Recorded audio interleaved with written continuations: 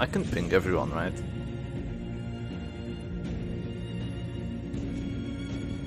Yeah, I'm gonna ping everyone.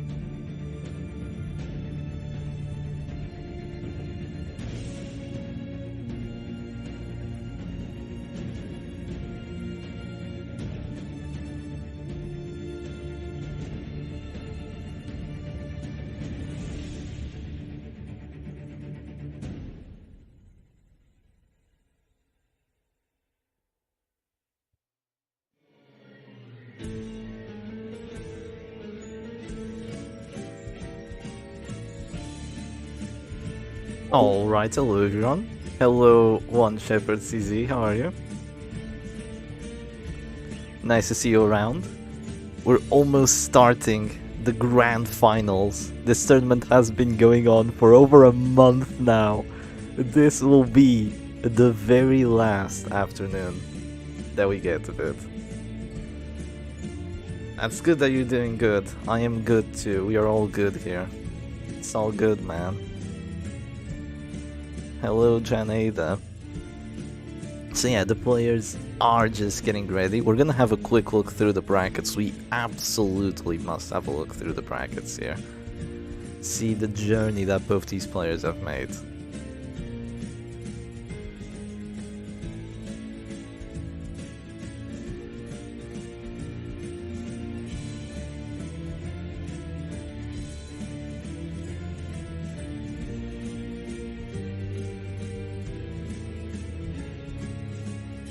Alright, there we are. Let's have a quick look at the brackets. Well, not so quick because they have quite a journey, honestly. But, oh crap, I just realized. Oh, there we go.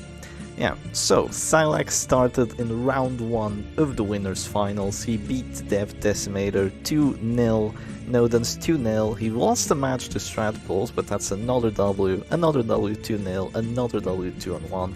Knocked out both Chinese competitors from the tournament. And moved on to play against Mr. D, so this is actually a rematch between them. So he won 5 best of 3s before making it to the winners finals. The winners finals was very, very close, even though it was only 3-1. It was almost gonna go to a game 5. Very, very close. It was a 3 hours long best of 5, by the way, between these two players. So today, this best of 5 can either be like 30 minutes or it can be like 6 hours, depending if they go to the second one or depending if they play the broad teams or if they both just go WD or something crazy like that. So yeah, Mr. D, let's see, Mr. D's journey. Salak has gone through quite a crazy one. Mr. D also started in round 1, but he actually got a free W, so he technically started in round 2.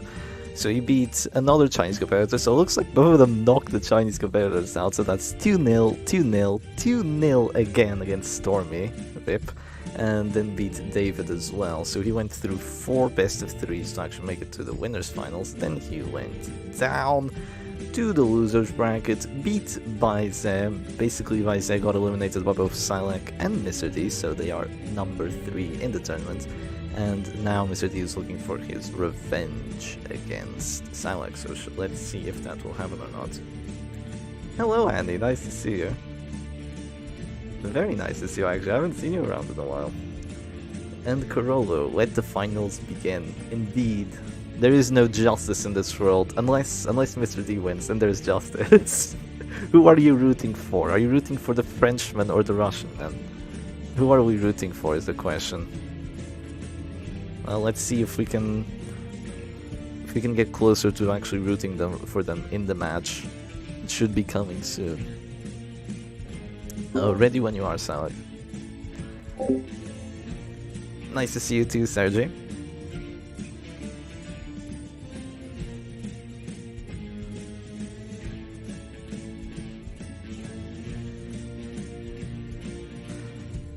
Silex says he's feeling a surge of stress and adrenaline. Oh boy. Oh, one thing we could do actually is look through the matches they did before. So let's have a quick look at their previous best of 5. See if I can find it.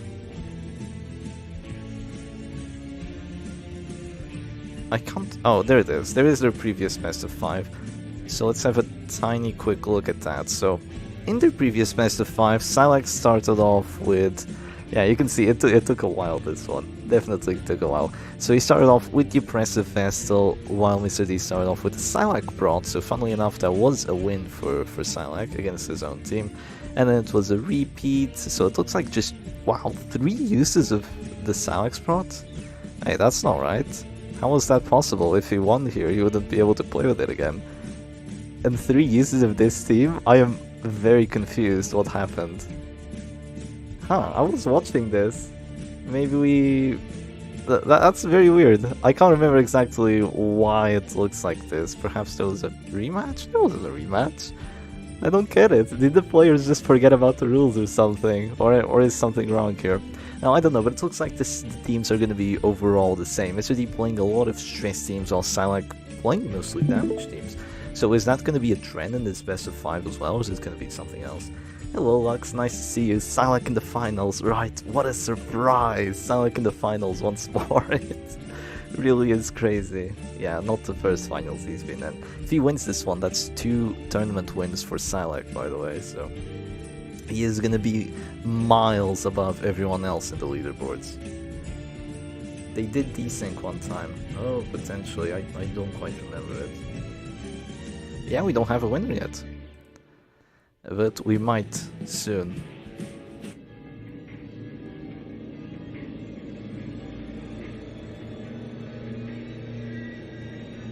It's the rematch. I am quite excited for this. I've been friends with Silac for like 3 years at this point. Mr. D for like 2 years. And I've played with both of them a hell of a lot of games. Not only Butcher Circus, other games as well. So I want to root for both. But I want to root for the underdog more. I want to root for Mr. D here. I want to see 2 best of 5s. I also don't want Silac to get that big of a leap on me. He's already ahead of me in medals. If he gets a win now, I'm never gonna catch up. So that would be rough.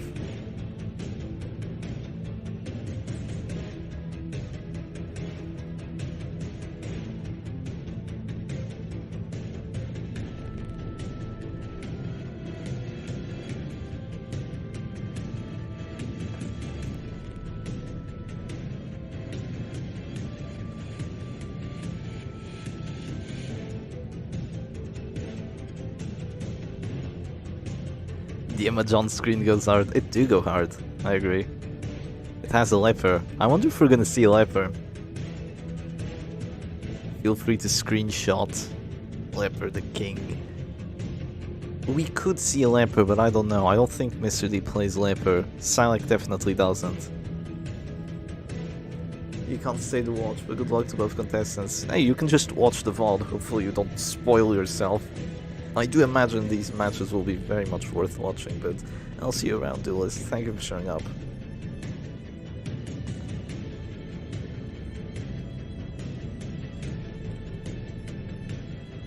Also, we will have Silac's game in French. He did offer to change it to English, but I said no. And then he said, oh, you want to see the coup fatal? And I was like, yes, I do. And the violence affliction. It's such a funny language when it comes to the Witcher Circus.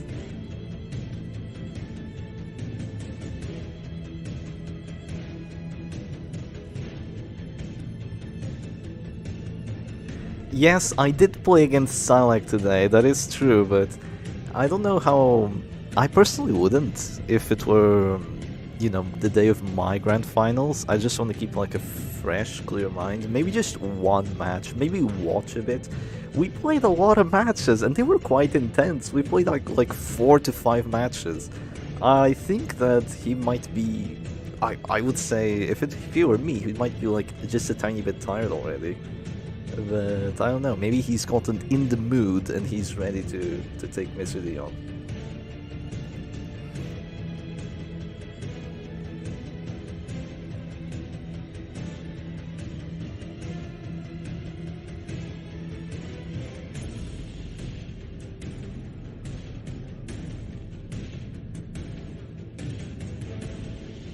Yo, it's Omnipeasant, nice to see you. You want to see them go face red droopy eyes? Yeah, we only have to wait.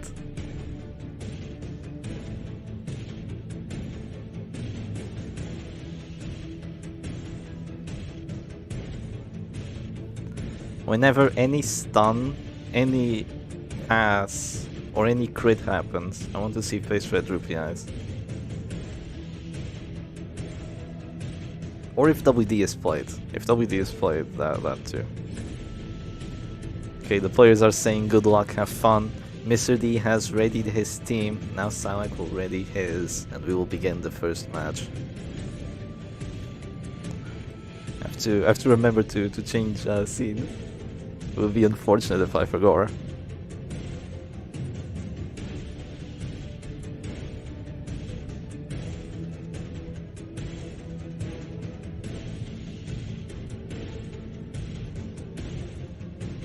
Your list is ready. Alright, you're going to announce what every single team is, right? Yes, it is a best of 5. It is potentially 2 best of 5. So since Silak is in the winner's bracket, he still hasn't lost the best of. Even if he loses here, then he will go to the loser's bracket himself. So for him to win, he only has to win 1 best of 5, while Mr. D has to win 2. So it is a serious disadvantage, but if you look at it in a different light, if you win the first best of 5, you're gonna have so much tempo going into the second one. And there's no longer this advantage, it's just kind of a clear match from then on, but you have the tempo. Okay, we are gonna go straight into it. So let's get this rolling.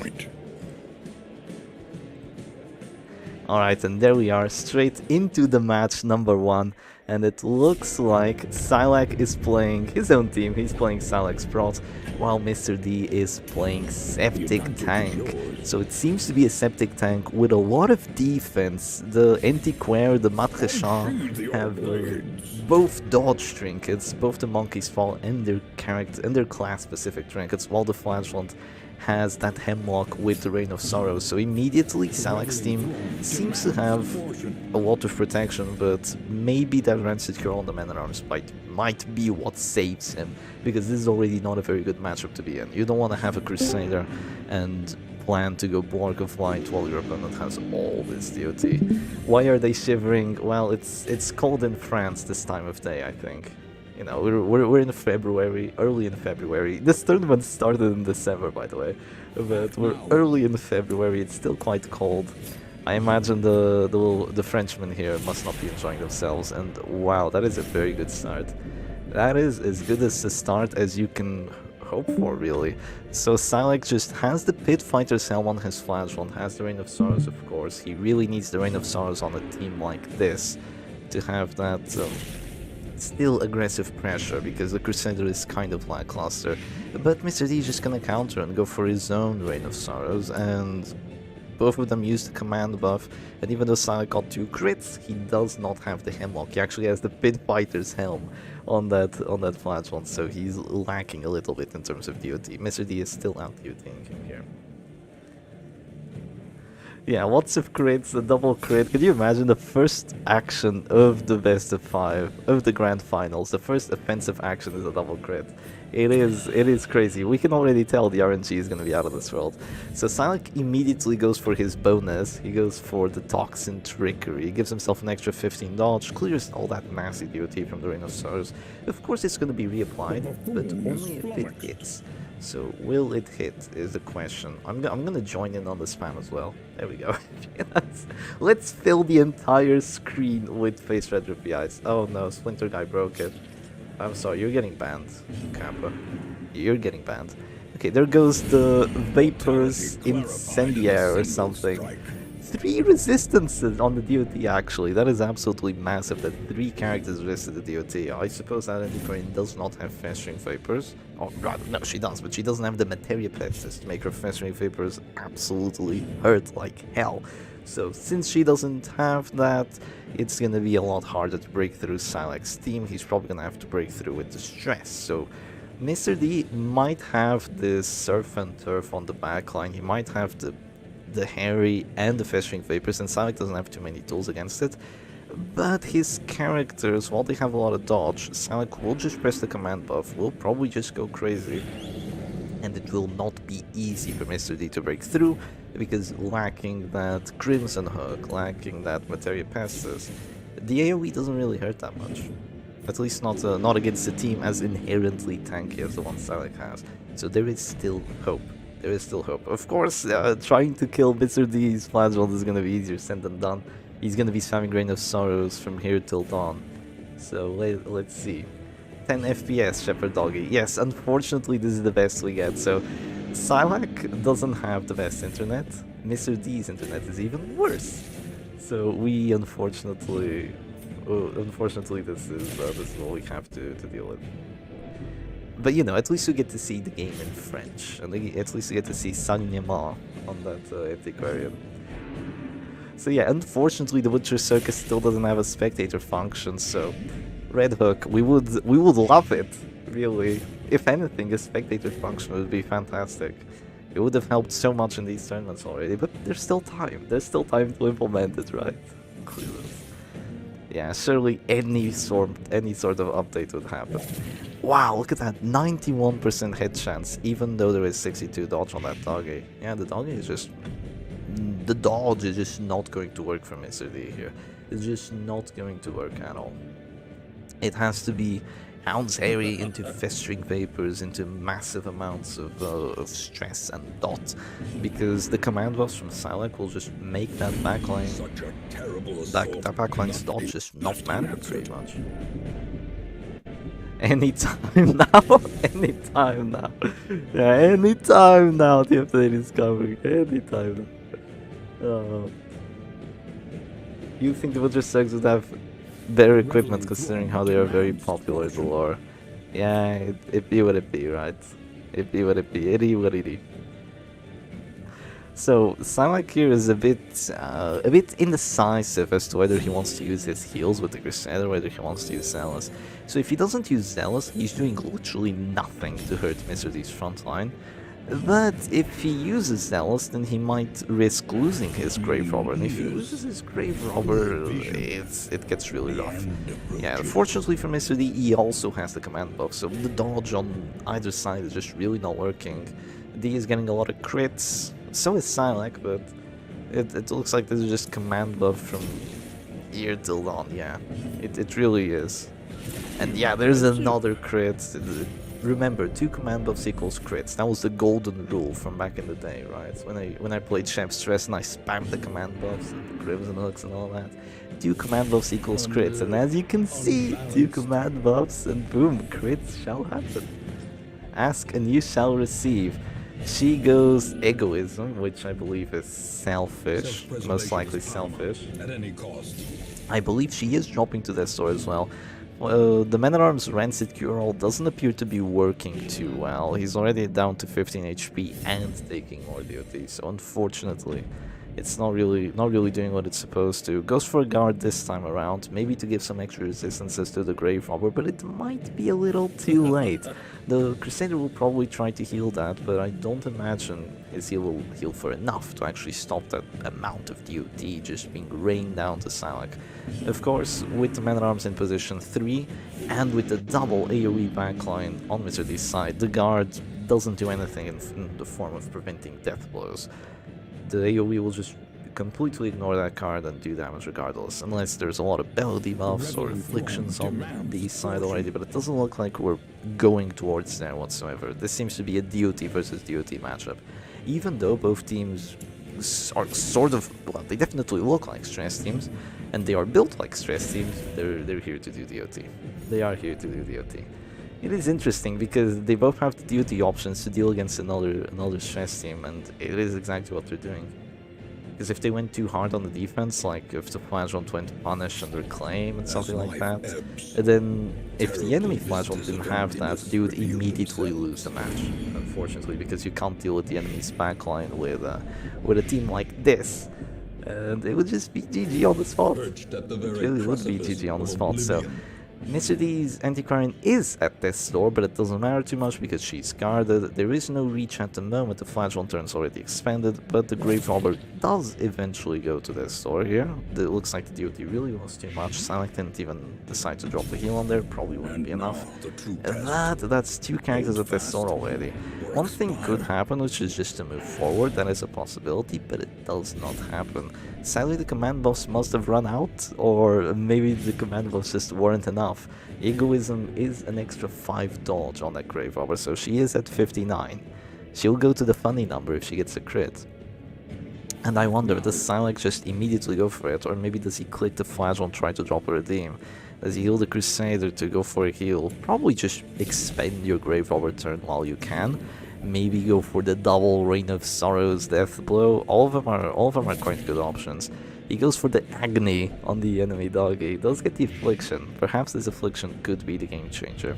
So in the matches I did against Silex today, the Afflictions were indeed a game changer. He is quite lucky today when it comes to the Afflictions and their act outs.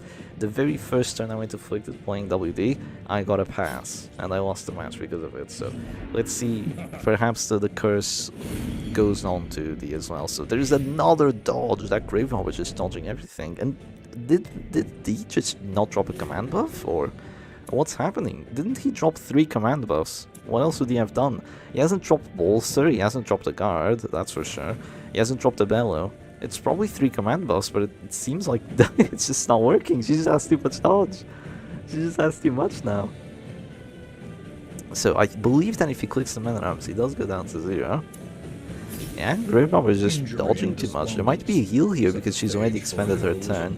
But it's actually going to be a heal onto the Men-at-Arms, funnily enough. That is a bit surprising, deciding to save the Men-at-Arms. Perhaps the plan is to save the Grave Robber with the Flagellant, but before that happens, there will still be the Houndsary / the Reign of Sorrow, so this could get dicey. It's really just an RNG fest here, honestly. None of them have finishers, none of them have guaranteed hit chances. Both of them are just spamming command buffs, just praying that they hit. The Crusader can go for heals, but that's just pretty much delaying the inevitable. It's basically gonna come down to whoever gets the hits and the death blows first. Basically just RNG. So basically he does have more hits in him, so he does have 3 abilities to hit, while Salak only has 2 essentially when it comes to the backline. So it should be an advantage for D, but you know, if the doggy keeps refusing the command buffs and all that, if the Grave Robber doesn't die too quickly, then yeah, it could go anyone's way. Another good game. Every time someone crits, you'll drink a shot of alcohol. Oh no. Oh no. You're gonna be on the floor before this match is even over. Much less like the best of 5. Whoa, double Death Door. Don't go the characters of D, but they're alive. They're alive, just barely, but they're chilling. So one thing should be mentioned here. D's Flagellant also has Punish, while Silex doesn't, and oh my god, there is yet another dodge. It's so unfortunate because the doggy refuses the command buffs and she just dodges everything pretty much. Now she's probably gonna get a kill onto one of these characters. Surprisingly, no Redeem being dropped. I feel like a Redeem here would have been a possibility. Decides against it, just trusts the Flagellant to go for the Reign of Sorrows. Yeah, the Flagellant will get the Reign of Sorrows kill. I believe in him. I believe in you, Flagellant. You'll be fine. I know you'll get the double kill. Let me just get rid of this Man-at-Arms, then it's gonna be a 4v1. Yeah, the Toxin Trickery value for sure. I do very much agree with the Toxin Trickery move. It has made this match hellish for Mr. D, even though it was a very good matchup right from the get-go. Decides to go for the Flagellant turn a bit early. I believe that was just a bit early. You might want to use your backline turns before they're gone. You know, you might want to do that. Now you might not get the chance to. There might be a double death blow here. 55 and oh dear. No death blows. We should not have trusted the Flagellant. We really should not have trusted the Flagellant. He only has 1 command buff, by the way, and he's hitting everything. He only had 1 command buff right there. And he still hit everyone. With the extra dodge that they have. There is Paranoia on that doggy, and there's 2 dodge triggers on the Antiquarian. Quite surprised that he did it. Also slightly surprised that D hasn't gone for the bolster. I feel like it would have benefited his backline a lot. A total of 20 dodge would have been amazing, but I suppose that that was just not the move considering the command buffs. And the command buffs are definitely needed, so you know. It is always a decision.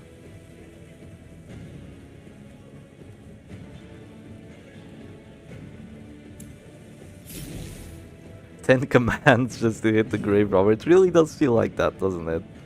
Oh, that's a pass. Oh, that is unfortunate. Oh, that is unfortunate. Silac passes with his Crusader. Indecision strikes harder than steel. Mr. D doesn't. He does not pass.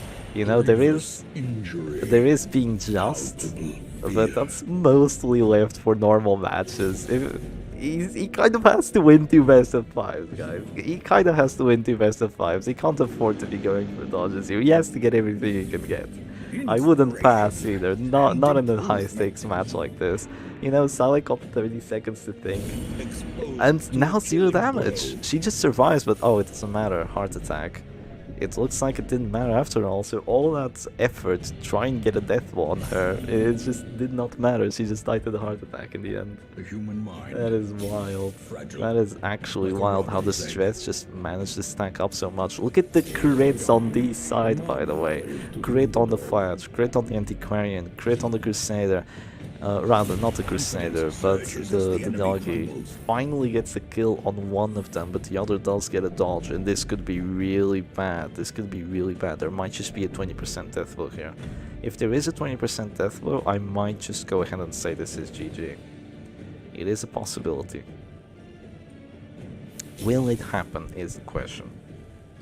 Finally a coup fatal. That is true. We've been teased with the coup fatal for so long, but it has not yet happened. Of course the Houndzeri does 0 damage. It is what it is, I suppose. Unfortunately, I think D went like hopeless and paranoid on the backline, so it really hasn't been really haven't been doing too much damage. They're not even Bello debuffed. It's just that Pit Fighter's helm gone to the Absolution on the Flagrant. It's too good. It is just too good. If he doesn't guard, he is trolling. Well, if he guards, he gets to save the doggy, but what is the doggy worth? What is the doggy worth to you? Well, it's an AoE source. If you don't get it, you're gonna have to deal with the Men-at-Arms before you deal with the Flagrant. But what else could the Men-at-Arms do that could be useful, is the question. So he's gonna go for the Reign of Sorrows now. Does he get the kill? Not yet. He's probably gonna go for the Bellow, just to get rid of that Men-at-Arms. And then we'll see what happens. But Salic is probably going to prevent it. He's probably gonna go for the heal here. I have a sneaking suspicion Men-at-Arms will say no, but no, I was proven wrong. Men-at-Arms did not say no. So now the Bellow would not get the kill. It would cause a heart attack, but no kill. So there will probably just be a guard from Mr. D's side. Probably. There might also be another command buff, there might be a Bellow, lots of things could happen here. He does have Numbing Incense, Pit Fighter's Helm on that Man-at-Arms, so he is very tanky to those Zealous's, but he's not tanky whatsoever to the Punishes. So if the Punish does come down, if the Punish does hurt, it could be rough. It could get very rough very quickly, because D will basically not get to use his redeemers here. He will very sadly just not get to use his redeems. Not having Narrow Claim and Salic not having that AoE just means that you'll probably have the Flagrant left as the last character and still have the 2 redeems, but be forced to go for the Sanguinites. Well, not if they're hurting the Flagrant here. There might be a possibility then. There might be a possibility. Panic Darts, Blind putting in work on the MAA. Yeah, he's pretty much not having a good time already. He's already going to that store. I believe Protector Sky would have bought him another turn there, but yeah. Is there a non-English narrator? I don't imagine. I think that would ruin the immersion, because you couldn't just get a French Wayne June. You could try, but you probably wouldn't get one. I highly doubt it, at least. Looks like it's going to be a punish on the Crusader, surprisingly. Is that... I suppose getting rid of the Crusader is a good thing as well, but... Is the Man-at-Arms dead yet? Yes, the Man-at-Arms is dead if he clicks, so he didn't really want to punish into that. Probably wouldn't do like 6 damage into all that prod. So many paranoid afflicts. Trying to narrate this in Portuguese for 5 minutes. For 5 minutes? That's a hell of a lot of time. Do you mean me becoming the narrator? Should Red Hook hire me to do my Portuguese voice? I disagree, my Portuguese voice kinda sucks. It might sound weird, but I am... Well, I was gonna say better than English, but my English voice is more appealing than my Portuguese one. That makes sense. No one wants to listen to me talking Portuguese. It just doesn't happen, unfortunately. Yeah, the 48 crit heal is disgusting, but would it really matter all that much?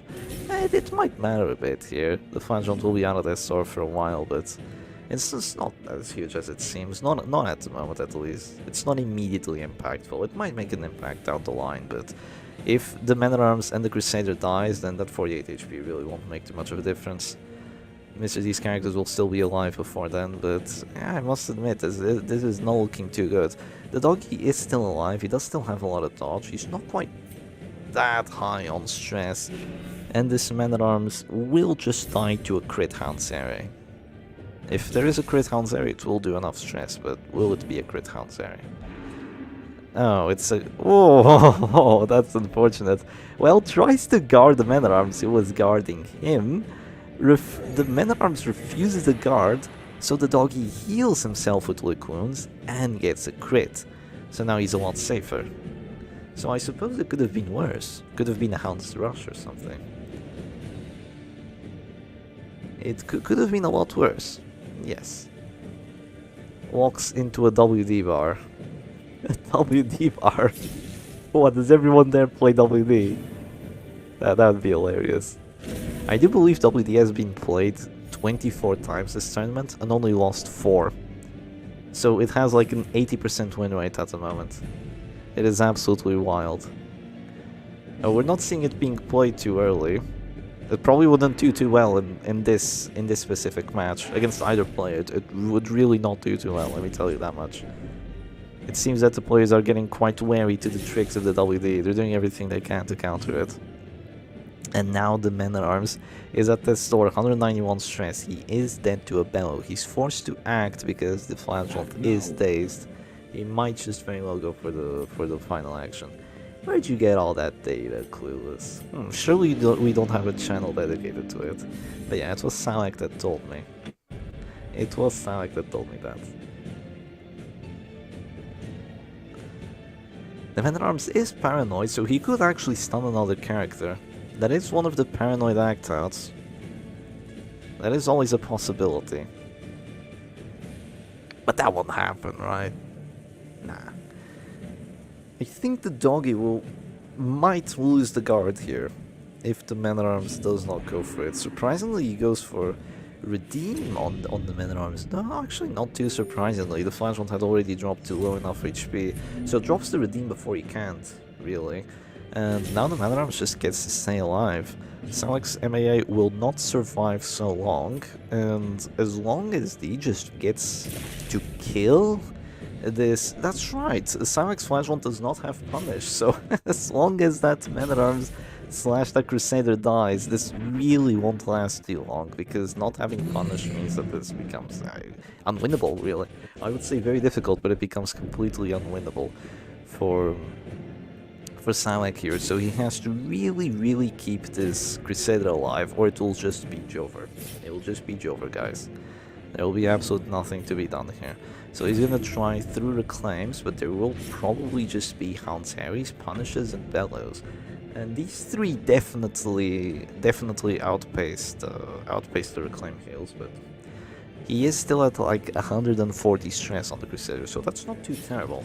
He also has the Glorious Banner and the Bolster buff, so he's taking minus 30% stress. He has some decent resistances to those bleeds, so if D is a tiny bit unlucky, just a tiny bit unlucky, he will be able to survive here for a bit. And if he gets some crits, then there might still be a winning chance for Salak here. Stream turning into potato quality. More potato than before, or still the same potato? If it's more potato than before, then we might have a problem. It's Baidan Salak. Oh god. So are you saying that you and Salak have secret Discord where you exchange experience to not let anyone else win tournament ever again? How dare you expose our most well kept secrets? How dare you do such a thing? So gets the Blight, but gets the Resistance on the Crusader. So the Blight, you know, there's no way you can resist that, but at the very least there's no bleed. So the regen obviously outpaces the Blight, but Will it be enough? Act now. It's pretty bad. Yeah, and wait, worst potato? Mashed potato. The stream quality. I don't imagine there's too much I can do about it. Maybe Salik's stream is worse, or is it my own stream? I am watching my own stream. It looks about the same as it looks on the screen. I'm not entirely sure. Unfortunately, we just have to deal with this quality from our favorite Frenchman. So the Crusader is at 183 stress, a lot of DOT, moves back, that doesn't make a difference. He's gonna go for the Zealous. I believe he went Fearful, perhaps Paranoid, but it looks like Fearful with that move back, most likely. It's a Discord moment. Ah, yes, my beloved app. Seriously, Red Hook, why not a spectator function? How difficult would it be to implement a spectator function? Probably a bit difficult, honestly, but maybe with like Steam support, with like watching friends matches or something. It would be really cool. Because at the moment we just have to use Discord, and Discord is a good app, but it's not that good. Yeah, it really is not that good. So it looks like a heart attack will happen to a Hound Harry. But the question is, does Mr. D want a Hound Harry? Well, that doesn't matter what he wants or not. The doggy is just gonna guard the flagellum here. That's just how it's gonna be. Is there a redeem on this flagellum? Does he still have redeems? That's a big question to be asked here. If he still has redeems, then he can save that Crusader for a while longer. Looks like the DOT is being countered by the regen, so he's probably fine. And yes, he does have one more redeem. He's gonna decide to use it. He's probably scared about a punish. Now he decides against it. He goes for the reclaim instead. If there is a punish crit here for 6, it is Jover. It's Jover, guys. But will there be a punish crit for 6? Unlikely. Silex Crusader has 55 prot, I believe. Yeah, he does have 55 prot. The Flagellum has 50 prot, by the way. A 50 prot Flagellum. That is crazy. When I played this team with my Gladiator's Helm Flagellum, I would only have 40. But I did have 41 max HP, so I still think Gladiator's Helmet is better than Pit Fighter's Helmet. At the very least, if you go for punish. I just think it's better. Gladiator's Helm having that max HP is just too good. Pit Fighters doesn't help you against DOT, the other one does. So he's gonna stress heals the Flagellum. Oh god, that's another pass pretty much. Yeah, that is really unfortunate. That's pretty much 2 passes already from this Crusader. One of them intentional, or rather not intentional, but one of them done by the player and the other done by the character. But yeah, if he stress healed himself, this would have actually been a fine move. A fine move, because then the men-at-arms could probably just die to an act out or something of the likes. But now there's going to be a coup fatal, and Mr. D is going to move on to match number 2, because Salak only has Exsanguinate left, and even if with the first Exsanguinate he kills the man-at-arms, second Exsanguinate he brings the doggy to 0, third Exsanguinate kills the doggy, then the Flagellant, the Flagellant still exists, the enemy Flagellant still has 3 Exsangs, so there is literally nothing you can do here. It's by done, guys, it's by done. Does he continue to play though? This is just pure disrespect at this point, because there is no longer a win chance. Yeah, it's just pure disrespect at this point. Or is it? Or is it actually? It is not. It is not. There is still a very, very small hope for Salak. Like, unbelievably small, but there is a very small hope. This small hope is drop Rain of Sorrows twice against the enemy doggy, get 2 crits, and those crits kill the man-at-arms through the stress, survive 5 death blows on your Flagellant, and then go for X-Sangs on the enemy Flag, pray that he misses, and then you can maybe win with like a 10%. So you probably have like a 0.001% chance of winning this match. Yeah, there is still that teeny tiny bit of chance. Will it happen? No, it won't. Naturally, it won't. But we might see something. I highly disagree with this move to go for a guard on the Flagellum. All he has to do is move forward, and it's GG. Because then they can't kill the doggy that quickly. Yeah, they cannot kill the doggy. Oh, it's a 38% hit chance regardless. The command buff is gonna run out as well. Oh no, there's no command buff, he's just... Oh, it looks like there is extra stress though. Yeah, see, if those two Reign of Stars had hit, then we would have a 1v1 between the Flash ones, but there goes the coup fatale, and that is gonna be one match for Mr. D. And let's see what we get in the match number 2. So, per the tournament rules, Mr. D can no longer use Septic Tank for this best of 5. If we do go to a second best of 5, he will be able to use Septic Tank again. The second best of 5 is just a complete wipe. So yeah, Mr. D takes the first one. GG's to both players. It was quite close, but unfortunately, Septic Tank just has an advantage against the team that Silac has, and that advantage was just never climbed through, pretty much. Different trinkets, no, cannot use the same 4 characters. Yeah, just not the same 4 characters.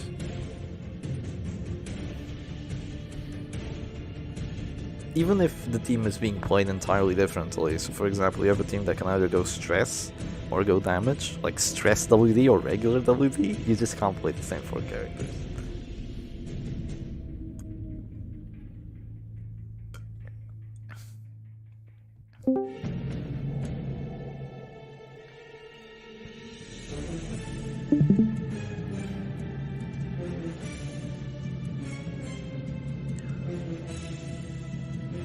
Also, I would like to take this moment to thank the sponsors of this tournament, because without them the tournament wouldn't be possible, and we wouldn't have the prize pool that we have at the moment. So, thank you sponsor Shepherd Doggy, I am one of the sponsors. Thank you to Mintus as well, Pro Duchess, Duelist, which was here just a while ago, One Shepherd CZ, which is still here, Silac, because he is helping with the prize as well. It's funny because we're organizing, we're also helping sponsor the tournament.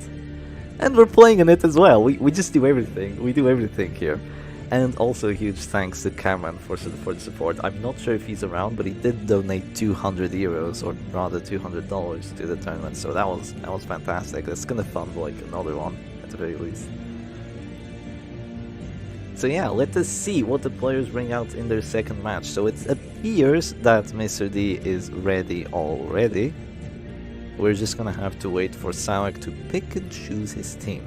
See what he brings.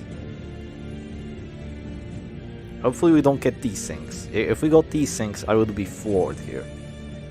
I do not want to have to moderate desyncs in the grand finals. It would be... yeah, it would be unfortunate.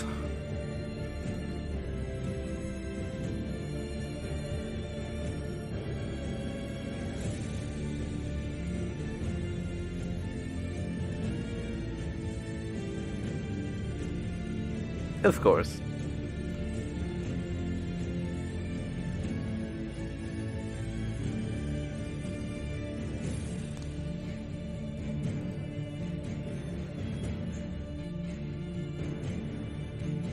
Looks like we're gonna go into the match.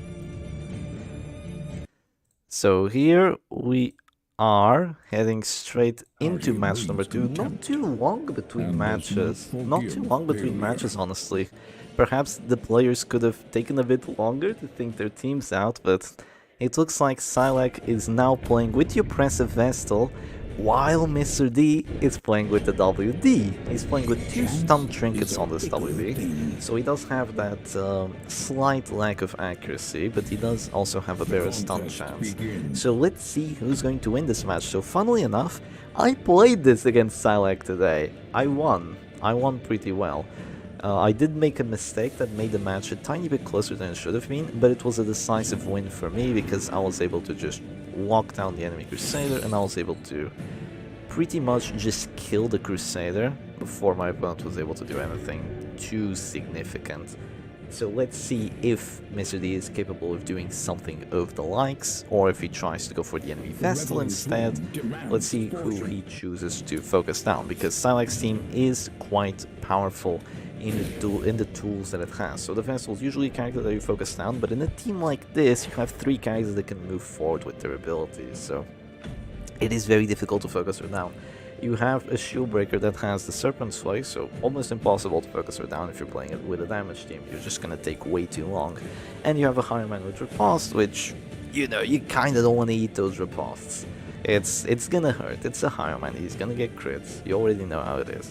So Silak's game plan here is most likely to focus that PH down. It's the soft underbelly of D's team. He's probably gonna want to go for it. D surprisingly just decides to flare that stun immediately, keeps his bounty hunter turn, perhaps to go for a finish him, perhaps to go for something else. I must say already, I did not do that. I did something different in the match. You know, the idea was essentially the same. I went first, my Abomination went for a stun on the enemy Crusader. They went for a stun on my Bounty Hunter. I just ignored it. I went for a stun on some other character, if I remember correctly. I kind of just ignored it. I think I actually perhaps went for a stun on their Higher Man first.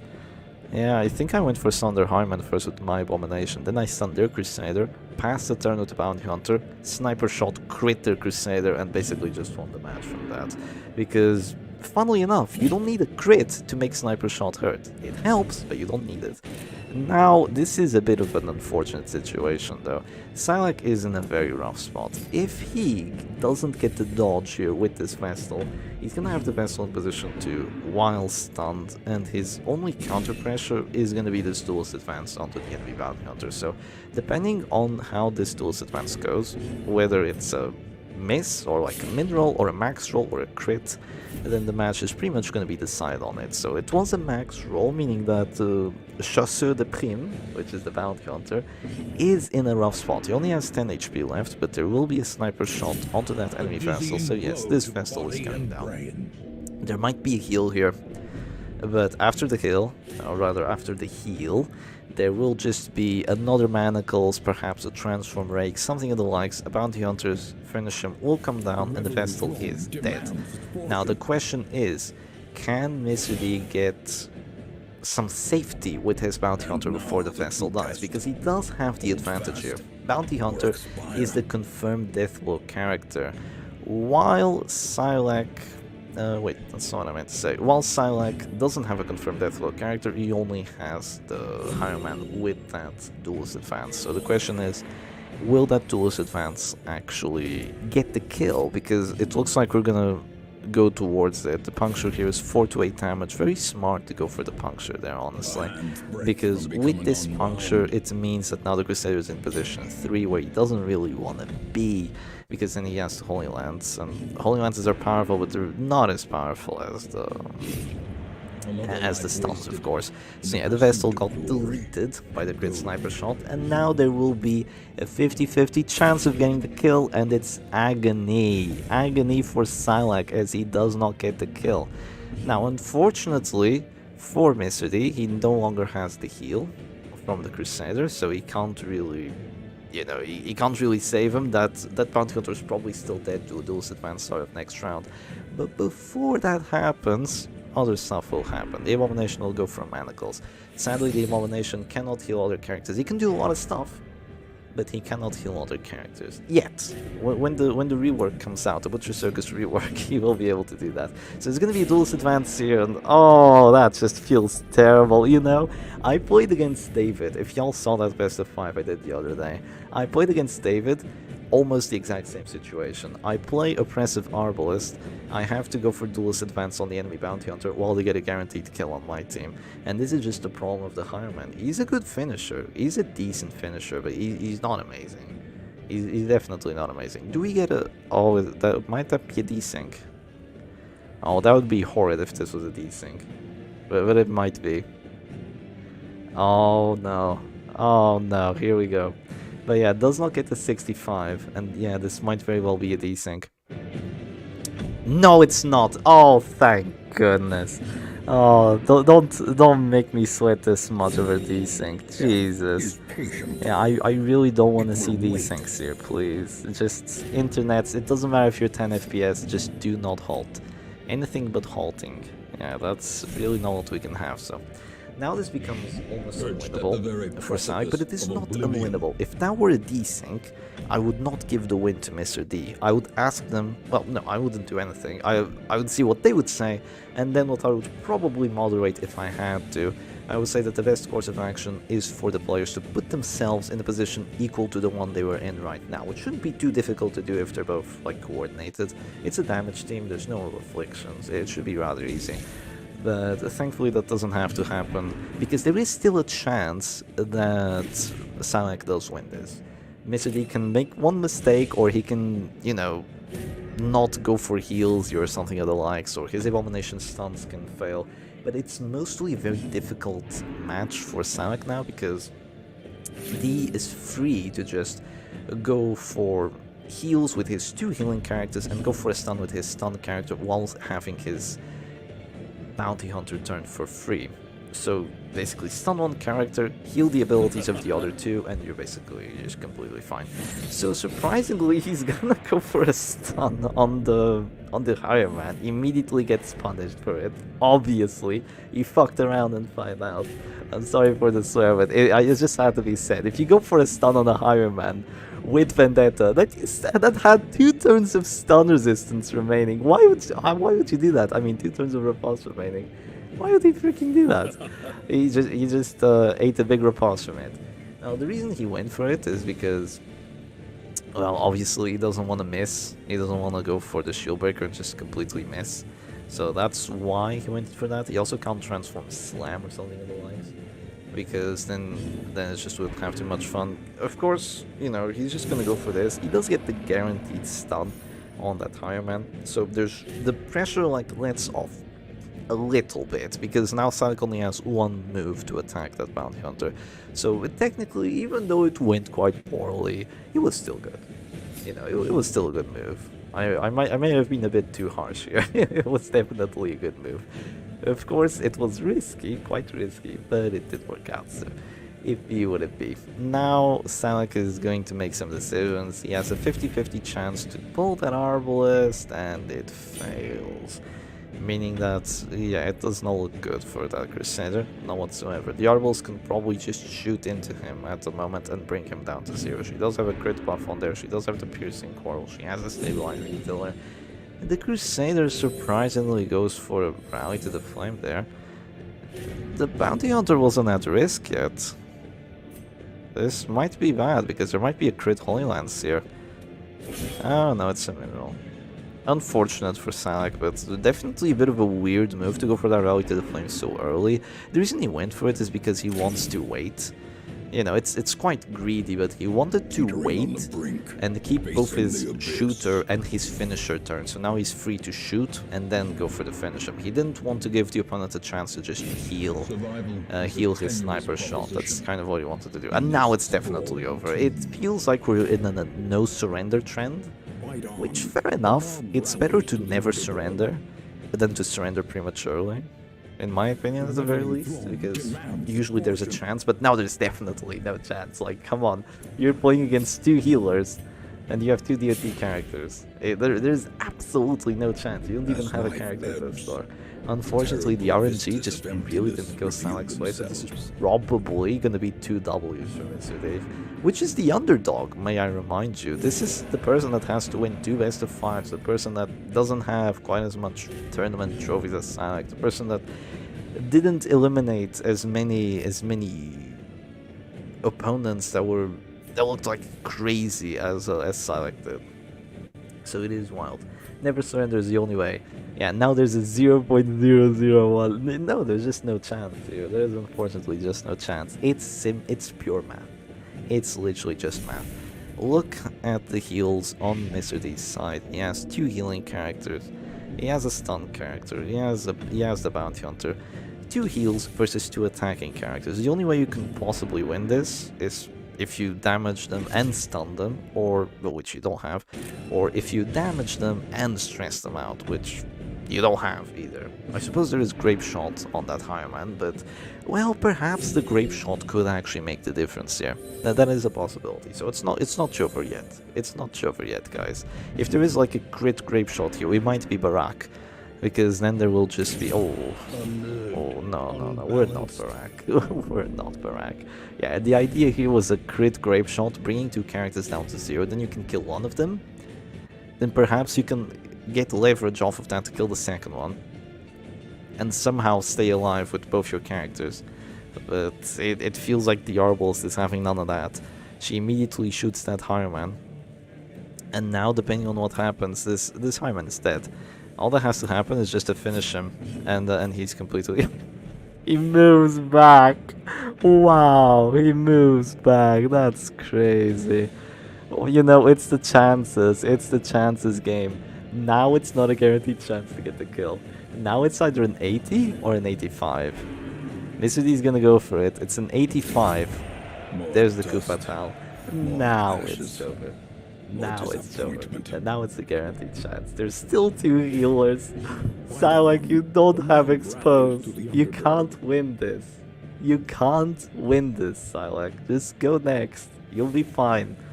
Even if you lose the next match, you have another best of 5. You unfortunately cannot win this match. He's stubborn though. He's one stubborn MFer. That's how he's made it so far.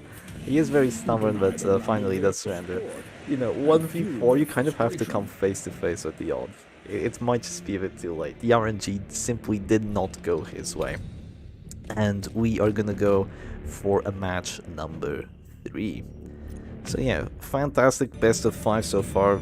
Going very well for Mr. D, I must say, in terms of RNG, in terms of the teams being picked. That really is what has been going best. For Mr. D, it seems the teams being picked, it's just working out fantastic.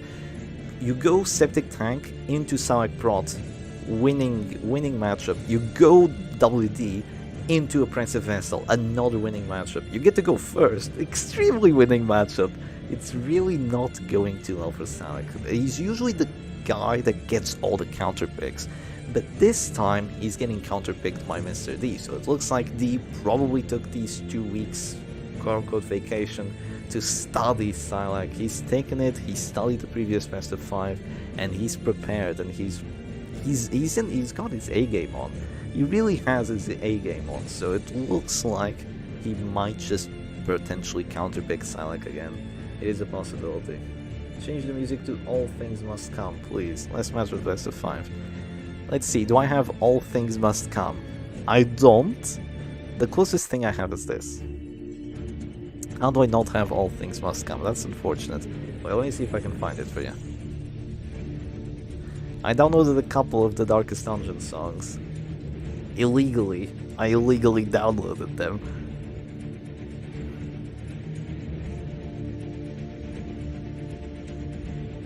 Yeah, All Things Must Come is quite a small one, isn't it? Alright, we have 2 songs going on. There we go. As you wished. It's extremely loud. I pirated the songs, yes.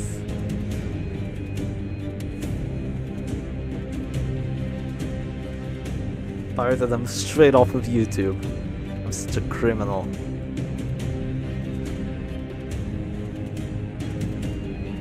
Not only do I play WD and abuse stunts, I also steal songs. I'm as bad as it gets. I'm a bad boy. I go flagellant with Reign of Sorrows and no punish. I really am a bad boy.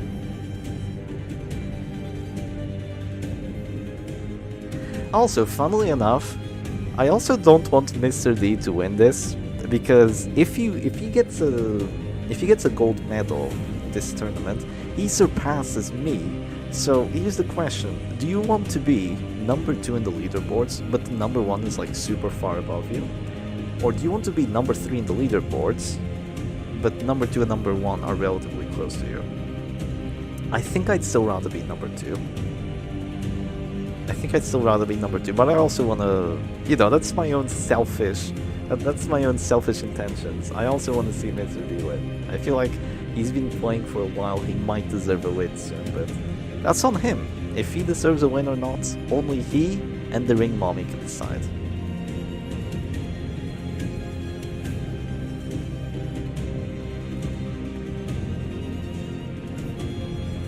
Alright, Mr. D presses ready. Now we're waiting for Silak to choose his own team.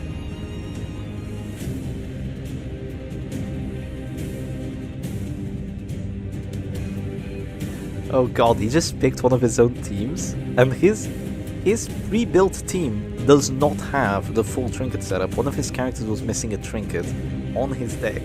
So you have your deck with like a bunch of teams, you load the team, and supposedly you have it ready immediately. But yeah, it did not.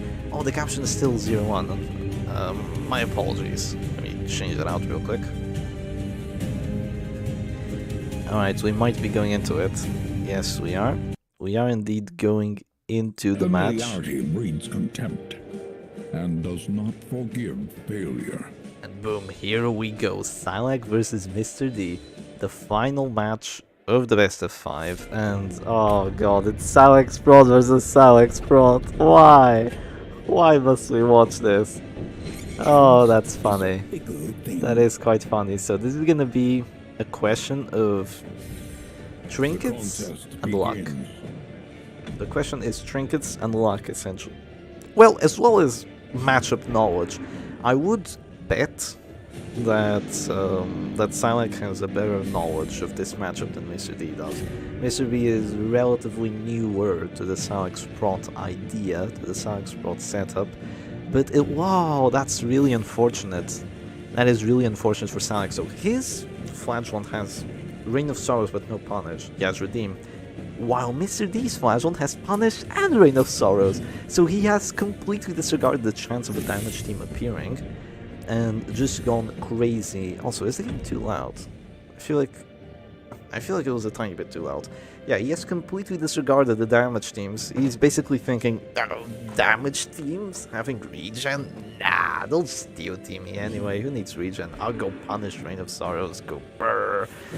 And here go the panic darts, immediately hammering that Man-at-Arms down. So he could go for the Grave Robber, but he's choosing to go for the Man-at-Arms. The reason he might be doing this is because if he drops like 2 panic darts on the enemy Grave Robber, then the Man-at-Arms will just guard, and the pressure you did was basically for naught.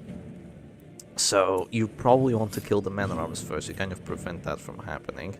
But Silac has another target, he has the Crusader. So the Crusader, very tanky character, impossible to deal with Zealous because he has all that protection. Zealous tickles him, Punish doesn't bleed him, but Panic Darts just completely shred him, like completely. There is no better ability at dealing with Crusaders than the Panic Darts. The Panic Darts just gets rid of them very, very quickly, even more so than the Adder's Kiss, even though the Adder's Kiss does more duty. So he's gonna go for the Reign of Sorrows. There he goes on to the Grave Robber, fails both the bleed and the blight, unfortunately. Does that Grave Robber have Rancid Cure-All? This might be a trick pulled out of J-Man's book. A page pulled out of J-Man's book if that Grave Robber has Rancid Cure-All, but I don't imagine she does. I imagine she has 2 dodge trinkets. Yeah, I think it would be a bit troll. So no command buff on Silac's side. Already paying off for Mr. D here. He gets a dodge somehow on that Crusader. Hello Kyogit, nice to see you. I saw you pop up on Ultra Kill there. Hi Everynyan. Oh god, I really said that with a good voice. Oh, I should not have said that. I'm fine. Hope you're fine as well. I am enjoying this best of 5. So there's gonna be another Panic Darts onto the Man-at-Arms. There is a crit this time round, which means extra dodge. Means less of a chance to actually hit the Reign of Sorrows. Probably a command buff happening. Rancid Cure-All is also completely useless against the Panic Darts. Even without the Blight Trinket, you still have a 95% chance of applying the Blight on that Man-at-Arms, even when he has Rancid Cure-All. This is because his base Blight resistance sucks. It's only 5%. It's for balanced reasons. If he didn't have that, he would probably be a bit too strong. But there's also crit Panic Darts from Silac's side, so he's gonna go for it on the Crusader, and it looks like both the Chunky Boys are really not gonna last too long. I wonder which Chunky Boy will last longer, because Silac has the better heals on the Crusader, and he does have the reclaims. While Mr. D, to protect this Crusader, he only has his self-healing, potentially a redeem from the Flagellant if Silac keeps going for Zealous, as well as the guards from the Man-at-Arms. That really is the biggest thing here. Guards from the Man-at-Arms would save this Crusader for a bit, but if you're guarding the Crusader, then, you know, then the Man-at-Arms goes down, the Crusader goes down shortly after. How useful will the Crusader be alive for like another turn? Or like another 2 turns? That really is the question here. It'll probably be useful, especially since he has the Rite of Execution and the Pit Fighter's Helm. Surprisingly enough, Samak has decided against going for that Block of Light. I feel like a Block of Light could have still been useful here. To help against, like, imagine you're at 4 HP and there's a Panic Dart, it does 4 damage. Now you're screwed. It's gonna do, like, almost twice the stress it would do normally. Not twice the stress, I'm exaggerating, but it's gonna do way more stress. Yeah, way more stress. Mr. D is indeed winning. He's been getting good matchups, very good matchups, very good winning matchups for him, and he's also just been getting relatively lucky as well as playing it quite well. So he's choosing the correct teams, he's playing them well, and the Ring Mommy is rewarding him for it. So it is not going well for Sonic. Looks like there's going to be a bolster. There is, rather, not a bolster, it said like benungment or something on that bellow. So he went for that. The Man-at-Arms goes Desespoir, so I believe that's hopeless. I highly doubt that being anything other than hopeless. And he's just, yeah, eating DOT, he's hopeless already. No numbing incense on that Man-at-Arms, he's not gonna last too long. Bouglement. Bouglement? Yeah, it's French. I tried to learn French once, biggest mistake of my life. Do not learn French, it is not worth the effort. Nah, it's a cool language if you learn it. It's mostly memes that it makes my ears hurt, but it is so incredibly difficult to learn. And I know Portuguese and Spanish, so I know 2 Romance languages. It should be easy to learn French. It is not. It is really not. It is not an easy language to learn. Not whatsoever. I do not have any envy of people that have to learn French for, like, school or whatever. Les jeux sont fins. That's Google translated. I'm 99% sure that's Google translated. So it goes for another Reign of Sorrows there. 2 command buffs, no crits. Hey, we're failing the rule here. I speak Spanish and French sounds incomprehensible. I know, right? It's crazy. I don't know how they made that language. It's cursed. It's cursed to oblivion. But it looks like more Reign of Sorrows are being dropped. Oh, the DOTs! Both DOTs resisted from that Grave Robber as well. She does have some surprisingly good DOT resistances. She has 60 on the Blight, which will help against most Blight abilities. Not against other Panic Darts, but it will help against most Blight abilities. She has 25 Bleed Res, which isn't great, but there's worse for sure. There's worse than 25. So she can sometimes slightly rely on it. It's not the kind of thing that, I wouldn't say rely on it, but last case scenario, in case every defense fails, or which is the dodge essentially, in case every single defense fails and you still have that bleed resistance there to potentially save you. The only thing I know in French is sacre bleu, and it ends there. What about baguettes? You don't know baguettes? We're watching the baguette play against the... What's the Russian food? I completely forgot. I had a blank. What's the Russian food? I thought about pierogi, but that's Polish. That's not Russian food. Yeah, I don't know. So the Crusader might choose to heal the Man-at-Arms here. That's just delaying the inevitable. Does he go for it anyway? Yes, he does. I believe the reason he goes for it is because he doesn't want to drop Zealous and give that Flashlight his redeem. If that enemy Flashlight gets redeemed, then your one strength, which is the fact that opponent didn't have Reclaim, is basically just gone, because now they get to drop the redeems for free, even though they haven't had to drop Reclaims, so it's good. You have Ningboknet, yeah, no. French is difficult, but that's a whole different alphabet. I definitely cannot read that, but I imagine it's tasty. Borscht, yeah, that is something, isn't it? I don't know what that is, but I do believe it happens. So there is a Panic Darts onto the Grave Robber. She's gonna go flick it soon, not when she clicks, but after a bellow. Perhaps another Reign of Sorrows. The Pluie de Regret. That's a funny name. It's like the Reign of Regrets. It's Regret Sorrow. Wow, all the DOTs failed, by the way. Jesus, that's lucky. Is Regrets the same as Sorrow? Don't you get Sorrow from Regrets? I think that's how it works. He said pierogi is Polish. Exactly. Pierogi is Polish. I'm 99% sure Pierogi is Polish. I watched enough Polish memes to know that. I have watched enough.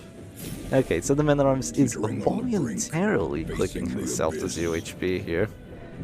Goes for an act out, 5, 4, 6 stress. Goes for the bellow. Is gonna have an affliction on that grave robber now. And she goes Fire, which is probably fearful. Fear and frailty. Is it fearful? She's only at 59 dodge. Ah, that might be because of the lack of bolster. Yeah, the lack of bolster is probably putting her at 59 dodge there, so that's actually quite good that you get fearful. That's an extra 10 dodge. The minus damage doesn't matter too much. And it means you can pass. That's really the only problem you have here. Passing is not good. Passing is really not good. You can also do stress to the other characters, but that's mostly a non-factor. It does 0 damage to the Man-at-Arms, so there goes the Fearful, you know. The Fearful doing 0 damage already. I'm quite surprised that there even was a Panic Darts on the Man-at-Arms. I feel like it could have very well just been Panic Darts on the Grave Robber and then just Rain of Sorrows for the kill, because the Man-at-Arms is not a very important character at this point in time. His command buffs are very annoying, obviously, but how important are his command buffs? They're a bit important. I don't know. I'm not entirely sure. Maybe he's worried about the Redeem just being dropped. He cannot go Zealous. Both the Crusaders are in kind of a stalemate here, where they just can't use Zealous, because if they go Zealous, then the enemy Flagellant gets the Redeem heals, so none of them can go Zealous. It's just funny. Any Nat 1 so far, Chefs? No, not yet. Also, very nice to see you, Craig. Hope you're doing well. Yeah, there haven't been any like 5% chances so far. But we'll see what happens. The RNG has been a bit crazy, like just giving everyone tons of crits. But it kind of goes both ways.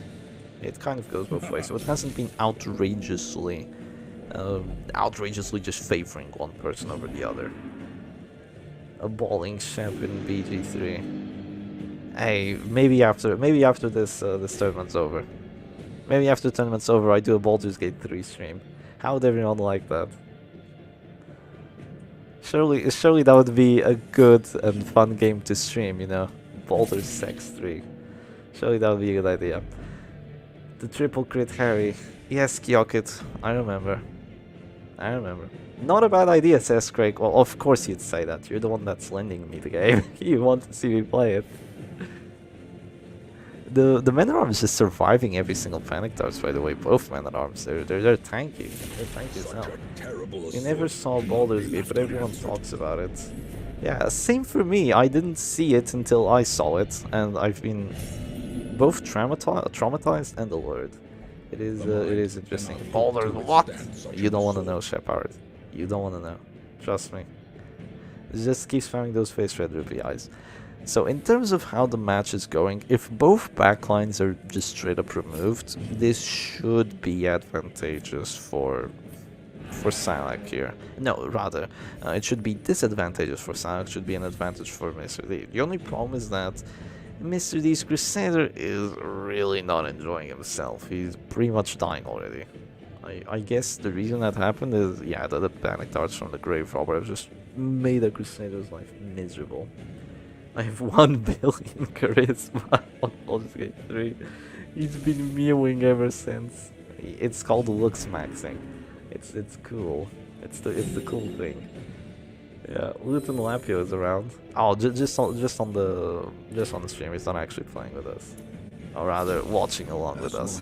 So the Crusader did go for a stress heal on the Man-at-Arms, and that has actually helped him a fair bit. That means that he stays alive here. The regular heal wouldn't have been enough to prevent that DOT from dropping the Man-at-Arms to 0, and if he did drop to 0, he would just immediately die, so looks like the Man-at-Arms will probably be removed here. I feel like that's all well and good, but that Crusader needs to go. You might not have your Grave Robber forever. That Crusader needs to go, and Punish is not the move. Maybe change targets. Maybe change targets soon. Maybe go for 76 hit chance. Oh, she lives barely. She barely lives. It's just that Silac's Crusader just looks so healthy. He looks so happy. He cannot be this happy. This is not gonna work out too well for you. He's not amazing at dealing with flagellants, but he can do it. He can go zealous, and if the Static's flagell just drops reclaims, then you probably won't bleed him. The DOT from Hemlock is definitely not enough to handle reclaims. So what can you do then? You're really gonna be screwed. You have to 1v1 the enemy flagellant through his 3 Exsanguinate, so you're gonna die while that happens with your own flagellant. So yeah, Mr. D finally going for some pressure onto that Crusader. And oh, it's unfortunately not enough to get him afflicted, but the DOT is finally coming through. Because that Crusader has to go sooner rather than later. So does the backline. It really is a weird spot. It really is a weird spot to be in, because 3 characters have been focused down from Mr. D's side. Only 2 characters have been focused down from Salik's side. The Men-at-Arms more so than anyone else. But he's still not dead. And if he's not dead, he's alive. And if he's alive, he's still kicking. And that's all that matters for Salik here. He's going to keep him alive for as long as possible. He's going to go for the command buffs now. Bello will not get the kill here, but a Reign of Sorrows could. He doesn't want to drop the Reign of Sorrows immediately because he wants to get the potential death blow on that Grave Robber, but okay, I guess I've been proven wrong. He goes for the Reign of Sorrows and he does not get a hit on the Grave Robber, which is unfortunate. I missed which affliction the Grave Robber get. Did someone see? You mentioned Baldur's Gate 3. What would you say is your favorite class to play as, not including multi-classing? Well, I've only played for like 10, maybe 15 hours. I'm still very early on. If he's not dead, he's alive. It's true! It sounds silly, but it's not. I know it sounds silly, but it's really not. If he's not dead, he's alive. Doesn't matter if he's at 0 HP, 199 stress. As long as he's there, he's a menace, he has to be dealt with.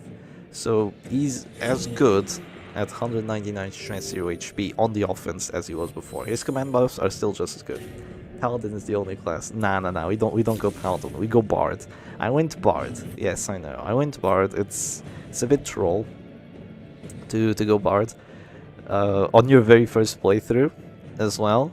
And I have no idea how like D&D works. I had no idea like what the 1d20s were, so I'm having a bit of a rough time, but I'll handle it.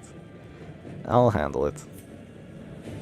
Hi Shep, hi chat. What did you miss? You missed 2 very cool matches, but you're just in time for the... Perhaps not the finale just yet, but you're just in time for the continuation of where the 3rd match is going. It seems to be going well for both players, but it's very neck and neck at the moment.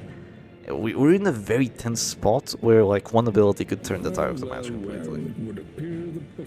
1 die, 20 sides. Easy as. Still though, like the whole RNG, it actually works a lot like Putra Circus. There's so much random in that freaking game. It's almost more infuriating than Circus. Because you also have command buffs, but oh, it's just not the same. I miss my plus 20 accuracy command buffs. So it's gonna be Reign of Sorrows. Oh dear, that's not good. He gets the kill on the Man-at-Arms, so first blood has been drawn. Oh, quote-unquote first blood. And there's gonna be... Whoa, it's a lot of DOT on the Grave Robber. She's alive, but it's a barely situation. She's barely alive. So D has a couple options. If he goes for Reign of Sorrows and does not get the kill, he might be a bit screwed. He's gonna go for the Reign of Sorrows. Well, that's a kill on the Man-at-Arms for sure because of stress. Is it enough for the Grave Robber to die as well? It's not. No extra stress from the Man-at-Arms dying, so that is really unfortunate. Grave Robber is gonna go for a turn. She has a lot of dodge, so I'm imagining she went... I'm imagining she didn't go... What do you call it? She didn't go for any damage affliction, so she probably won't do 6 damage on the panic darts here to the enemy Grave Robber. Yeah, not even close. But she's just gonna go for the Crusader instead, and the Crusader is gone. Does 1 damage, which is just enough to bring him down to 0. I think she had 0 to 1 damage there on the panic darts. Thankfully, the Grave Robber didn't take any extra stress from either the Crusader dropping to 0 or dying, so she can actually go for a final turn. Or potential final turn. Goes for panic darts on the enemy Grave Robber. She's gone, and now it's a 2v2. The Flash one still has 2 command buffs. Does the Reign of Sorrows land? It's an 86% hit chance. Gets a crit on the corpse.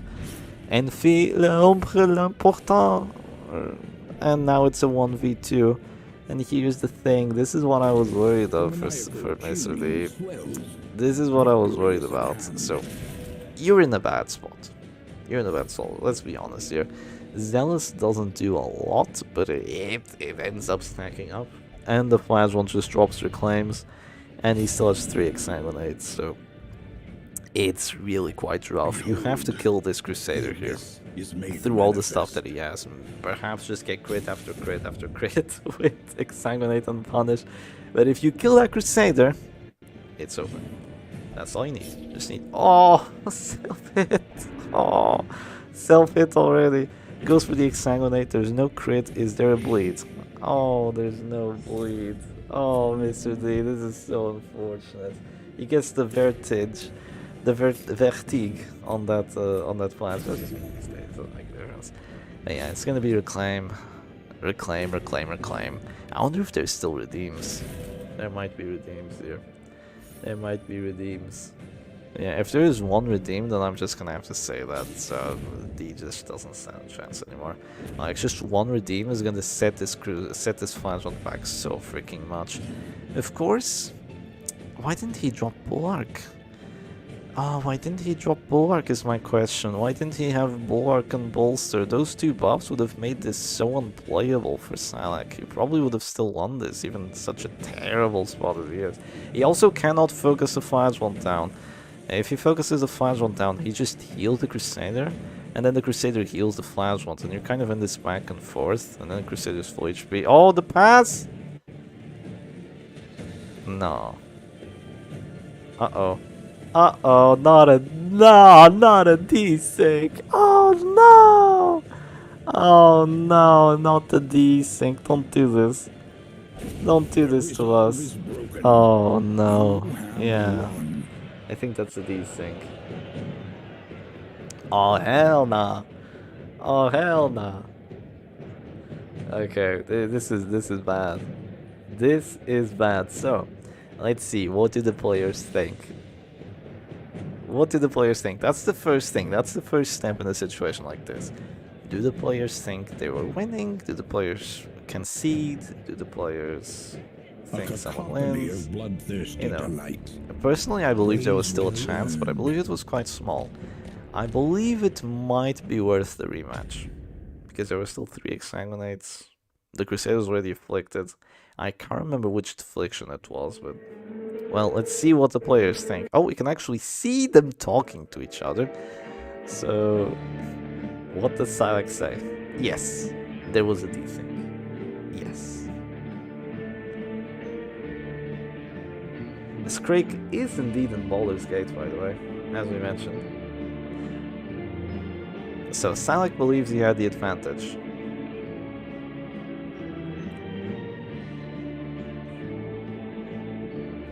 What does D believe in?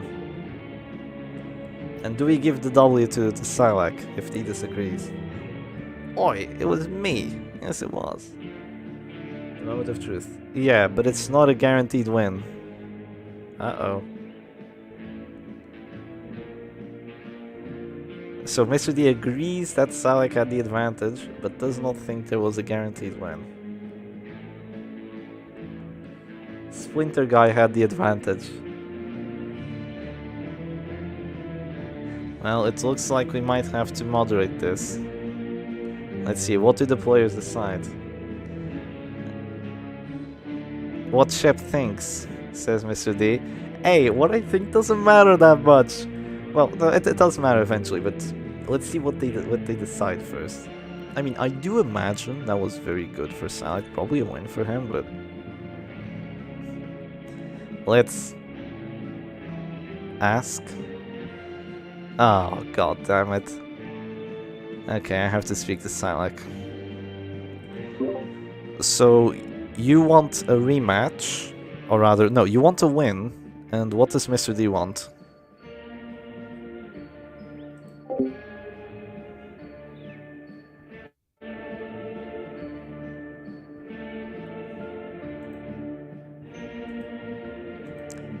Ah, we love these things, don't we? Let's get some music going. let's go for... let's go for this one.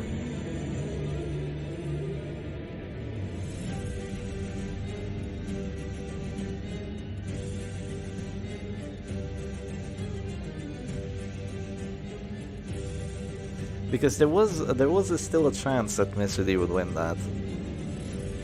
Not a huge chance, but...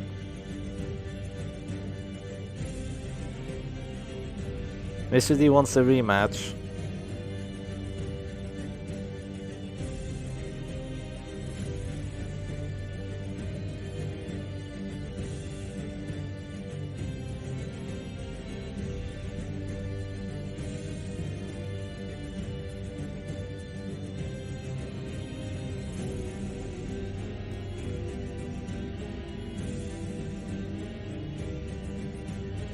So, Mr. D wants a rematch, but he wants it right from the start. Doesn't want to go to the same position. It would be a very difficult position to reach. So it looks like we have to do some moderating here.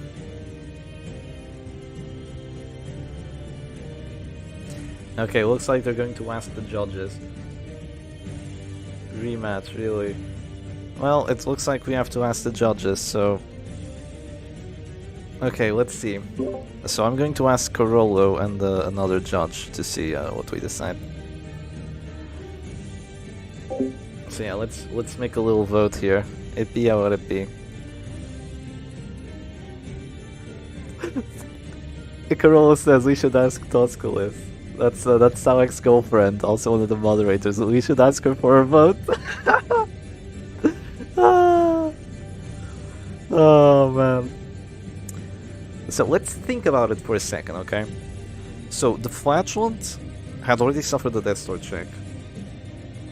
Wait, I need to ask. Salek, did your flatulent still have redeem? Or rather, still have one redeem? I think he had used one.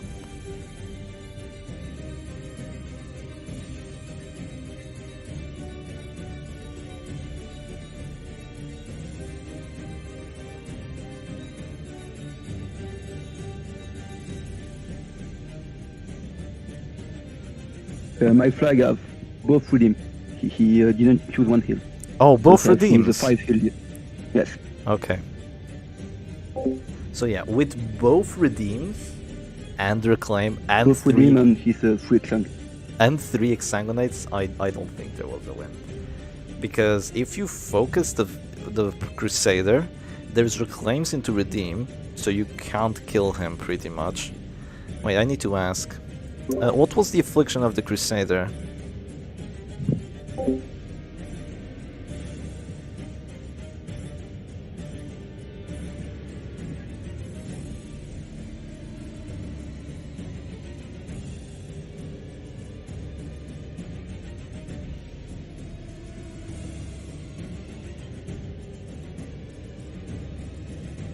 I can't remember. He can't remember. Okay, I'm gonna have to look at the... I think it's paranoid. No, I can't remember. Okay, paranoid is terrible. Paranoid is terrible for this situation. Paranoid. Paranoid, yes. Yeah, paranoid is a bad one. Because that's minus 25% damage, and he can refuse redeems. He cannot refuse reclaims, but he can refuse redeems. But each bleed from Mr. D is only 45% chance of going through.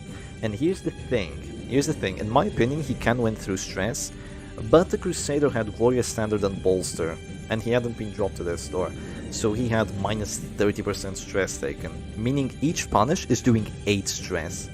That's more than 10 punishes that have to be dropped.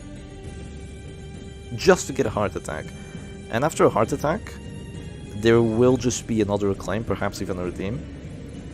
And after the redeem is dropped, then you have to do like another 3 punishes. Into 55 prot, by the way. You have to do this into 55 prot, so he's not gonna do damage. The Zealous will come through. There will just be Zealous after Zealous after Zealous. The flatulent of Mr. D was afflicted already, and he had already expanded 1 exsanguinate. So I'm gonna vote this as a win for Salek. I think it's enough of a win for Salek. So yeah.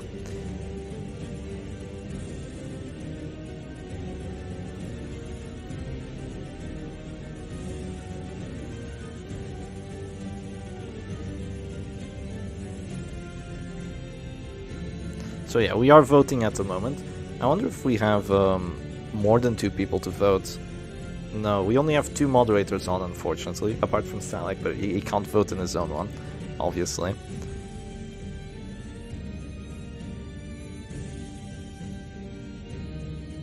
So yeah, I do vote to Salak win there. I believe it's enough of a win for enough of an advantage for Salak to win that. I find it very, very, very difficult for Mr. D to win. Almost impossible. The only way he would win that is if he got every single punished bleed, some crits, and if the Crusader managed to refuse the redeems, because he can't refuse reclaims, he can't refuse redeems. But yeah, Carolo also believes there is no way. Well, I believe there is a way, but I believe it's so small that it's insignificant. So yeah. So Salak, both Carol and I have decided that you get the win here, so even if there was a stress possibility, he's doing 8 stress with each punish. And you have 2 redeems, you have reclaims, Crusader can't say no to the reclaims. So we believe that it's just going to be a win for you. So yeah, good luck for the next matches. Okay. So yeah, it is 2-1. So unfortunate that we have a desync there. But yeah, it is 2-1 now. I believe that was a fair decision to make. Yes. It's still most likely that Mr. D wins this best of 5. Like, almost guaranteed.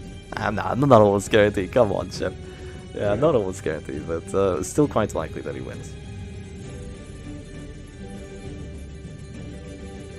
So he can't bring Septic Tank, he can't bring WD, and Silent can't bring Silent Spot. As a supporter of both, I want both to win. So true. So true.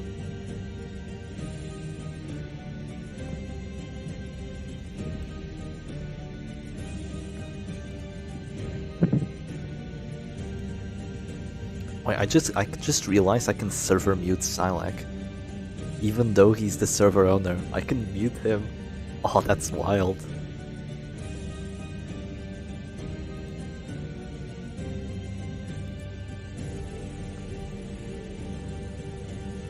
Best of 1, whoever's alive at the end wins. You know what we should do? They should go box or something. Meet up IRL, and we do some circus boxing event. No, but really, tough decision to make, but even if I root for Mr. D, there wasn't much that time. Well, my 20% winning price is done after that vote. Yeah, I don't imagine that was a win whatsoever. I think it's too big of an advantage. Yeah, it's just far too big of an advantage. The 5-1 there is just incredibly annoying to deal with. And he will have an opportunity to use his Exsanguinate, so he will force that that flash one from Mr. D down to 0 as well. With his Exsanguinates. There's the Butcher's Boulevard music.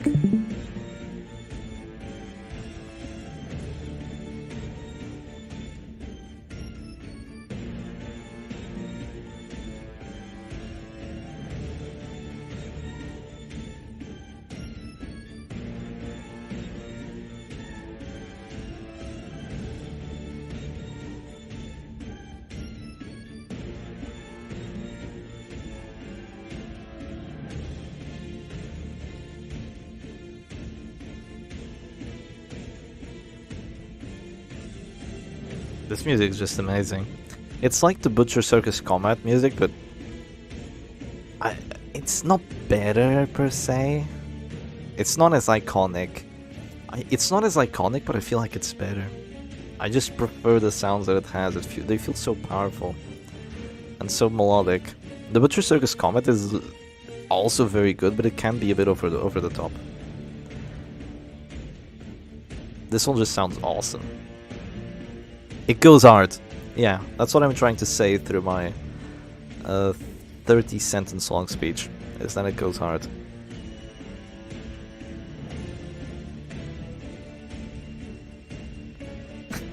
She's on my Holy Land still ain't starting to cry. Oh god. Here we go. Make your bets, everyone. I think Salak is going with a Oppressive Vestal. He's lost with Oppressive Vestal. Does he play it again? Mr. D is ready. Mr. D is ready. Let's see. What will Silac pick is the question.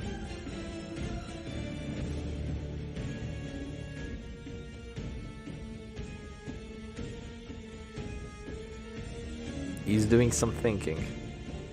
Silac is going with the Silac special. Unfortunately, he doesn't play his Silac special anymore. Yeah, he doesn't play it anymore. It's that one team that's like WD. It has two stuns. It has the stun with the Crusader, stun with the Vestal, and it has Arbalest Bounty Hunter. He doesn't play it anymore. He feels like it doesn't fit into the current meta. Which, fair enough. There's a lot of Oppressive Vestals, and Oppressive Vestal just feels really bad to play against with that team. You predicted a Chef Stress mirror matchup. You're always right. Every match is a Chef Stress mirror matchup. It's just a different number of Chef Stress. Even if it's Chef Stress number 500 versus number 3000. Hi Shep, I watch your videos for a very long time and it's my dream to play a match or two against you. Even though I am not very strong, it would be awesome. Hey, we can play sometime for sure. Join the Discord server, there's always a link in the description, then you can message me. We can game. Silac surely isn't gonna bring Immortal Musketeer. Oh god. Immortal Musketeer versus Immortal Musketeer. Imagine both players, out of spite to me, or oh no, this would be horrid. Imagine they both just completely disregard like tournament competitiveness, and both make it their life plan to screw my stream over. They both choose and tell each other, okay, now I'm gonna go for Immortal Musketeer and you go for Immortal Musketeer. I'm gonna go do this and you do this. And they make me sit here for like more than 8 hours. Like one match with Immortal Musketeer versus Immortal Musketeer can take 1 hour. Unironically, 1 hour. So 1 hour, a total of 10 matches. They can take like 5 minutes in between matches. Yeah, we'd be here for like 11 hours. It would be wild. Did someone play Immortal Team in this tournament? Yes, I do believe one of the Chinese... Yes, they did.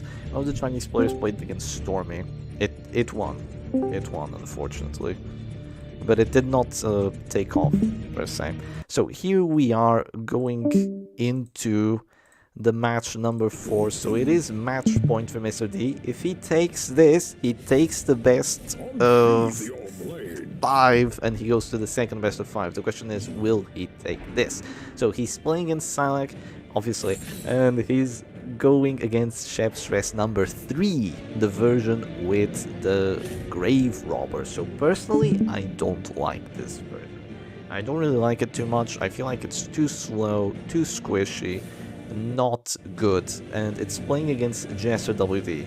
I don't like the trinkets on this Jester WD. I see a snuff on the Arbalest. I'm already not liking it.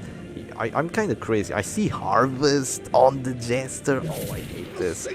No, it's probably better for this matchup, honestly, but I usually go for the solo.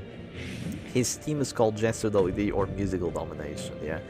Jester Domination, I guess you can put it that way. And it's gonna be a Vattel Valid, so he has that accuracy. The way this is gonna go is Mr. D's frontline is basically gonna stun the hell out of Silax, and then the Jester and the Arbalest are gonna look for a kill, and they're gonna be very, very difficult to stop. And after they get a kill, if they get a kill without Finale, it's basically over. Because then the second action, the second kill comes from Finale, and then it's 4v2 against 2 stuns, and yeah, that will not feel too much fun, let's be honest. Who keeps leaving and joining? Stop! I'm gonna make this room freaking private. Watch the stream. They keep leaving and joining! It hurts so much. It's okay. So it's, funnily enough, Silax Flagellant's actually... Oh my god! No, they're doing it on purpose now. It's you, 9245. I know it's you. Oh, okay. I am going to unironically make this voice chat private, but I can't do it. I can't do it. I'm watching the match. It's fine. It's fine. So, yeah, Silex characters are getting stunned out to a zoo. There's going to be a sniper shot there. Oh, it tickles. Oh, just bring Eagle Eye. It could have missed. It could have missed. Just bring Eagle Eye, please. I hate seeing snuff on Arbalists, and especially in a team like this. Abomination has 2 stun trinkets. He's gonna go for the rage on that enemy A-bomb. Which, why? You have Arbalists with snuff. Like, the one time you can use snuff to get that extra damage and you don't use it. I genuinely don't understand why they don't go for it, but it is beyond me. It is beyond me. There's going to be a Panic Tars and the Arbalist is going afflicted already, so the Abomination still has his self-heals. He still has the guard from the Man-at-Arms if it does come down potentially. Don, you're welcome. Wait, did you make it private? Oh, Carol, you're so cool. Literally 984. Yes, sir. Yes, sir. Oh, that's awesome. Thank you for making it private. No more joining and leaving. It was going insane. I was going insane there. That's very good. So, oh, what affliction did the Arbalist get? I missed it. So it looks like there's going to be a preemptive stun on that Man-at-Arms. Oh, it fails though. It fails. That's unfortunate. That is very unfortunate. Even if there's a guard, the Dirk Stab does go through the guard. But if there's a guard, when the A-bomb has good amount of HP, then he's fine. Actually, he's not too fine here. If there's a guard at the moment, he's fine, because then there's a Dirk Stab. The Dirk Stab will bring him down to 0, but then he just heals himself and he's fine. But if that doesn't happen, then if he forgets to heal himself, or if the Dirk Stab doesn't do enough damage, this could be really, really bad for Mr. Deal. Actually really bad. Yeah, really, really bad, really, really quickly. So let's see what happens here. The buffoon, that is the Jester, is gonna go for the Dirk Stab. Needs to do 5 damage, does 3. It does 3 damage. Yeah, that's not a lot. That's not a lot of damage, huh? I bet you wish you went for that sniper shot first. With that exotic snuff. Really would have helped. Would have been a lot better than the rage. You know, it is, such is the way with the Butcher's Circus, I guess. This Abomination will transform. He wants to get that horror through. The sooner he gets the horror through, the easier this match is going to be. So he goes for it, pushes that Jester out of position, which I honestly, you know, it makes sense, I suppose. It makes it so the Flagellant is no longer in danger of Finale coming down anytime soon. But it still looks a bit weird. There's going to be a sniper shot on the Grave Robber, and the Arbalist is tickling. She must have gotten a bad affliction, like Selfish or something, because she is absolutely tickling. She's been dropping 11s, 13s, it really sucks. He actually set up a Holy Lance into crit Grave Robber. Yeah, it's going to miss. It's going to miss. It's going to miss, most likely. So there's going to be a push here. Well, not really a push, but the push actually breaks the guard, so very interesting decision. And when I say interesting, I mean bad decision by Silek to go forward with the slam there. Like, I genuinely think it was a bad decision. It gave the Crusader his stuns back. It put you in a position to get slammed. You really don't want to be in position 2 here. It really does feel odd. He's going to detransform and heal himself, but he's going to get shot. Now he doesn't have any way of saving himself. There's going to be the Dirk Stab death blow. And oh, he's not even gonna attempt it, or is he? He is gonna attempt it, so he has 13 HP, which might be enough with the Bellow debuff that he's applied, plus the Affliction. Might be enough to save him here. But will it be enough? If he gets a kill on the A-bomb, and gets the Finale on the Flagellant, we have to ask ourselves, does he win this? Because it's not a guaranteed chance that he wins, even if everything goes wrong. I mean, even if everything goes right here, it's not a guaranteed chance that he wins. I'm not sure why he clicked the Crusader. He's gonna go for a stunning blow on that Abomination, funnily enough. I think the reason behind that is he was worried that the sniper shot wouldn't do enough damage, and then the Men-at-Arms would just move forward and make this really difficult for Mr. D. So it is a wise decision, regardless. But yeah, even if you get the kill on the Abomination here before the second transformation, and you get the Finale on the Flagellant, do you win what will essentially be a 2v2? Because one more Panic Darts and the Jester is gone, after the Finale, obviously. And the Arbalist is not going to last too much longer. She's going to be dead before the Finale comes through, essentially. So yeah, normally I do have solo on this Jester, in the Jester WD. Mr. D doesn't, so he's gonna have to make his way forward either through a move or through some... Ooh, 6. Oh, that's not good. Oh, 6 damage. Oh, man. Oh, probably should have gone for the shot before you ate the Rain of Sorrows, huh? I just thought you hate the Sarbalist. Probably should have gone Nikolai Talisman, huh? I really hate the Sarbalist, man. I absolutely hate her. I think she went irrational. I think she went irrational or something. So there's going to be a Dirk Stab now. It's going to do 1 damage. Yeah, there you go. Injury. But it might be a little too late. Might be too little too late here, because now he won't have the damage against that flagell. You probably want to get the flagell to like 15 HP or something. It's going to be a panic dust there. Yeah, she's a goner. She's not even going to be able to heal herself like the next turn, just to delay this grave robber a little bit. There's going to be probably a stun here coming down onto that flagell before anything else. The Holy Lance here really isn't the bestest thing in the world. I do believe that flagell has Punish and Rain of Sorrows, so he does have Punish. So he's not a character that you don't want to focus on. You definitely want to focus on that. Yeah, she went irrational. I told you 3 times already. Did you? Irrational. Yes, you said irrational there. Nah, you only said it once. Yeah, you only said it once. Come on. Yeah, you only said it once. Wait, 1 irrational, Arbalist Y. Yeah, you only said it once. Come on now. So the Dirk Stab does move forward, does get... Oh, there was no stun first. Oh, that is an interesting decision to be made here. I think that's a very bad decision. I think that is a very bad decision, honestly, because the Holy Lance here is good, but if you Holy Lance, you don't Finale. I think the move there was to stun the Flagellant, slam the Flagellant, next turn you kill the Flagellant.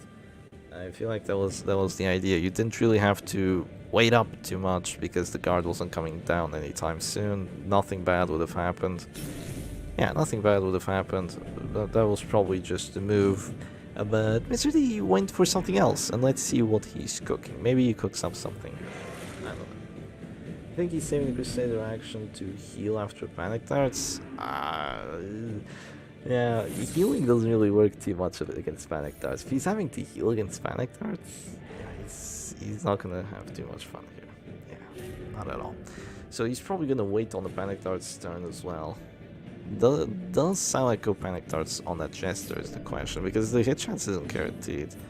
There's going to be a guard onto the Grave Robber actually, so no Holy Lance on the Grave Robber, because even though it's not the biggest menace, if it does get a crit, it could get annoying after like a Finale crit on a Flagellant, because then she's at death's door, and yeah, it would, well, I guess the Finale would heal the Flagellant, but you don't want her to lose too much HP here. If the Crusader is gonna Holy Lance, let it be into 70 prot. Nothing bad ever happens to the Kennedys. Chester's last words. Oh man, before he gets hit with a crit Panic Darts, yeah. He Holy Lances the corpse. Holy based. Is he gonna harvest too? I don't think this looks good. I'm gonna have to be honest with y'all. This does not look good. Yeah, this does not look good. It's gonna be a Panic Darts there. Kind of a huge waste of stress on the Abomination. The idea behind it is get the Abomination out and you win. Because then the Crusader is gonna have to deal with the Grave Robber at the end of the match, and we all know that's not happening. Finally claim their due. Does anyone know how to join the Discord server? I have no clues where to find it, sorry. I'll get you a link. I'll get you a link, don't worry about it. I'll get you a link. Shepherd to the rescue.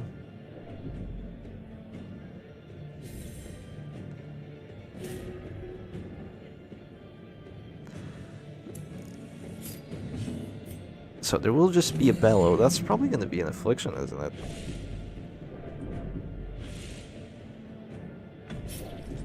A hand's breadth from becoming unwound.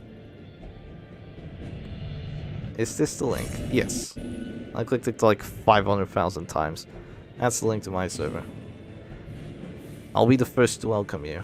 I'm welcoming you before it even happens. Oh, moves forward! Into the finale! into a crit 27. Wow, the Jester moved forward there with the act out. Hey, nice affliction you got, very good. One Panic Darts and he's dead though, so exactly as I said, one Panic Darts and he's dead. And now you're gonna have to consider, is this still a win? Even with the crit, even with, yeah, he's a goner. Even with the crits on the corpse there, is this still a win? I believe the Abomination has another transform, so that can happen. Irrational move forward finale. Yeah, that is wild though. Irrational move forward finale. It goes for the chains on the Man at Arms. Oh, gets the chains too. So here's the thing. There is Battle Ballad on this team of Mr. D. So that's an extra 20 accuracy. So that Grave Robber doesn't have that much dodge. Not as much dodge as it looks like she does. So that is something that she's gonna have to handle. There's probably going to be more Panic Darts just to focus this Abomination down, because what you really want to do here is get a character out of the game, and then you can easily win a 2v2, or rather a 1v2 even, as long as the other character's on this way out already. The problem that D has here is that he has 0 damage output now, just 0 damage output. Stuns are fun, but he's gonna do like 2 damage with that manacles if it hits. Yeah, there's the 2 damage. He needs a lot of those. There's no caltrips. There's nothing. He cannot do much. He has Bella debuffs on his team. The enemy has protection. He can go for heals here, but that's only delaying the inevitable. Now the Men-at-Arms will guard. After he guards them, oh no, he's actually going to Zealous to get rid of the corpse. It doesn't even work. It's 5 damage Zealous. Oh, the pain of the 5 damage Zealous. That really hurts to watch, doesn't it? Well, now it's probably going to be a stun. It's still a 50-50 of getting that stun with the Crusader. Will it happen? 50-50. Do we get it? He's not going to go for it, funnily enough. One thing he can do here is actually just move back with the Abomination, start using the Beast Spiles. Or you could move forward and then use the Beast Spiles, but the Man-at-Arms has Rancid Cure on. He's also getting rid of the corpse. He's probably not going to go for the Zealous. Oh, he still goes for the Zealous. It looks like his plan is to just Zealous his way to victory. I don't think that's the greatest plan. You can Zealous, but it's gonna take you a lot of turns before you're capable of killing the enemy Grave Robber. It doesn't take her too many to kill you. That's kind of the problem here. There's gonna be a Panic House on the Abomination. It does not look good. It does not look good. Please don't desync. Oh no, not again. Not another desync. Yeah, that would be terrible. That would be terrible. I mean, we've had one already, so we should be free for like another 3 matches, right?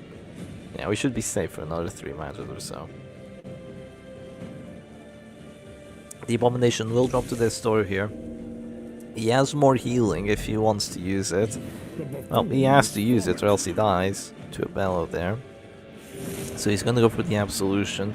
Heals a bit, but doesn't have heart attack recovery, so another Panic Darts and that Abomination is pretty much dead.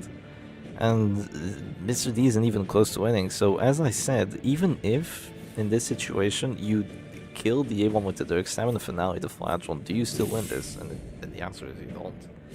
You don't, honestly. It doesn't really look like you win this. You cannot deal with that Man-at-Arms. He just has 40 prot and he has a decent amount of stun resistance. And the Grave Robber has prot too. She's guarded. Even if you Zealous, it's tickling. Perhaps Caltrips was the move, but WD was out. All you could play was Jester WD. WD would definitely win this, like no problem. WD would win this, but Jester WD has a problem. Has a big problem. So, the Grave Robber still has a Toxin Trickery, by the way, but she's not going to use it. She wants to get rid of that bomb. I think that causes a heart attack. That's actually not the greatest thing for the Grave Robber here. Because causing a heart attack kind of just saves the Abomination, but at the same time, he has no more self-heal, so what Mr. D probably wants to do here is just either transform or probably stun the Grave Robber. Stun the Grave Robber, then try to heal. But if you do that, you miss the Grave Robber. which you can still do, obviously. She has 59 dodge. Even with Battle Bell, it's not a fantastic chance of getting it. But even if that happens, then the heal heals for 4. It's just... There's gonna be another Panic Dart. Oh, it's taking a while, guys. It's taking a while. Oh, it might be a desync. Oh, Red Hook. You're gonna do it. You're gonna do it to us again, are you? I don't want to have to give another win through desync. No, last time we also... The last time it ran out as the torch was like slowly dying. This time it's just taking a while. Perhaps it fixes itself. This has happened before. It took a while, but then it fixed itself. But it should be like any second now. Any second now. Any second now. Any second now. Yeah, that's a desync, guys. That's a desync. Alright. Okay, math time. Oh, we're gonna have to... Oh. Why does this happen to us? I wonder. Why does this happen to us? Yeah, it's another desync. Damn, says damn, says Silent. Yeah, I agree. It's kind of a damn situation, isn't it?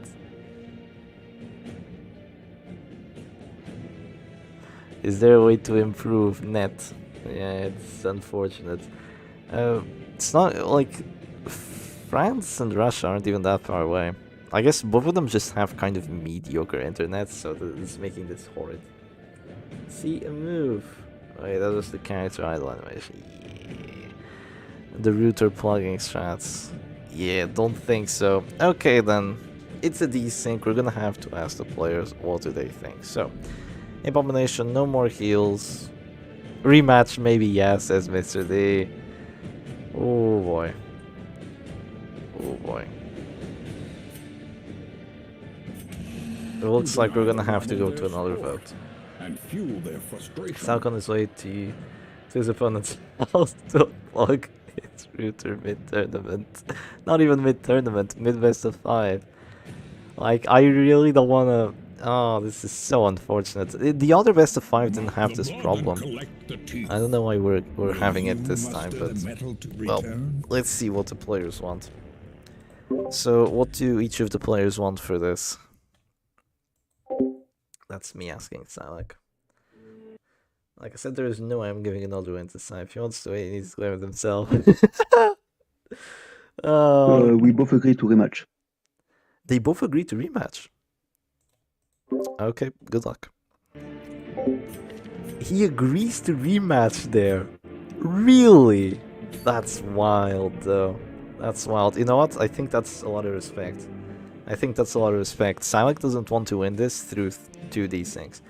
Honestly, if you were to ask me for a vote, I would say it's probably a win. It's probably a win for Mr. D.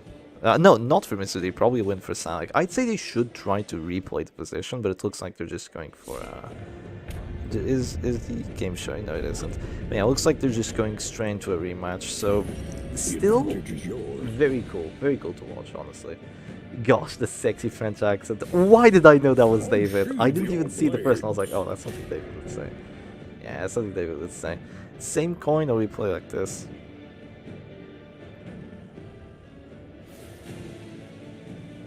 As you wish. As you wish, he says. It was a close game. Rematch seems fair. I think there was quite a big advantage for Salak there, but he probably doesn't want to feel like he wins 2 games through just these things. That's like unfortunate. Oh, he's almost gonna pass here. He's almost gonna pass. Okay, yeah, is that a pass? Oh, he didn't have time to click. Oh, the stream paused. Wow, it ended. Oh, that's unfortunate. Hang on, what even happened there? What happened? The stream crashed.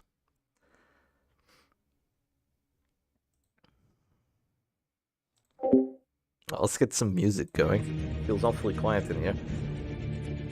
Notice me, Sheppy. Oh, awesome, Pork. Nice to see you, man. I saw you playing some game that I didn't know. Game crashed. Oh, game crashed. Game crashed. I was so furious that he punched the desk and his router fell off. Tactical router, unplug again. No, now it was the whole game that crashed. Well, maybe with the game refreshing? Perhaps now it works. Yeah, perhaps now there's no desyncs. Mayhaps. Mayhaps.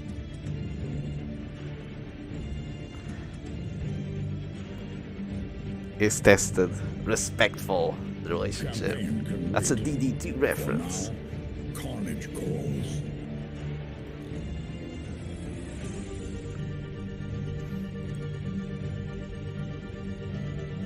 Amorous even. Uh-oh. Uh-oh. Nah, he isn't. If you do that, it shows up entirely differently. It's impossible to...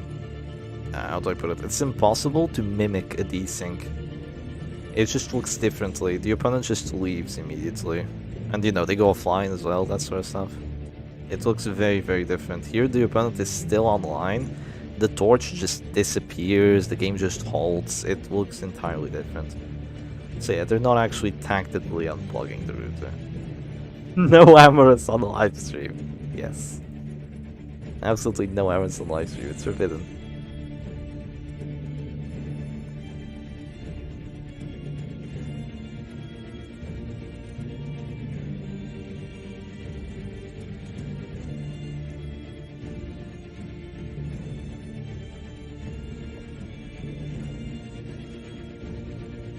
Then it's tumultuous. Ooh.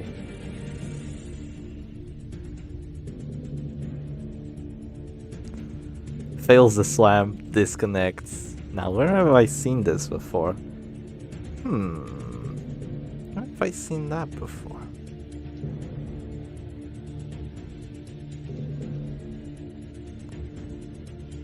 So the players are getting ready for the rematch. Most likely, we're going to see some different strategizing. Shepard, blink twice if you're being held hostage by Psylocke.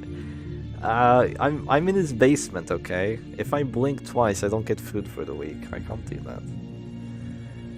Yeah, mad respectable place for rematching. Honestly, for real. Yeah. For real. A-Bomb accidentally carried the slam too far and demolished the router. Oh, A-Bomb transforming and slamming, really love to see it.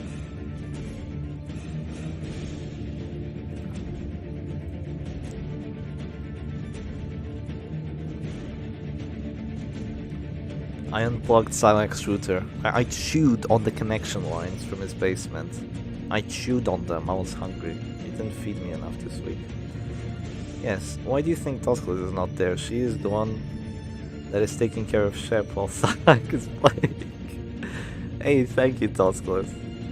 I need water. I need a bottle of water. Today we'll break rules 1, 2, 3, 9, and 10 repeatedly. I know that reference from somewhere. This might be a Shep Circus Discord moment. Now I'm definitely not getting food. Oh, damn it. I'll have to make do.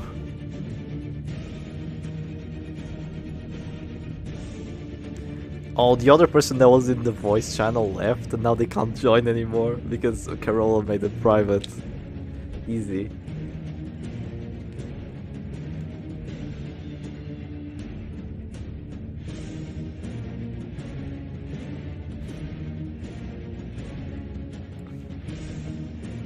We're not even through the first best of 5, we're 2 hours into this.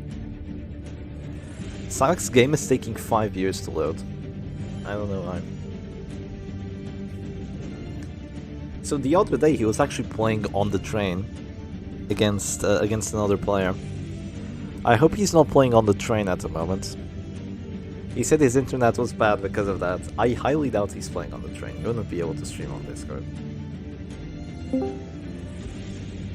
Wait, Kyokit can join. Oh no! It was unprivated. Damn, who did this?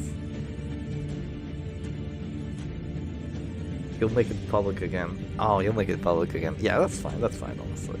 That's fine. No, Kyokit, not you! You're here!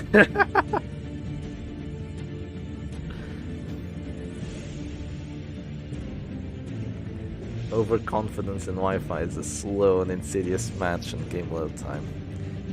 Yeah. Overconfidence is a slow and insidious killer.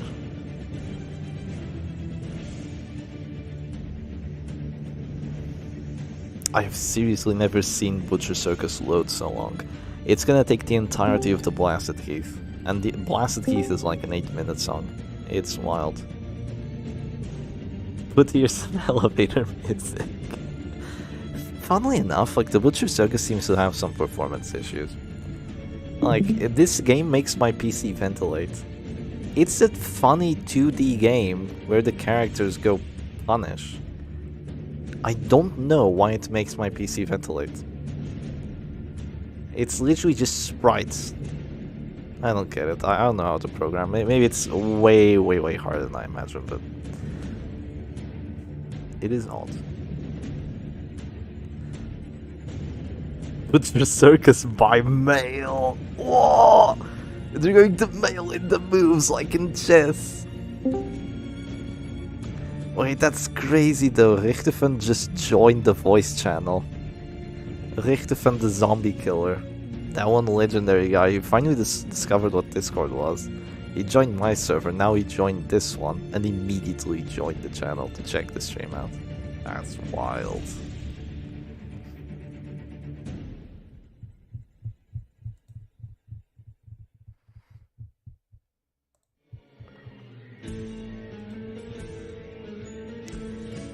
Everyone's joining the voice chat now.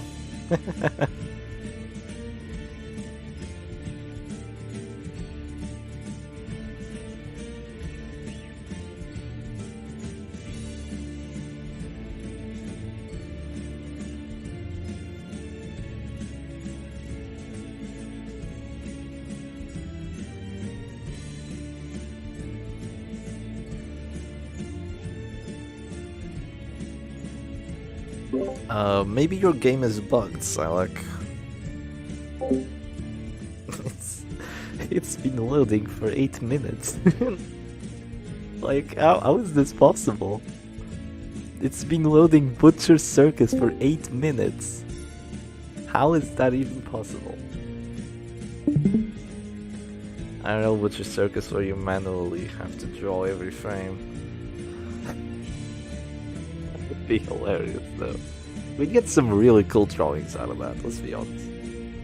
Maybe making it probably wasn't that good of an idea. Now the Chinese guys joined back, but everyone else did. Yeah, now there's like 50,000 people here. Thank you, Carolo. And they're not watching the stream anymore. Literally 50,000 people here.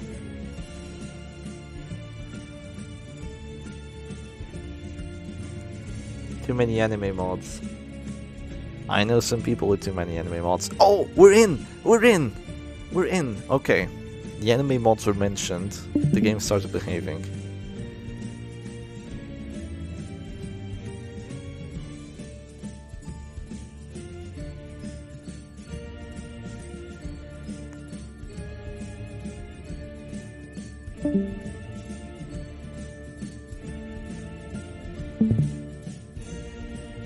Oh, he lost connection. It said he lost connection to the server. Oh, I think it's actually the Butcher Circus. Yeah, I think it's actually the Butcher Circus because it has been having some problems recently with direct duels. Okay. This is going private. No, this is too much. Okay, both the Chinese players are here again. Yeah, this is going private.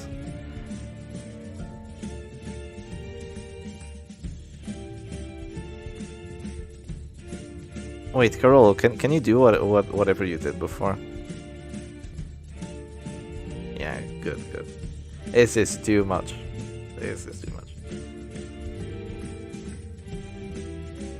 you're gonna test the servers. Yeah, I feel like the servers are unironically screwed. They've been a bit screwed the past couple of days. I did mention that in one of the videos. I was finding it very hard to connect with someone.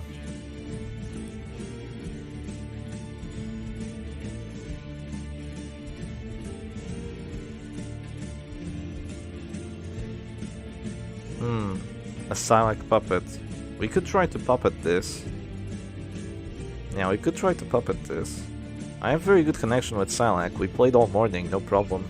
So it's weird that it has a problem now. Imagine they suspended tournament. Come back and do the Mortal Musketeer. Yeah, the connection isn't working. Yeah, the Butcher Circus is being a douche. It is being a douche. It really is. They're trying to connect and it does not work.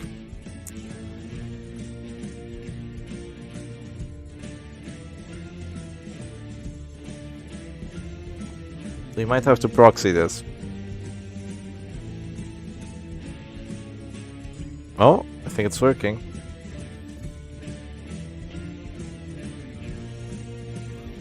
I really don't want to proxy this, by the way.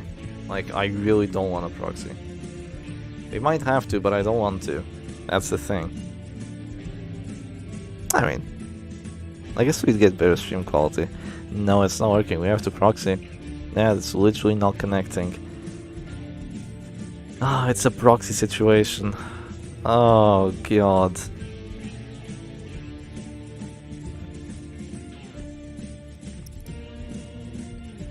Well, both players should proxy, so, you know, both players have a bit of a disadvantage. If we find one more, we can proxy. Yes, sir. We might have to, we might have to. So yeah, let me show it real quick. So they're just here, and now they're trying to connect. And in 3, 2, 1.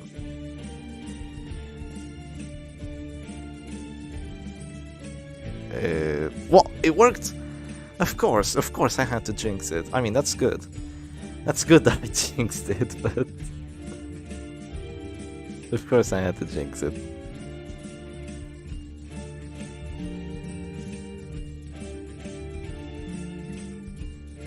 Awesome Pork, I'm sorry, but you're not... Oh no, it failed. I double jinxed it. Yeah, it failed. It didn't work. I unfortunately double jinxed it. Now, Awesome Pork just lives way too far. The Kyokit lives a bit too far. Unserver mute me. No, I won't. You are doing harm. You're flashing the microphone over and over again. You're listening to the Russian accent or the French? The French. Oh! Maybe the Russian. Okay, now we're doing this differently. Now it's Mr. D inviting Silac. Maybe it's different. The game is toying with our feelings. Yeah. They really do. Wait, maybe Corolla can proxy. Corolla, can you proxy? Like, I can be the one on Mr. D's side if he wants, and Sai might play with Tusculus. I mean, I can proxy for someone. It would work. I can also proxy. Maestro can proxy too. He's from Spain, so that would work pretty well. I think he's from Spain. So yeah, we're good, but it looks like we're actually going into the match, so we might not need it after all, so let's hop right into it. We haven't seen the Mr. D voice reveal in the channel, have we? Yeah, I don't think we have. He's a cool chap, he has a cool voice. So yeah, here we go, straight into the match. We have a crap ton of gamers on the left side now. It's once again Jester WD versus Silax. Chef Stress number 3. So let's see how this goes. It's going to be immediate change onto the Abomination. Ooh, it's not even the Butcher Circus now, it's the FPS. That's going to be difficult, but yeah, we'll manage. We'll manage, right? So the A-bomb is gonna be stunned here. No early transformations. Immediate Rain of Sorrows. Those hit chances look terrible. Is he gonna go for it? He might be thinking of going for a punish on the A-bomb. There's a lot of options here. He kind of wants to get rid of that Arbalest. He has the panic darts for that, but it doesn't hurt. Well, it does hurt, but it hurts very good if the Flagellant helps out with that too. Yes, let everyone proxy. It would be 3 guys on each side fighting against each other. Everyone is proxying for everyone, and then we have to proxy for the guys that are proxying because their connection fails. And then they have to like do a telephone of orders, so I have to tell someone, okay, go for the redeem, and then the person tells the other, like, go for the redeem. That would be horrible. Butcher Circus PowerPoint edition. Hey, that's kind of what the Butcher Circus is already. It's a PowerPoint edition.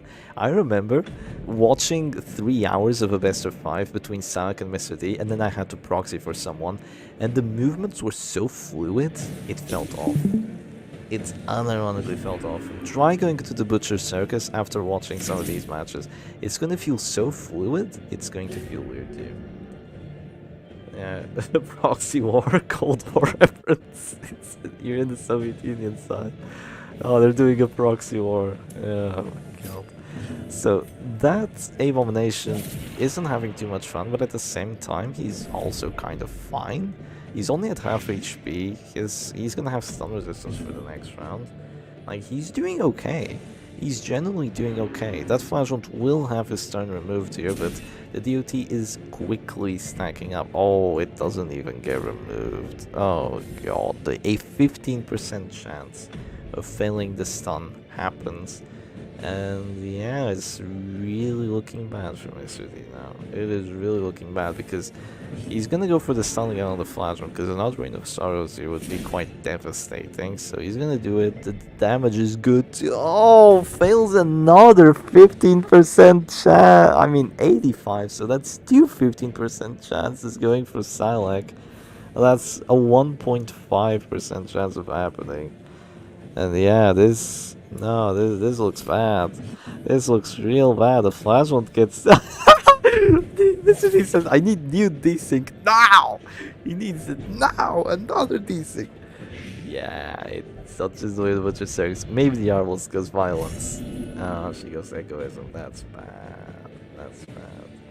The Butcher Circus Cold War, everyone only uses buff, debuff moves without moving to deal any damage for the whole match. No, they do damage, but they're playing like Minesweeper on the side. Wait, can you do a Minesweeper 1v1? Nah, no way you can do a Minesweeper 1v1. That doesn't make any freaking sense. But they're doing a proxy war, you know, they don't directly hit each other, they just hit some other character they'll care about. So the Arbalest goes selfish. If she went abusive there, that A1 would be at 0. But unfortunately that didn't happen. She didn't go abusive. The A-bomb is still relatively okay. Actually, Chapter was a 2.25% chance of getting 2 stun resistance. Come on, close enough. Close enough. Was it really a 2.25? 1 out of 15% chance plus 15%. Yeah, probably. You're probably right. So there's going to be a guard, interestingly, onto that Abomination. Well, not too interestingly. A Manacles there getting a crit would have been GG. Well, not GG, but it would have been very good, at the very least, for Mr. D, because then the Abomination could die to the Dark Snap after the crit. And with the Abomination gone, the finale would shortly follow. There was already 2 damage buffs. All that would need to happen is, you know, maybe just waiting out the Flagellant action out to have more turns. And then the Arbalest is not having a fun time, but there is always that possibility that the Arbalest has a heart attack, then she heals herself, and then she becomes really difficult to kill. With that heart attack recovery having like 8 HP, because even if you panic darts into it, she might not die, she might go to like 194 stress, then she clicks, goes to like 199, heals herself, then you have to drop another panic dart, or blah blah blah blah. Takes forever to get rid of her. And that forever means that you get like another kill or 2, you get a harvest off, and you just enjoy yourself. So the Abomination is at death's door. He's free to just drop a self-heal here, just be perfectly fine. He doesn't... Oh, Oh, he's still. Whoa! He's going to transform. What a mad lad! Why? Why doesn't he heal? The match is won if you just heal. Holy moly! He's going ham here. Is he gonna go for the push on the buffoon? He is. He's gonna go for the push on the buffoon. So, what Silek is doing here is he's just taking the advantage he has already and trying to like not to risk it, because he thinks like, okay, I already have a good chance of winning. Instead of trying to win any harder, let's just transform here, we get the transformation off, and we kind of just win. Because even if we lose a character, then, you know, we've already done the transform. No, I'm trying to justify it, but I can't see it. I legit can't see it. I cannot see a justification for it. Even if he was scared of a harvest, he has bleed resistance. Even if he's scared of a stun, he has stun resistance. And then you still have 13 HP. The Arbus is gonna be at the store, afflicted, bellowed. I end with snuff? I don't know. I generally don't comprehend the move. The transforming is good, right? But if you can stay alive and keep doing pressure with your panic darts, then everything's fine. Well, you know, everything is potentially fine regardless. Potentially fine regardless. There's going to be heal on that Jester. Oh, you know he's going for the finale with that. You just know he's going for the finale. He's going to wait out his turns most likely a bit. Well, he doesn't have his turn already with that Jester. He's at 15 HP on the Flash one. That's really not the amount of HP you want to have on the Flash one. That's very valuable. Oh, is he going for the panic darts? Hits the panic darts, surprisingly. The Jester is getting afflicted by the start of the next round. So, if he goes abusive, it would be wild. Salak is throwing. Time for the tactical route. Becoming unwound. Salak threw. I do believe he threw there, yes. I was trying to justify it somehow, but I generally don't see it. Yeah, I don't see how that was ever the move. Yeah. I don't see how that was ever the move. Will there be a Reign of Sorrows? Will there be a punish? It might be a punish onto the Abomination, mostly because the Arbus is still dropping to 0. And, whoa, fails the bleed now on the Abomination. The RNG has turned. Yeah, that punish was essentially useless. Kind of a past turn. It goes for the stun on the Flash. Has 2 stun trinkets on the Abominations, an 80% chance, and it goes through. So here's the problem. Flash 1 doesn't have a turn. So all that needs to happen here is, even if this Man-at-Arms guards, the A-Bomb just transforms slams, there's no more guards, and the finale comes down. Unless there's like an irrational on the Jester. If there's an irrational on the Jester, maybe that turns things around. Or potentially a crit on the Abomination. But I believe the Jester has enough damage already. He has 3 finale buffs, so there's definitely enough damage. He goes hopeless though, that's minus 20% damage, so there goes your enough damage. No hope at all. Maybe there goes your enough damage. I feel Mr. D knows the numbers for sure, so he probably knows the situation better than I do in terms of the numbers and all that. So he's not gonna be wasting turns here, I don't imagine. He might be going for B Spiles on that Man-at-Arms. Not a terrible move. But I would go for the finale first. I would go for the finale before using my Abomination turn. I believe he has enough damage. With 3 damage buffs, he should do 13 to 22. With Hopeless, he should do a bit more. No, is that a desync? Okay. If that's a desync, we have to look into this. We have to do a bit of proxying action, because this is just too much. Yeah, it's a desync. Yeah, it's a desync. Salak is throwing time for the tactical route to unplug. And insidious killer. Okay, I'm gonna have to ask the players to proxy. Let's see if we can make something happen here, because this is becoming a bit too uncanny. That's one too many desyncs for me. Salak, do you think perhaps we should proxy?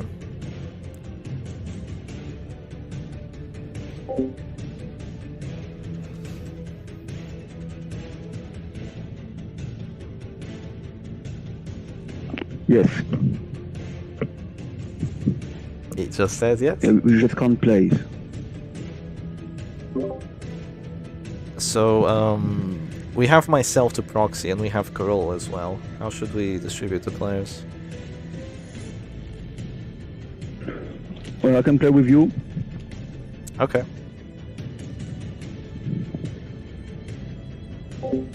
Let me just get ready then. Carol, you're still ready to play for Mr. Yeah, D, of right? course. Okay, good. Let's get ready then. Alright then, we're going into it. Ooh. So it's Silak. He's speaking French, obviously. I've never done this for Silak. We're gonna hear a lot of Silak accent, by the way. This is funny. We're gonna hear a lot of French accent. I really hope it doesn't mess me up. I do not want to screw up. Chef, if you live stream, you need to stop commentating. Yes, I'll need to stop commentating. That is true. Yes, unless I mute myself. Oh, we have done that before. We mute ourselves and then we just, and then the other person just says the moves. But that's a bad idea if there's a language barrier, because I may need to ask, like, wait, which move is that? I may need to ask that. You aren't going to see D vision. No, we're going to see Sonic vision. Well, no, we're going to see my vision. But Sonic will be basically controlling what I do, if that makes sense. So yeah, I'm gonna have to stream in 2 places at once. So, that's funny.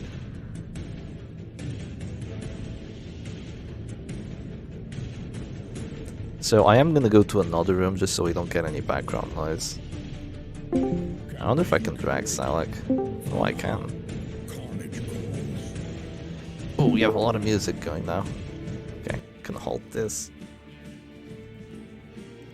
Let's get the game capture up and running. And we're gonna be playing against Carolo, I believe.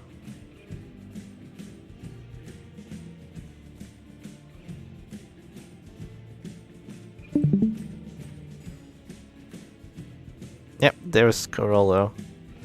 Alright then, let's do this.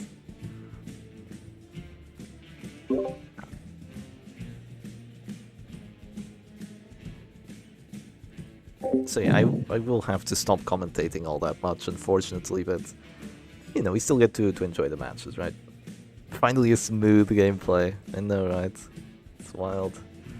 If we do get smooth gameplay, it might be screwed between myself and Carol, but I doubt it. Yeah, we did get Mr. Desync again. We did.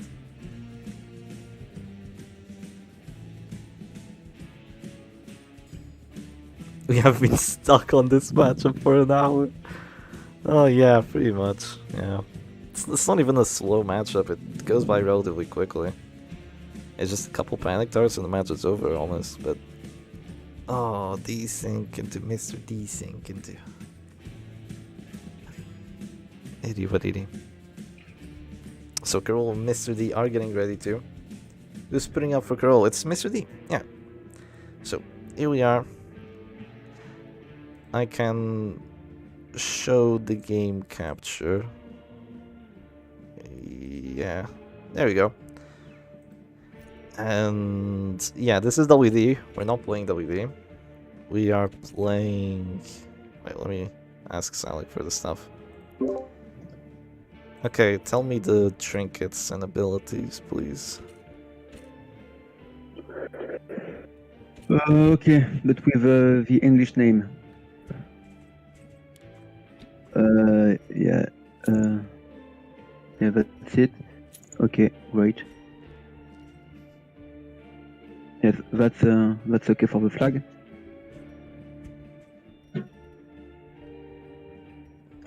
It was Rancicuro, I think. Yes, and the anti-stun. Yes, in the making sense.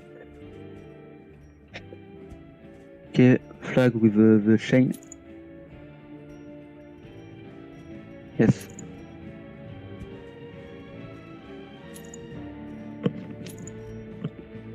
Yeah.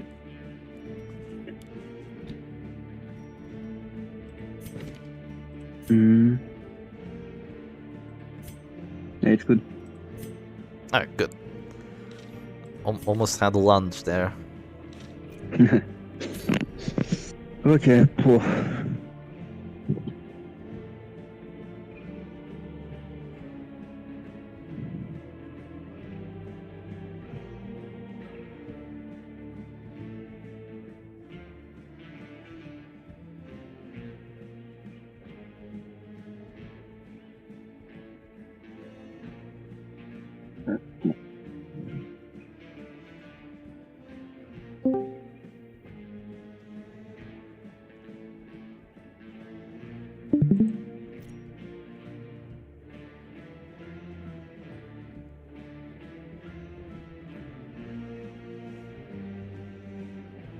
Yeah, I'm gonna mute myself for a bit so I can still talk to the stream.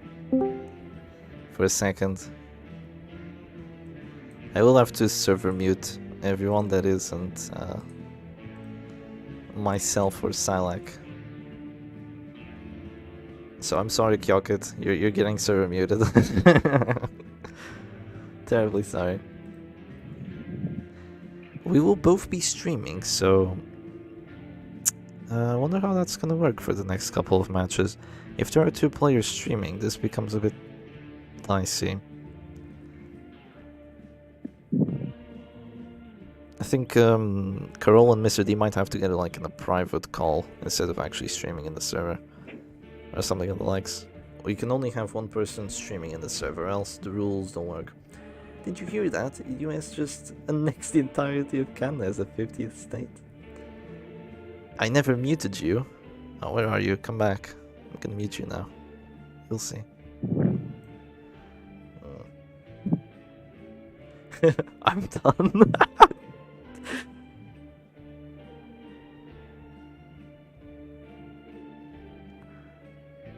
Wait, I'm looking at my own stream. That's funny. I can wait. Wow, this is some inception. So I'm looking at. Okay, we're going into the match. I was looking at my stream on Discord and looking at my phone, looking at the stream on Discord about the Butcher Circus game. It was some crazy stuff going on here, but okay. Shepherd, I'll give for Skrull, and let's get the mic on. Oh, I'm sorry for the background. I hope it's not a distraction. No problem. Wasn't the Abomination in position 1?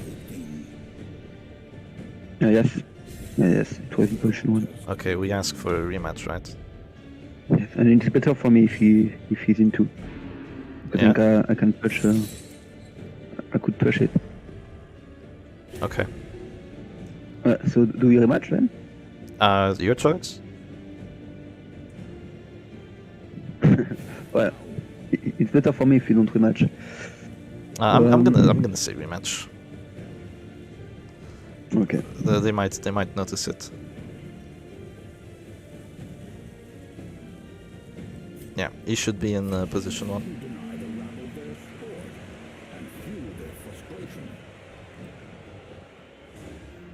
Mop the blood and collect the teeth. Will you muster the metal to return?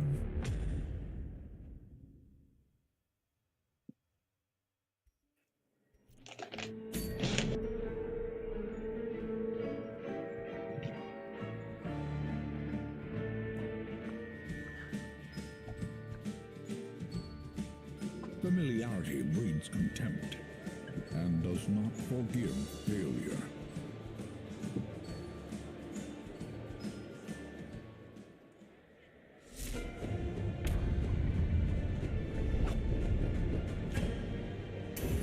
The advantage is yours.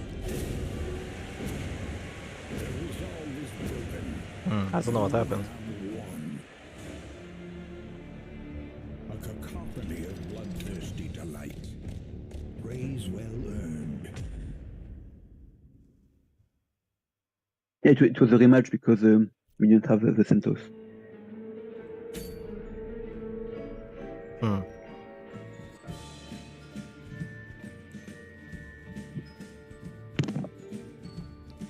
Familiarity breeds contempt and does not forgive failure.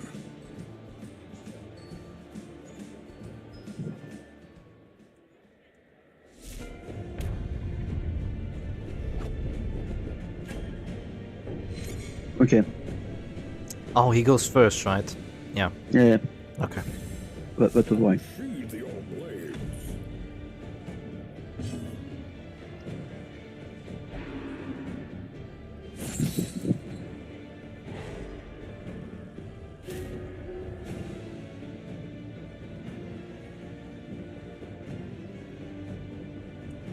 Below. Bello? Demands Yeah. portion.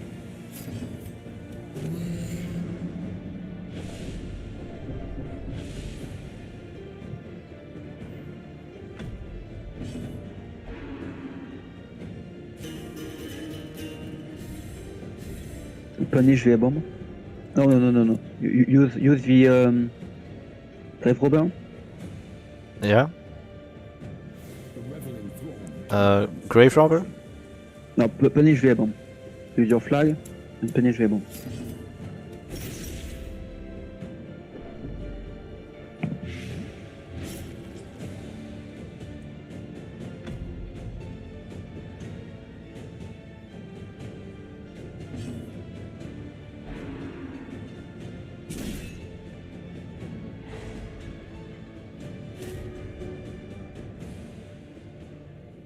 Okay.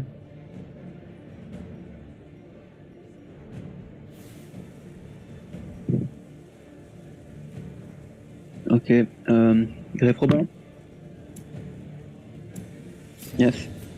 And dart and orb. Yes.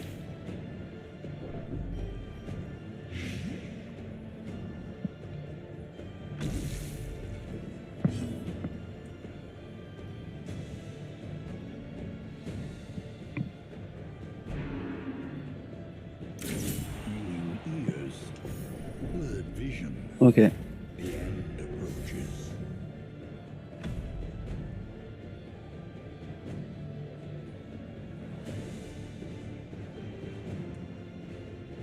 The buffoon is flummoxed.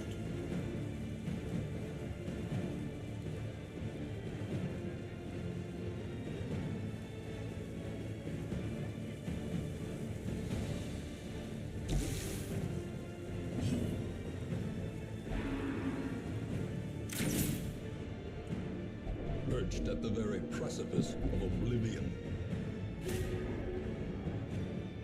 Heal with the bomb. No crit. Unlucky.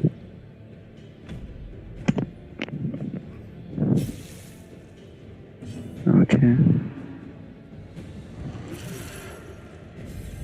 Gnawing uncertainty. Why? The birthplace of dread. Oh fuck.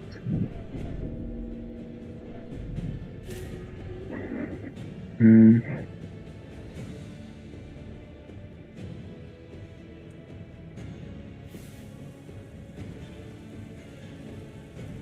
Below?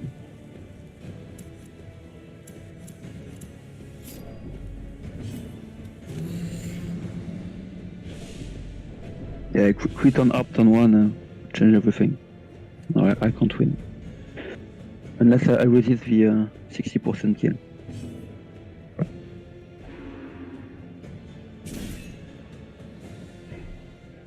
Okay.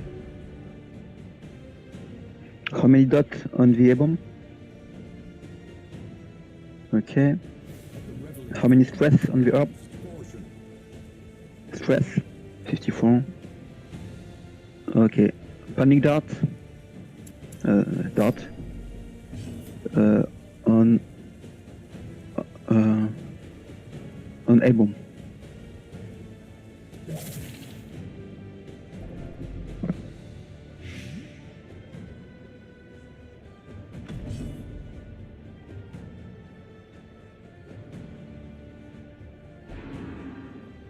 Okay, resist. This is no place for Okay, we lost. It's winnable. I don't think so. It's a lost. We can't do anything. Do you want to surrender? No.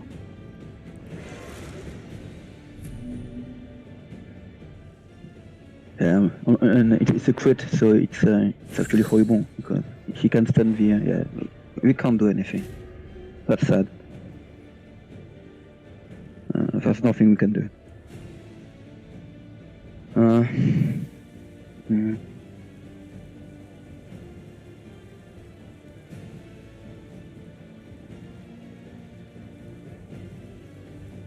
How many stress on the bomb? Okay, below.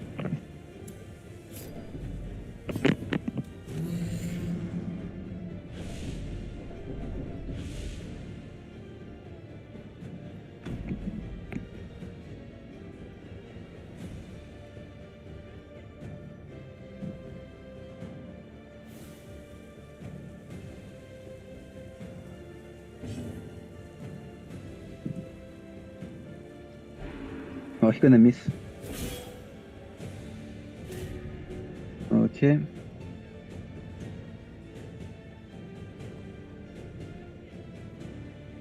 Click grab over. Yes. And he has to choose between heal the bomb or clear the 60. If he doesn't clear, we can have a 25 on a bomb.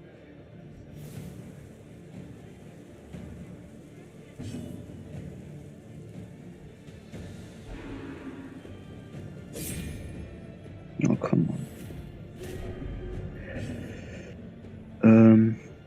How many debuff on Jester? Fuck. How many HP on Revolver? Okay, we lose. Punish bomb. And now the true test. Hold fast or expire.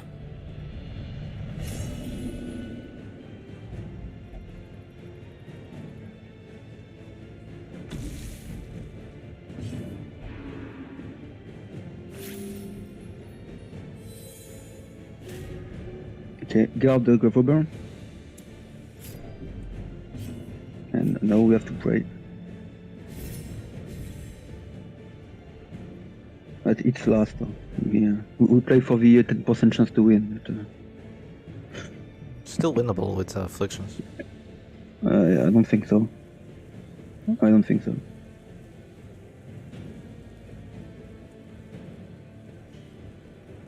We need a ton of luck. Fair. Yes, close the play. How many HP on him? 8. 8 and how many dot? 4. Okay. Punishable.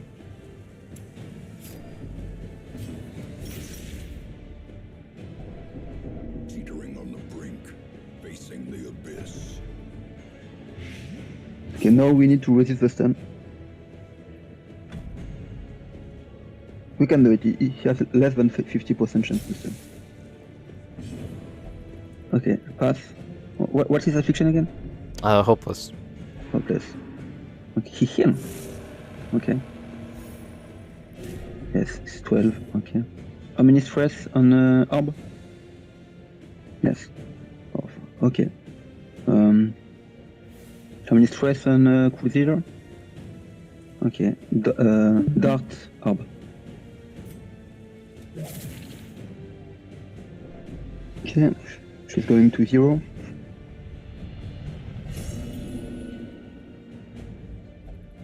Reeling, gasping, taken over the edge into madness.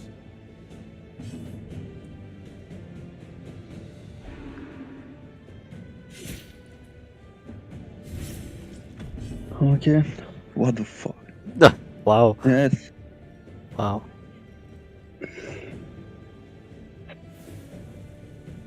Oh, fuck. Miss. He can't miss. Yeah. Okay.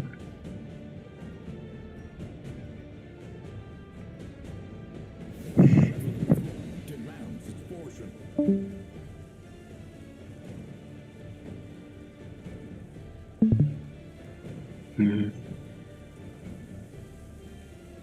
Below.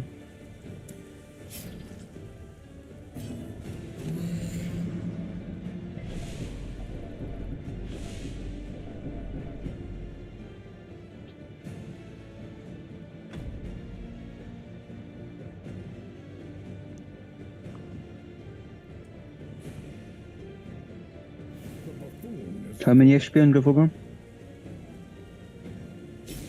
And yes, and so she's going to do. Okay. Oh, that was a crit. Okay.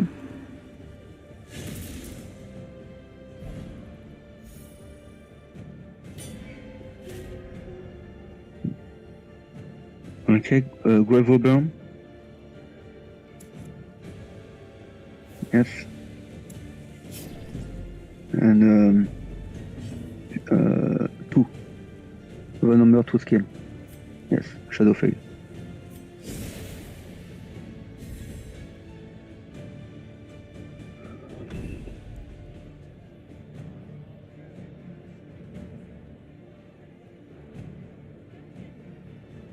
The buffoon is flummoxed.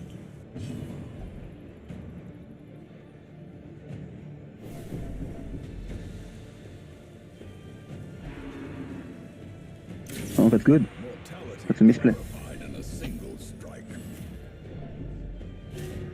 Okay, kill Glover. Yes.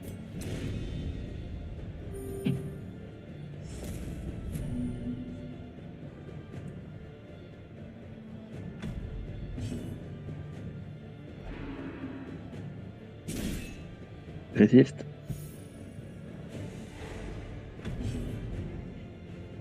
Yes, he gonna final. You can't do anything.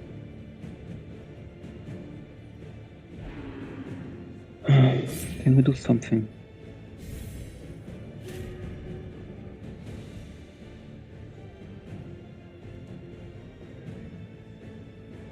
How many prot on?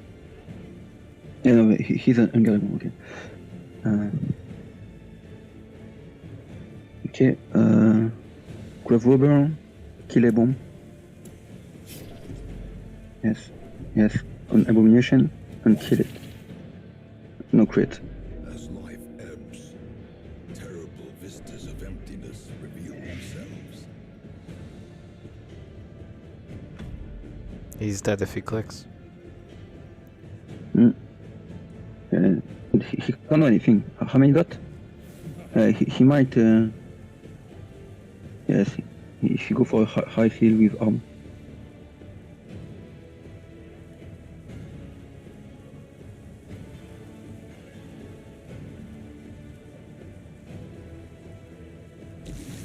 Can they hear us? No. 7. Yes. Okay. I think it was a misplay. How many stress? On yeah, we might save him. Guard's going away.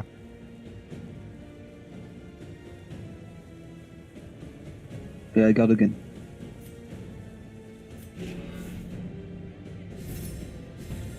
Yes, he's going to final.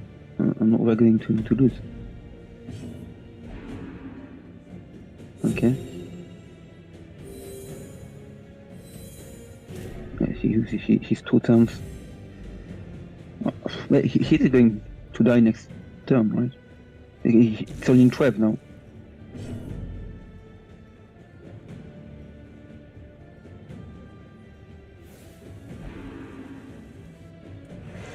No, he's going to, you know. But it's final. We lose.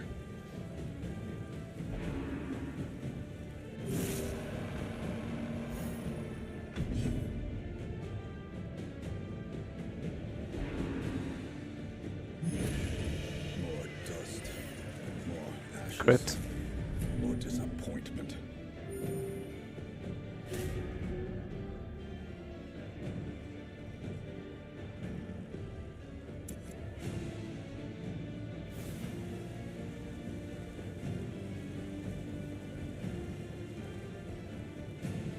How many stress on Jester?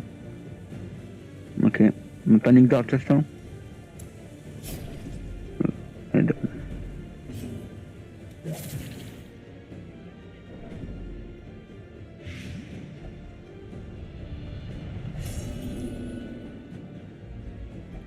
Frustration, Yeah, last time we were 2v2 in this position, not 2v4. You can't win. So we need like 3 resist in a row. Well, below.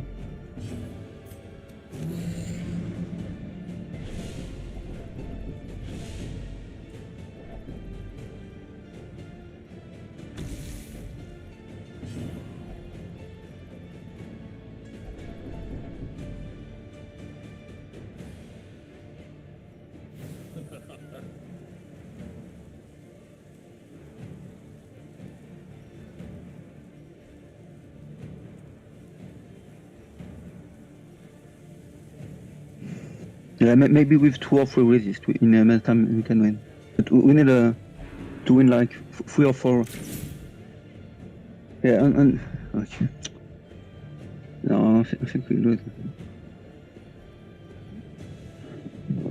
Yeah, so maniacked out.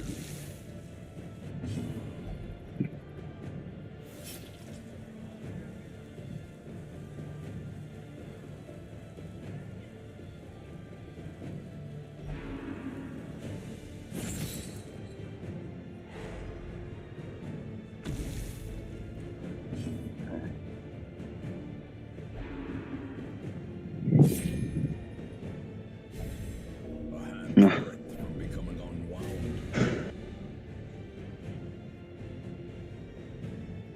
unwound. 66. Yeah, Dart Jester.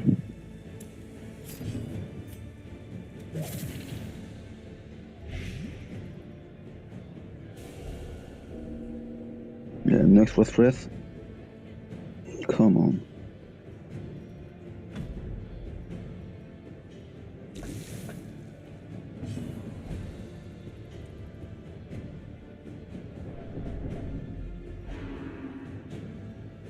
Miss. Okay. We're not so far, but let's lose.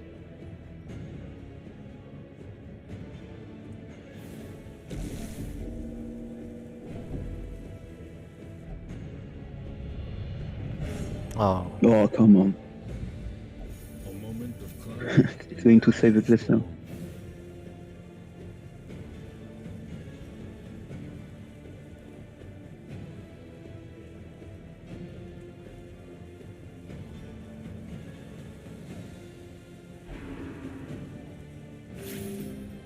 Okay, weird.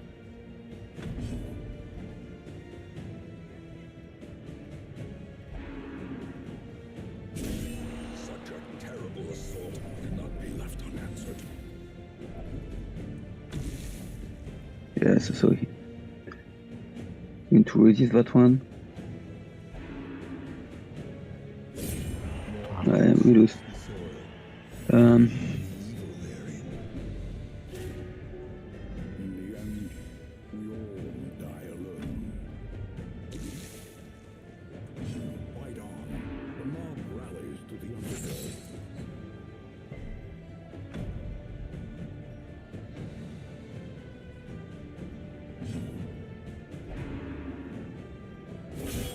Grievous injury.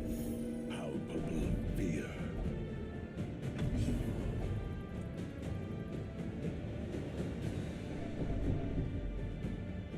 I think he's still alive because of focus.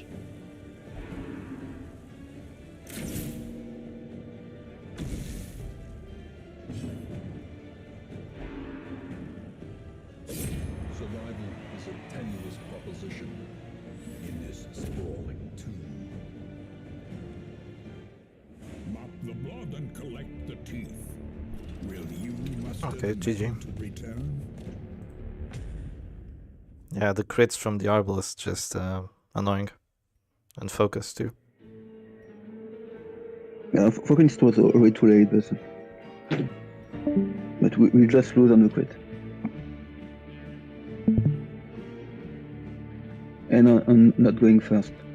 Yeah, I yeah. think the matchup is for this team, but we got unlucky. I don't know if I made a misplay. Just the crits. He shouldn't have shot the flag. Oh yeah. No, that was a misplay. Okay, we are in the second best of 5 now.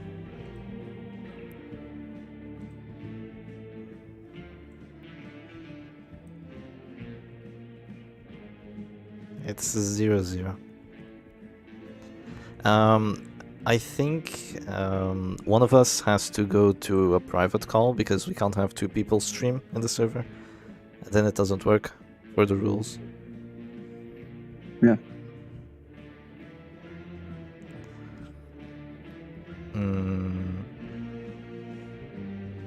Perhaps Carol and Mr. D go to a private call and we wait for them to press ready. Alright. Okay. I'm going to go there for a second. Be right back. Okay, you two should go to a private call in messages, press ready, and then we pick our team. Just so we don't... Hi, Shep. I was kinda in the bathroom. Oh, and, no problem. Gertie is not there. She did go for a walk to get some water and all of that. So we take a little break? So what did you say?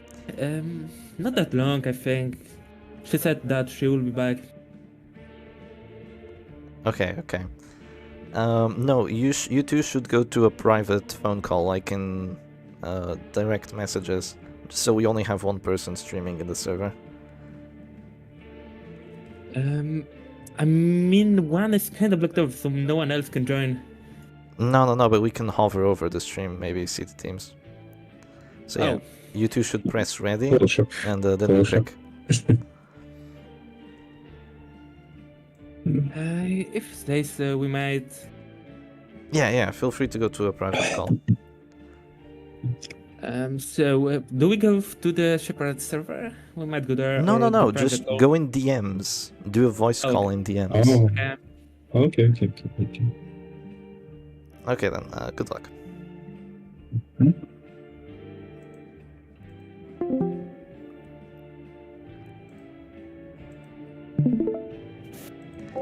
Okay then, now we are just waiting for them to get ready. They will be ready, and then we'll pick our teams.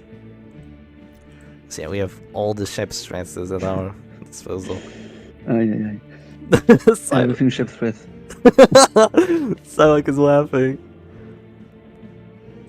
Yeah, that's a lot of Shep stress, right?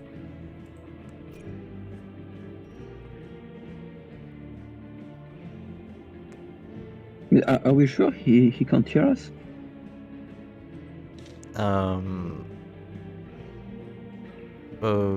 What do you mean exactly? Well, can he hear what I'm saying to you? Maybe through stream on YouTube, but it has a delay. Yeah, like 5 seconds. Yeah, not much. So I shouldn't expose you my strategy. Do you want me to pause the stream on YouTube then and just record? No. I keep it for me. Okay. So we are waiting him to select first. Yeah.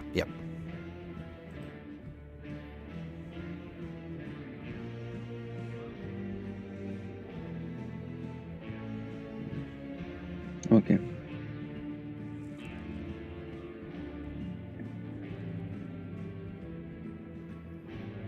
Okay. What do you want?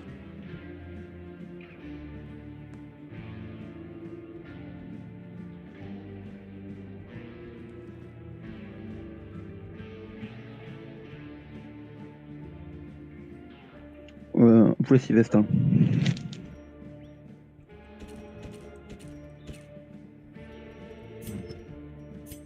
My vibration. Yeah, so Shellbreaker in 1. Revom in 1? No, Shellbreaker in 1. Oh, okay. What the fuck? No, Revom, okay. Double dodge on Shellbreaker.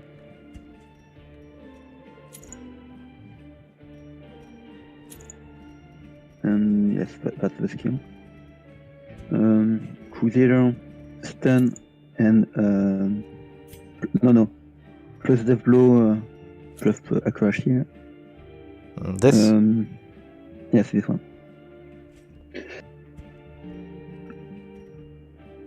Yes. Yes. And yes.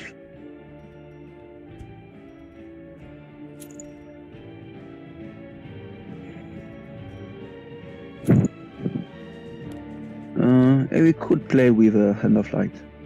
We could.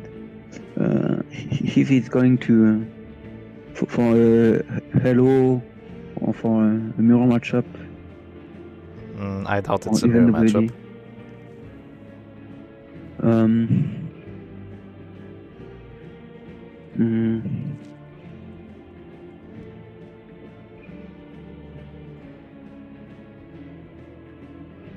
Let's give a Hand of Light. Like this? Yes. Okay.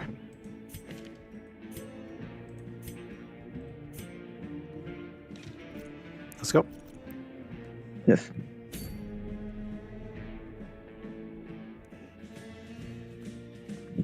Yes, this has a positive win rate against most things he is playing. Familiarity breeds contempt. And does Yeah, not everything is appeal clean to again. you. We can play anything. They can play anything.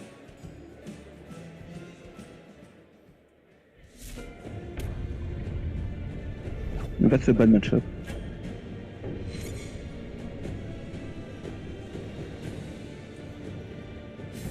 Unsheathe your blade. Does he have a solo? No. Oh, so that's a good matchup.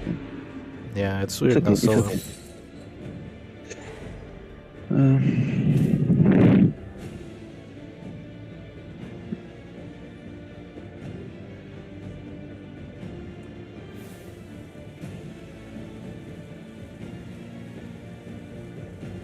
Okay, click Highwayman.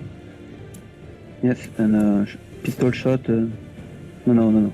Pistol shot the Jester, yes. The Vendetta Jester. Impressive.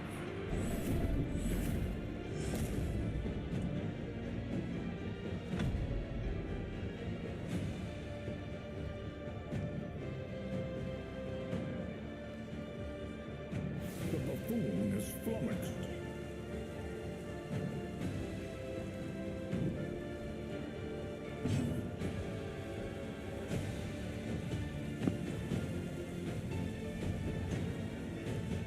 They can miss. It's alright.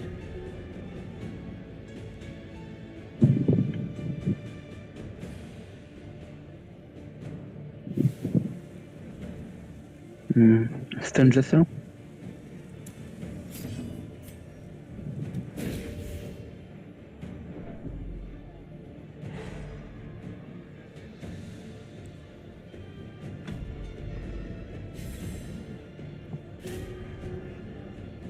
I have a choice to make. We can either kill Fools or we can attack Jester.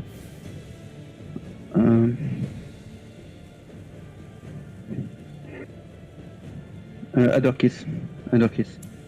So it protects our acquisition. Yes. Great. Very good. Yes, so Cruise it protect for a bad shot. Yeah. No pallet. Yes, that's the point of stunning Jester first. 65. Wow, that's a 25. Okay.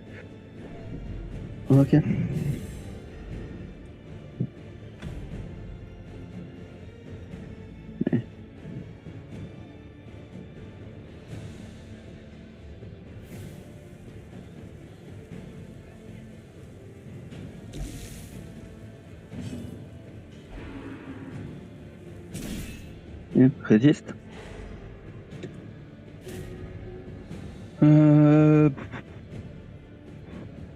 Click cross. Him? Demands its portion. Wait.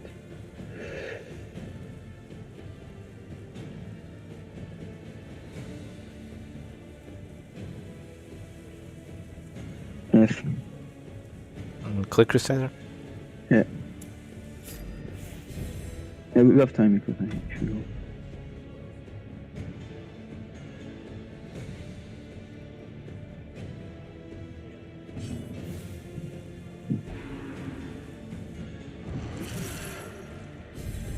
Gnawing uncertainty. The birthplace of dread.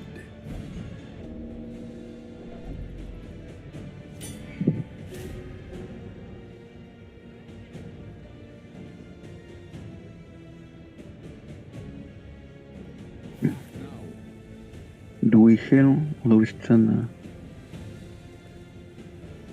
There's piercing coil.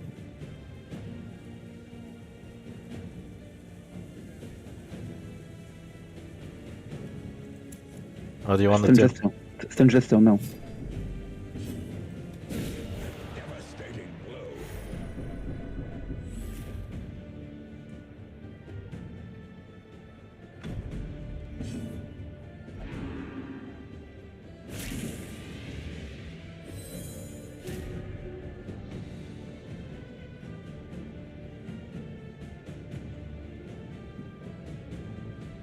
Okay. Shipbreaker. Yeah. Pierce.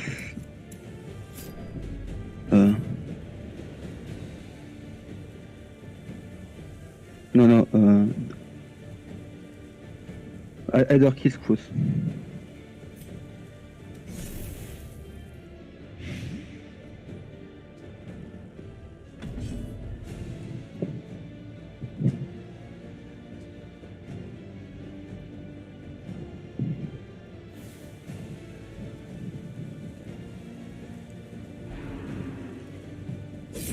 More blood soaks the soil, feeding the evil therein. Yeah, we slice Jester. Yeah. Chester? Rallies to the Yes. underdog.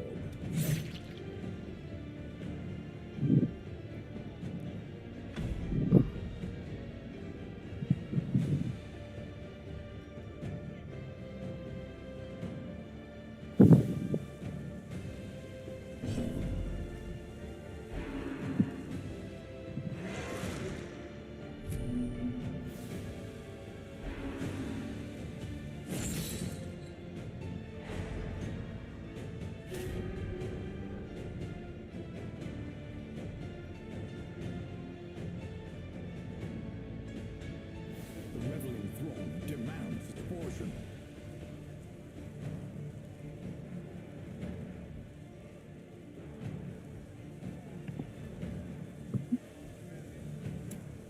Click women.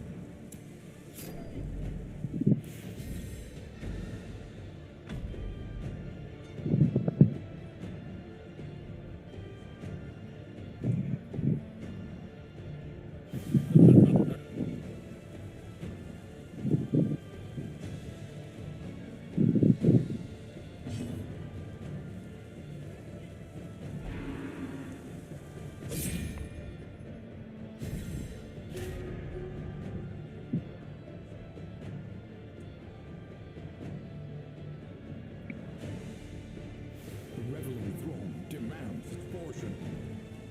Stun cruise. Oh fuck. Yeah.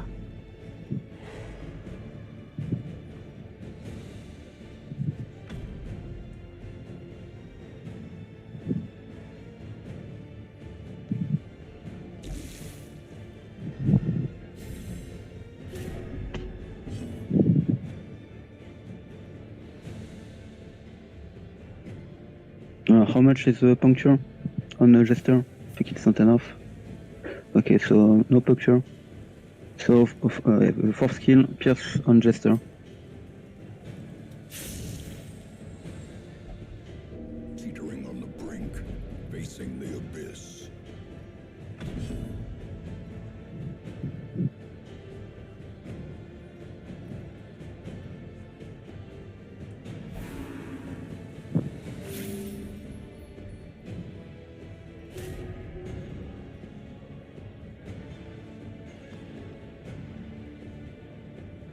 How many buff does the Jester have? Okay. Highwayman riposte on Jester.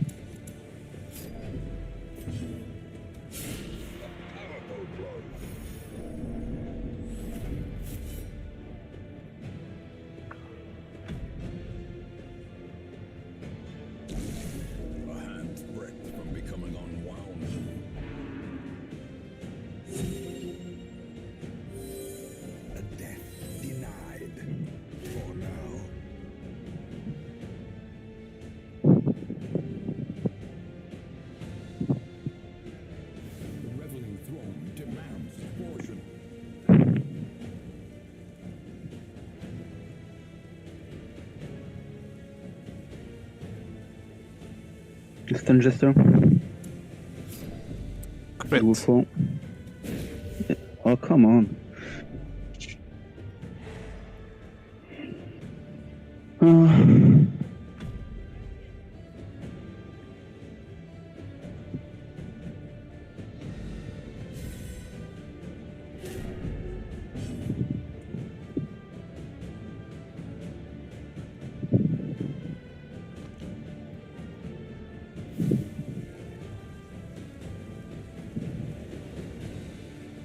Skill number 2 on Jester.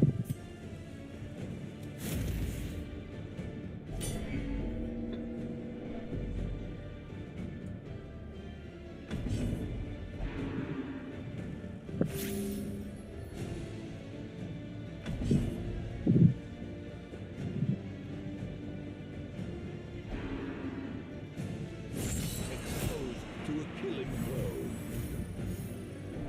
blow. And we lose.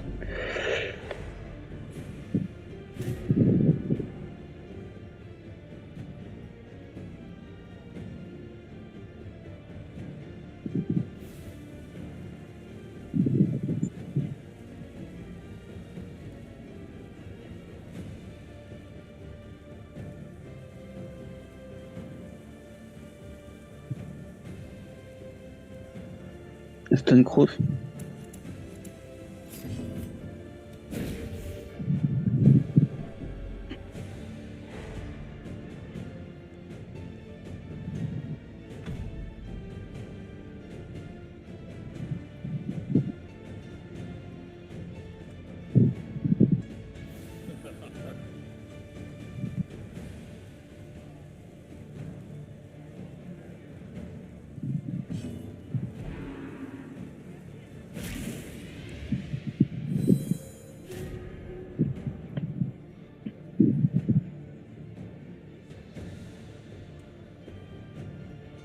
Act now. Shieldbreaker.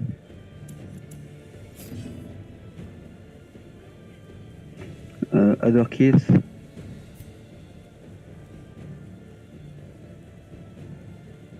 Other's kiss. Jester.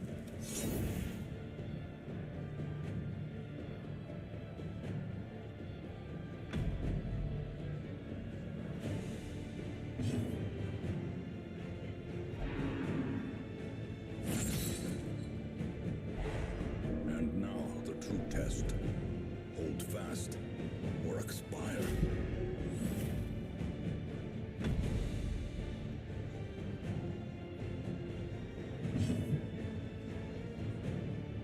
The buffoon is flummoxed.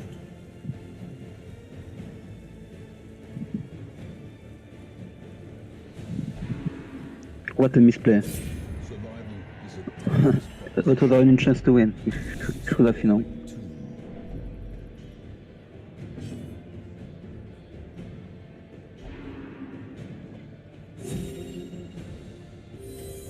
Death cannot be escaped, but it can be postponed. Act now.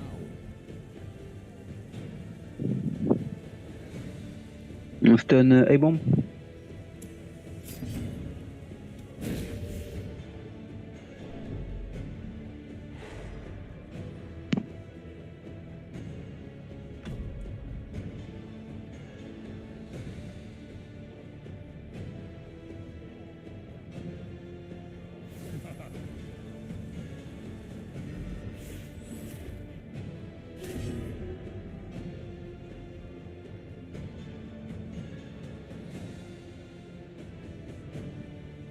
The reveling throne demands Pierce.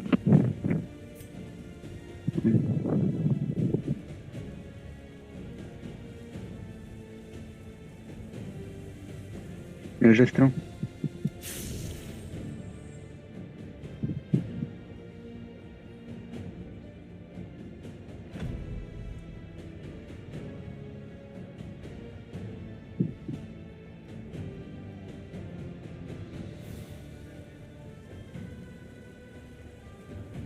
perched at the very precipice of oblivion.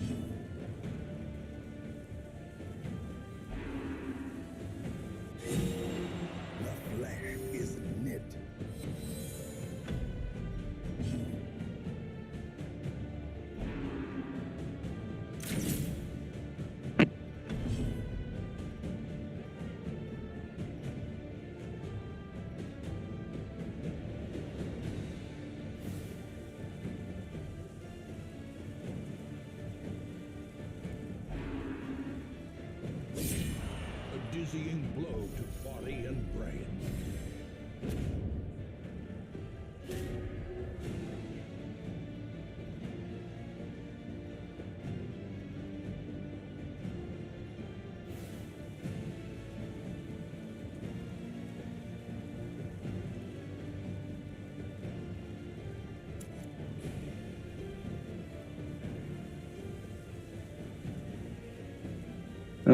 Other keys, Jester?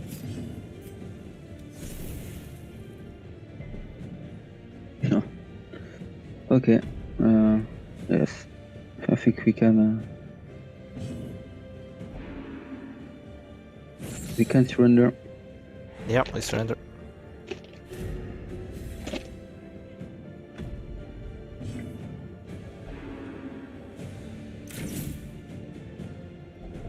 As life ebbs, terrible vistas of emptiness. We surrender, right? Yeah. Wait, keep fighting. No, we can't do anything.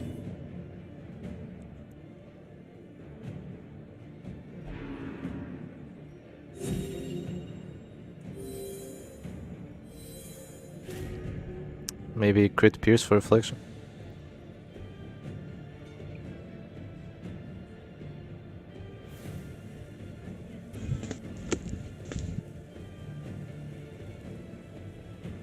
How much is Hand of Light on Jester? No reach. Okay. Stunning Force?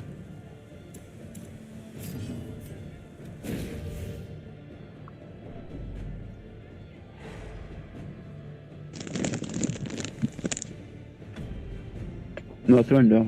Can't do anything. More dust, more ashes, I surrender, yeah. more disappointment. Yeah.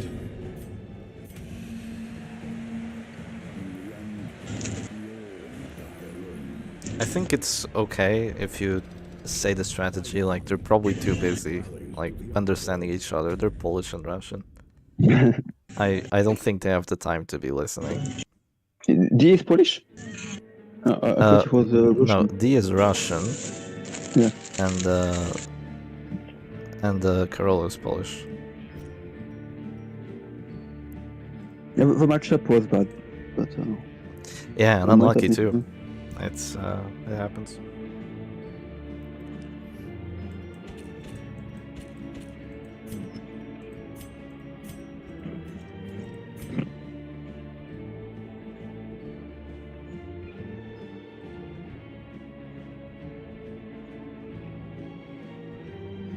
Oh.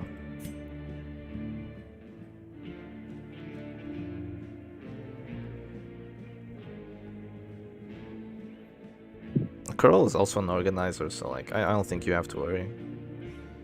Feel free to talk.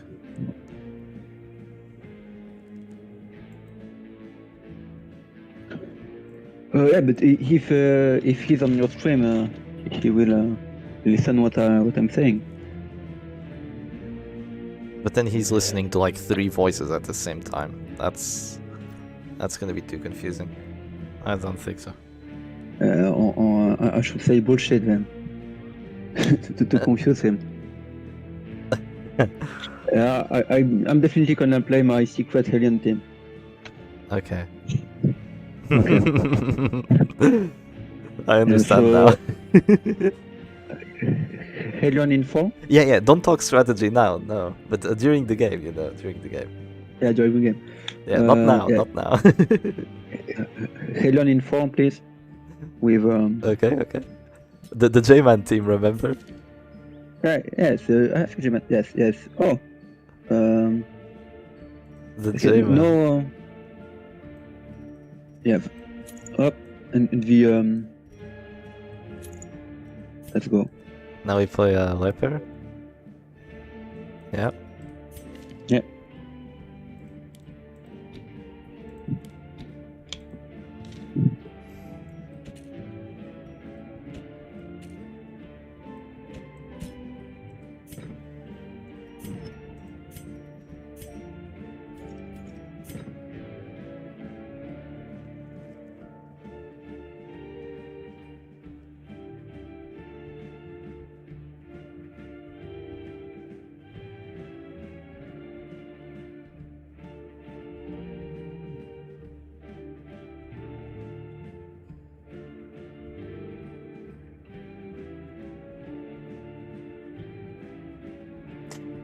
Wait, I could mute the stream for a second. Okay, now they're ready. They're ready. Okay, play the same thing as before. Okay.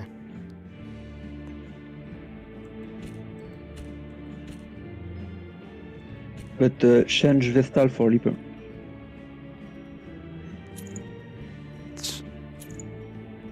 No. No.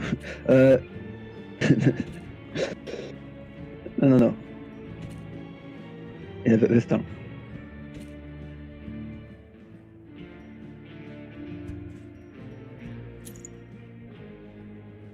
Oh, you said change Vestal for Leper. Yeah. Oh, yeah, I understand now. Yeah. Put some pressure.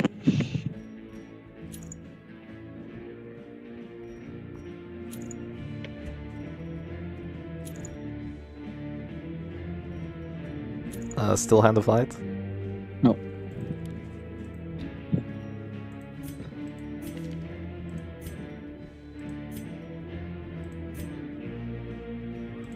Looks good. Yes. Let's go. Why Grape Shot and not PBS? No, grape shot. Keep grape shot. Yeah. Let's go.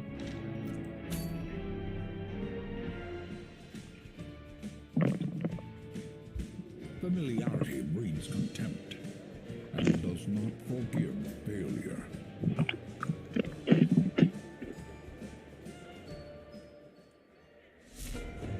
Oh Okay. shit. It's a good matchup actually. I think it's a 60-40. We need. Okay, it's fine. It's fine. But this time we need to have one of our two Devlo chance with the Highwayman. Yeah. But if you have it, we will win. Okay. Stun Body Hunter.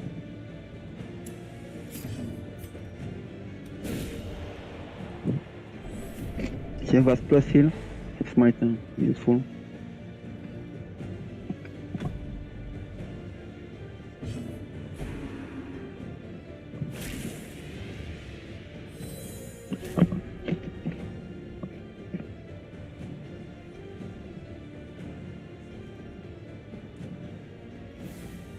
Okay, click cross.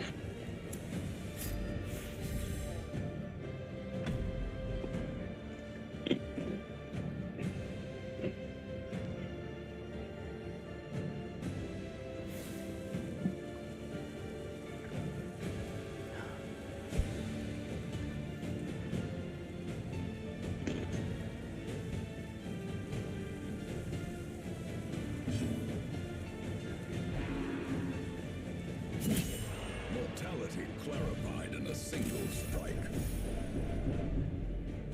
Okay, Shipbreaker, Pierce, Body Hunter.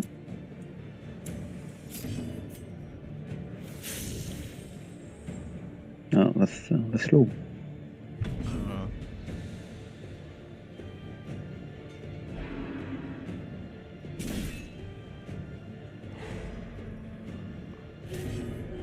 Yeah, riposte on Body Hunter.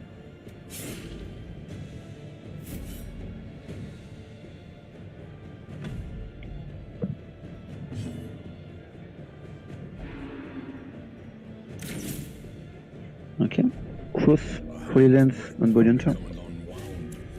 Holy Lance, yeah. Yeah. If we miss, we lose. Oh.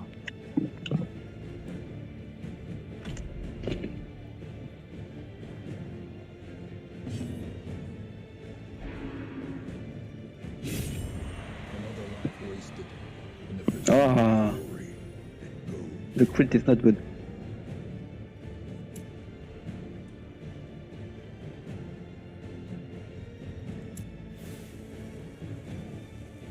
Okay, Vendetta on Body Hunter. Impressive.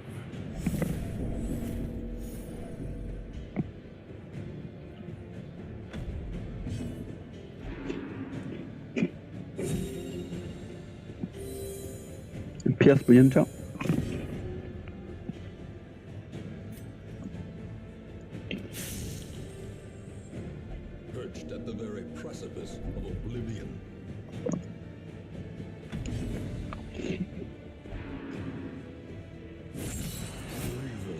Oh, come on. Click Highwayman. Highwayman. Highwayman. Yeah, click. You sure? Yeah.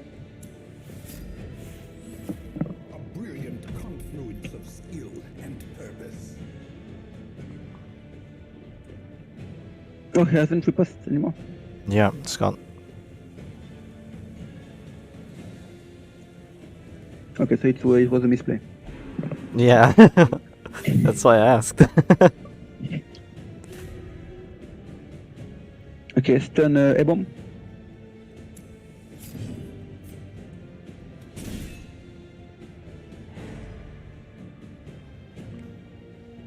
It might not be a misplay.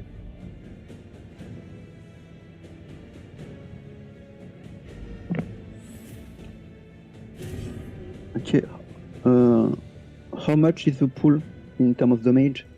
Yes, it's okay, so Pierce, Reveling throng demands its portion. yes.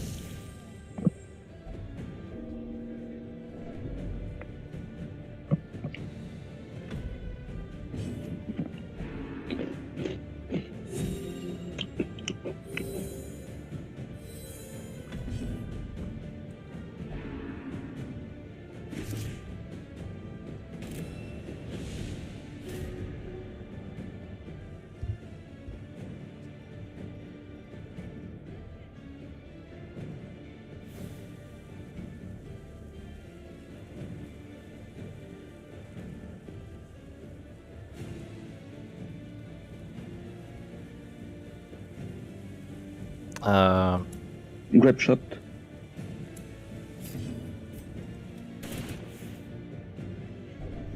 And now the true test. Hold fast or expire.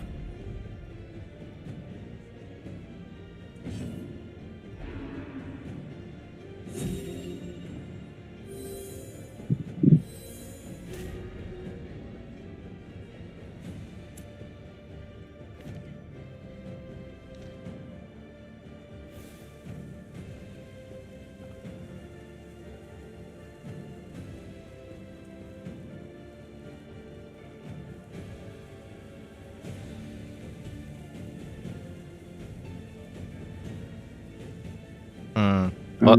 Stun A-bomb, stun A-bomb.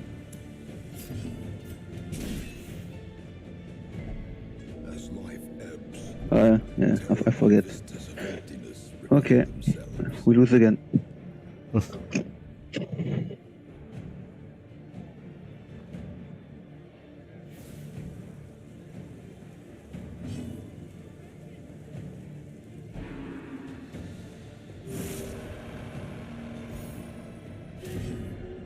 Pull the Brillianter. Teetering on the brink, facing the abyss.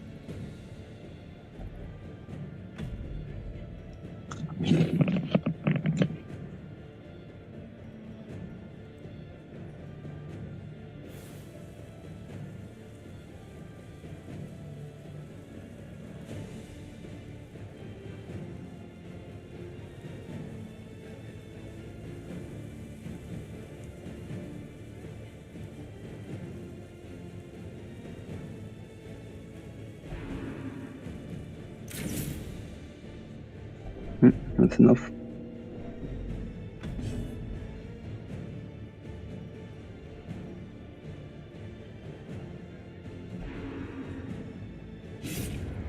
More dust, more ashes, more disappointment. Okay, attack both with the Crusader. Attack with what? Click Crusader. And yes, second skill. Zealous? It's yes, Ooh. 45. We got it. Fate holy blossoms. Then maybe.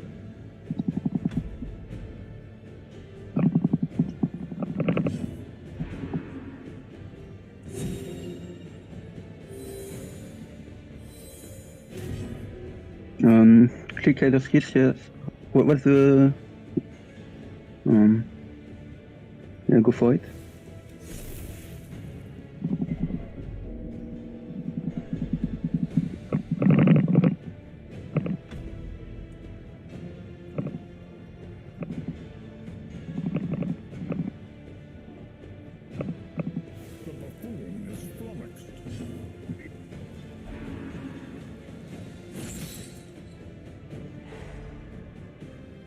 Act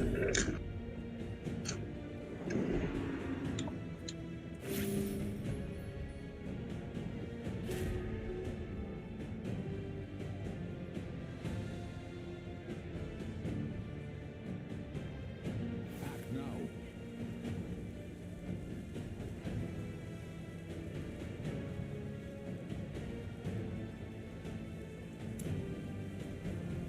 Click first.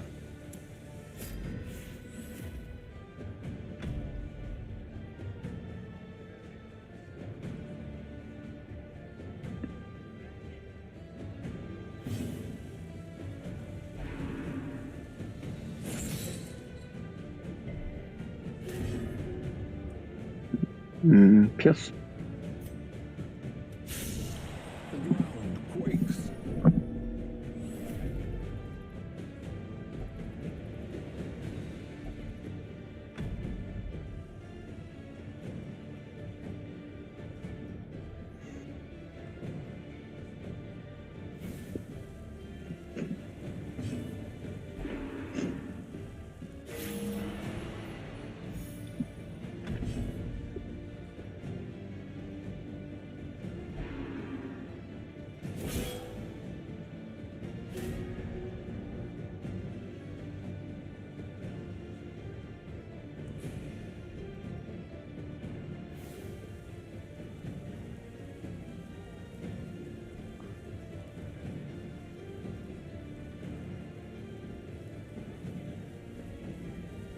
What do we do?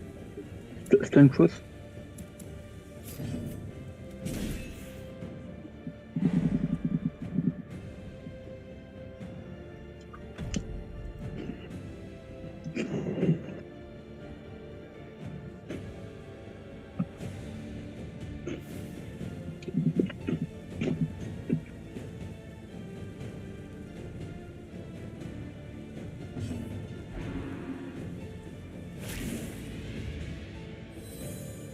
Dark Kid first.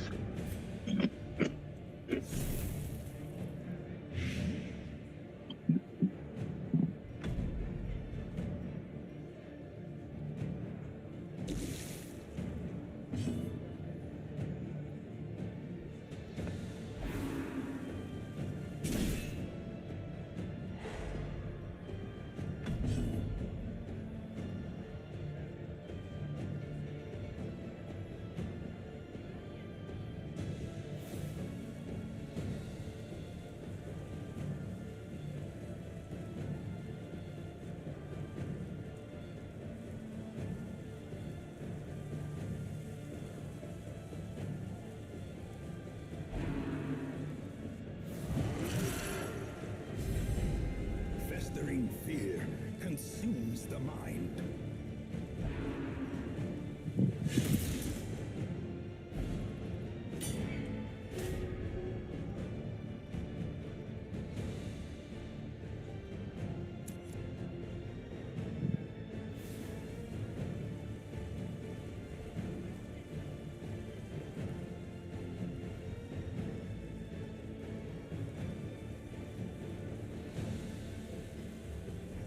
Action?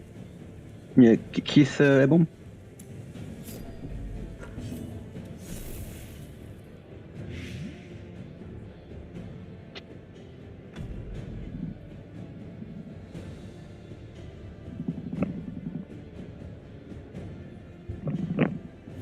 Well, it would appear the buffoon is flummoxed.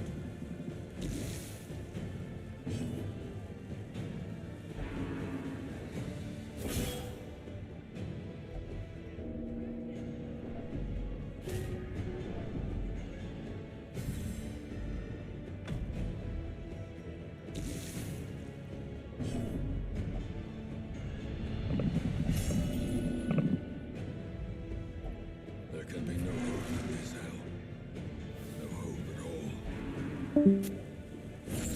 The buffoon is flummoxed.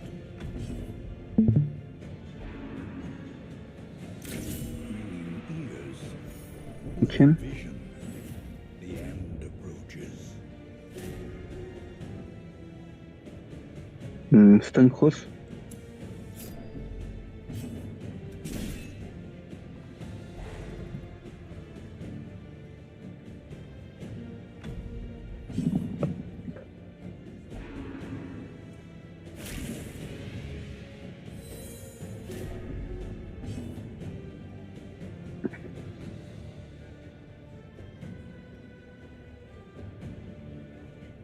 Hmm. Other keys cross.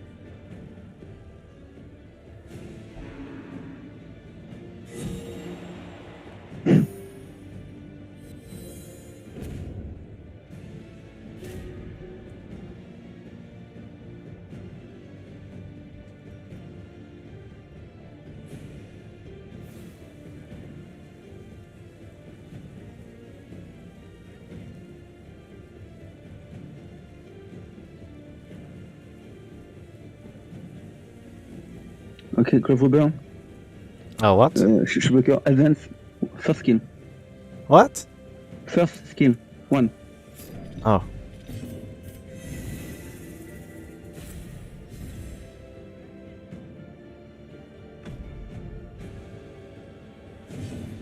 Yeah, Serpent Sway. More blood soaks the soil, feeding the evil therein.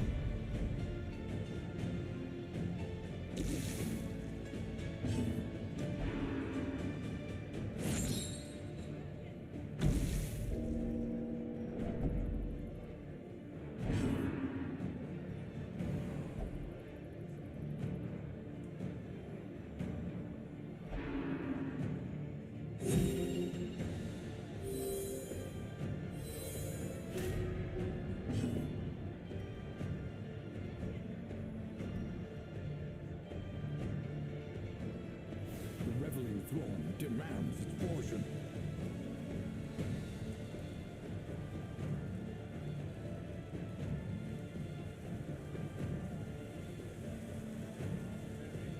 Yeah, other Chris bomb.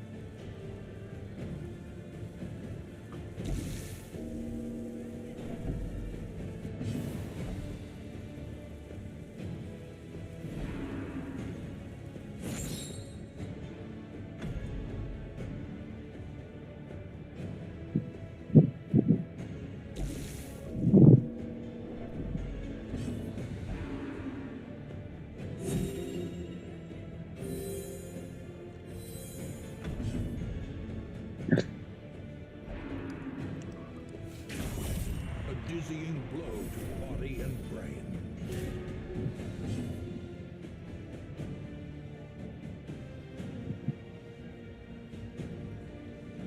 Act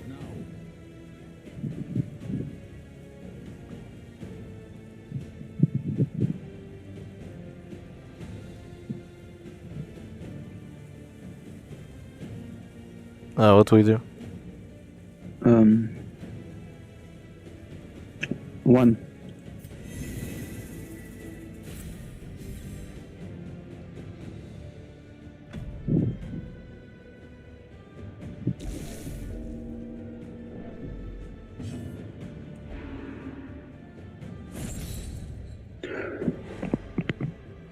But yeah, basically, we need the Ebom to refuse heal, and then we need to stress the Cruz, and we need the Cruz to not heal. Yeah, Then we can maybe win. So I see the idea. yeah, but we can't. There's a few chances we can do that. He can also hit himself, but too late now.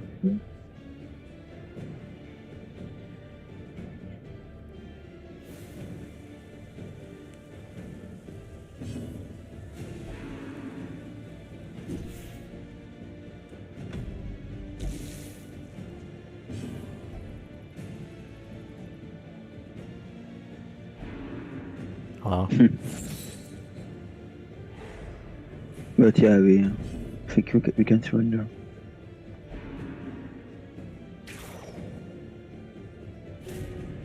How many stress on Cruz?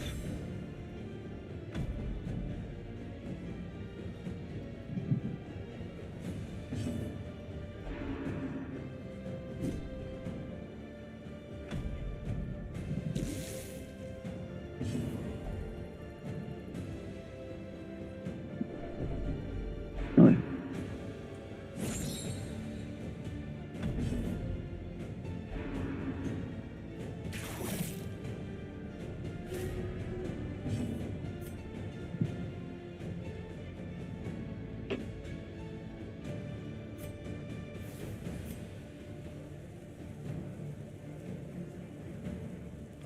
Others?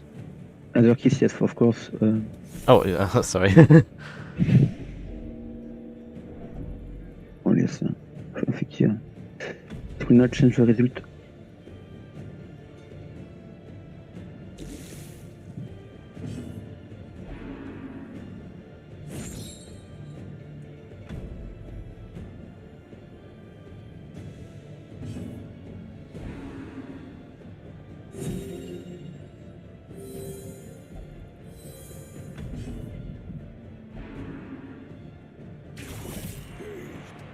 Reeling, about to break.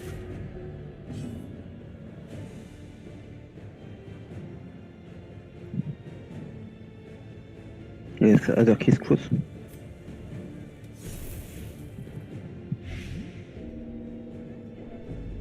Injury and despondence set the stage for heroism or cowardice.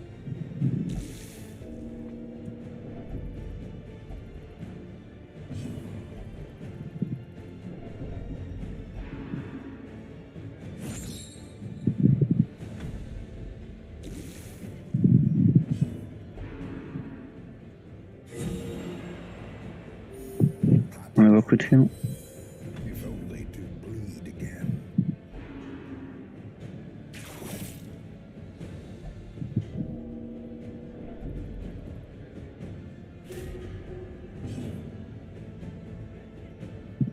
Pierre, c'est bon. Non, other keys, other keys.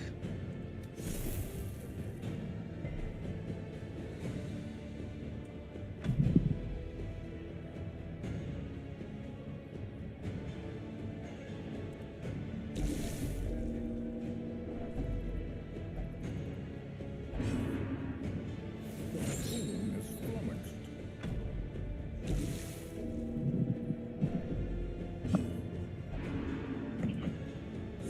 He never says no. What's the luck? It's like 15. Yeah.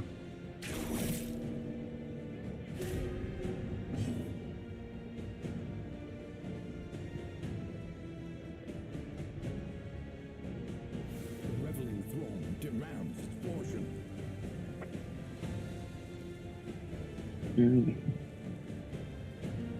How many dots on Cruz? For how many turns? Okay. Okay. Full arm. No, pierce arm. Pierce.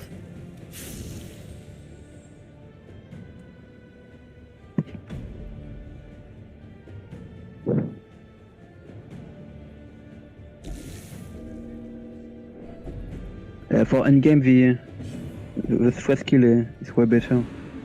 Or you need to be sure the Cruz is dead.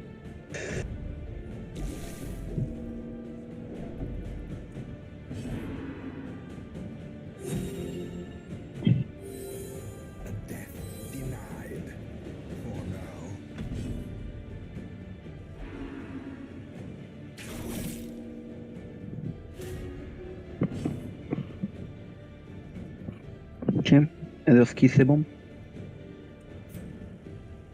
The reveling throng demands poison.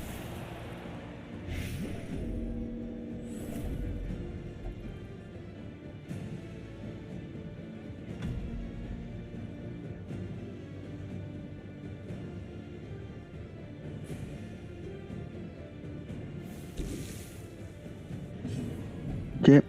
Ebon kill itself, then cross abusive and stun arbalete, and we won. Yep. Yep.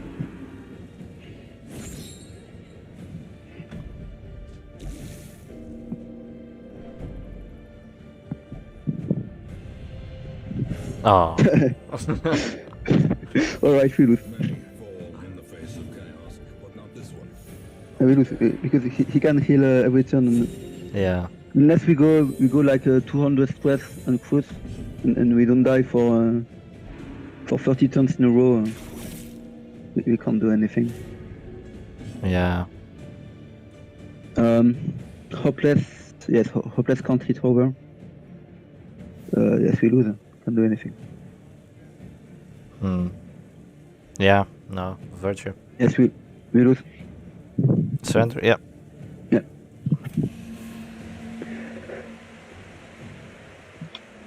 More than collect the teeth.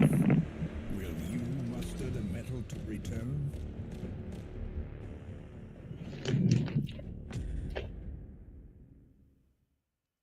But the second version is false. Yeah. Lucky. Okay.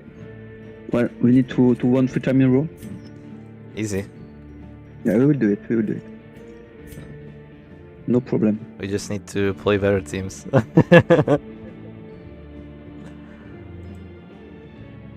So Goliath.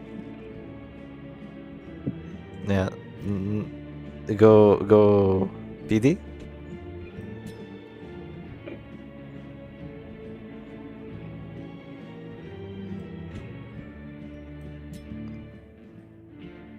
What? No. Play the flat team. No, we wait for him first. We wait.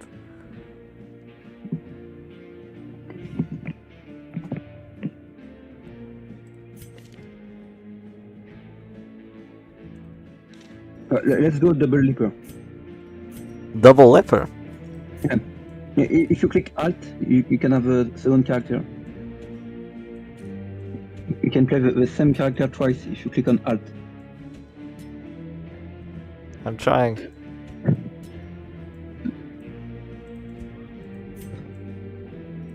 Do you know you can have 2 of the same trinket? There was a bug for that. I forgot how it's done though. Yeah, but you can't actually play with it. Yeah. You can't play with it, but you can have 2. I can't remember how.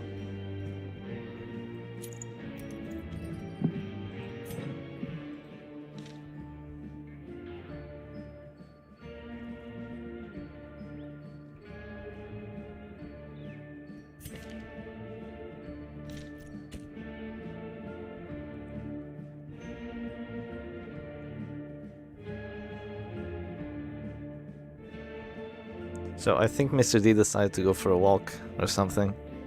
What the fuck? Come on. He's in the middle of the final, the final of the game, and he go for a walk. I think a very short walk, like 5 minutes maybe. What the fuck? That's his way of inspiring cry, you know? That's how he does this. Yeah. Oh, no, Okay, never mind. that was a very short walk. Like he won. Yeah. You ran. Okay. Play WD. I think it's WD play what? time. WD. Nice. Now we're talking. I think it's the first time I play it in tournament. It is. What do you want? But yeah, Chinese style or Shep style.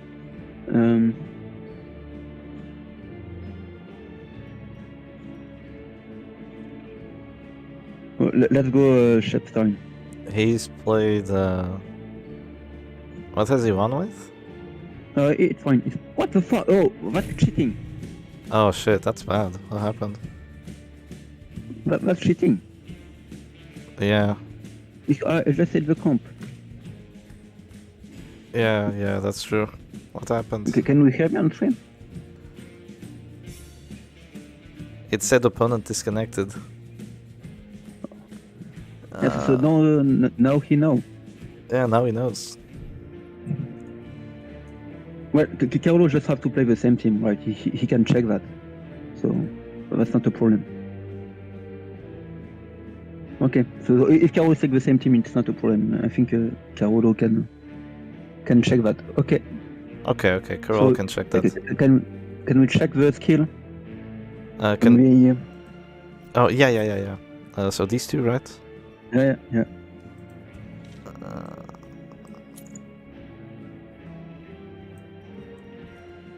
Yes.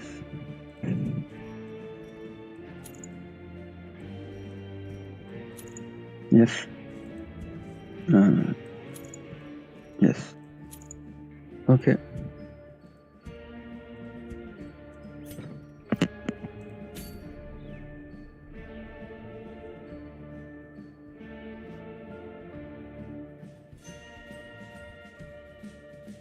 You have chosen this foe.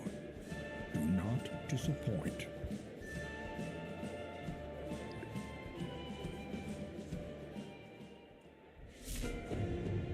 Okay, good. Yeah, that's a relatively good matchup. We don't go fast, so we will lose. Yeah. Unsheathe the Well, it's over.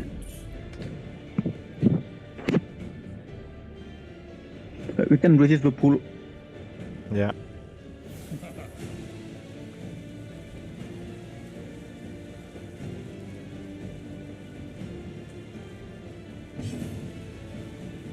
Okay, pull resist. Great.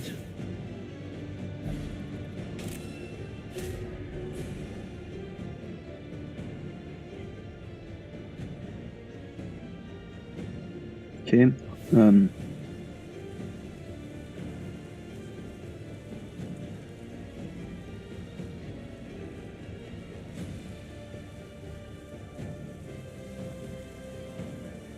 What do you want? Stun cross with Ebon.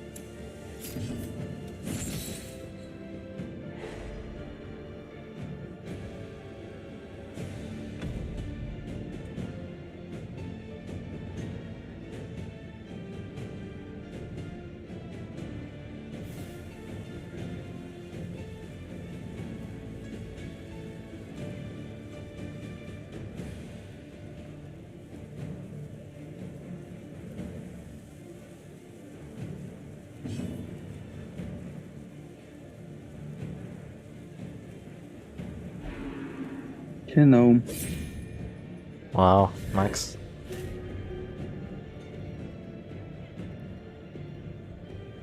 Now pull the orb. Leveling throne demands proportion.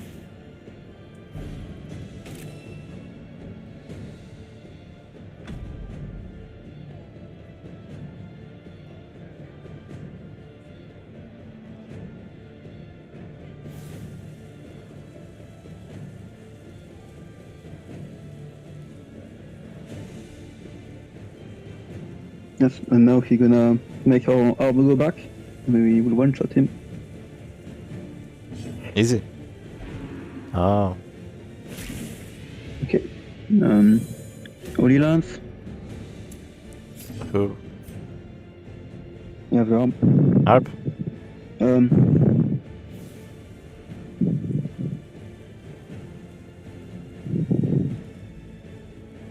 Yes. Arp? Yeah. Yes.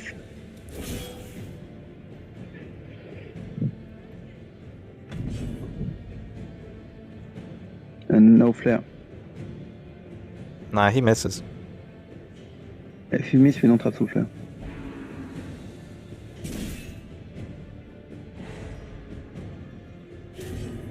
Okay, flare.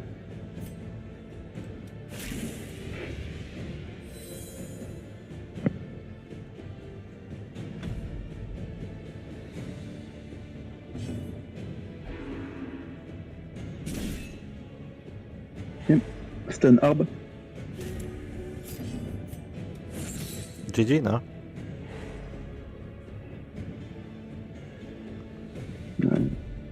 Not over.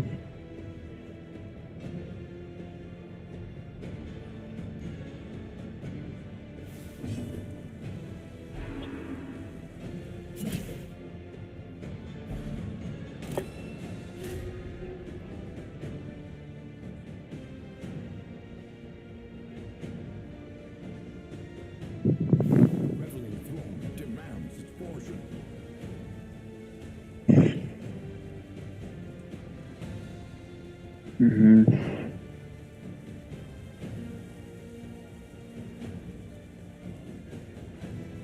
Move back too.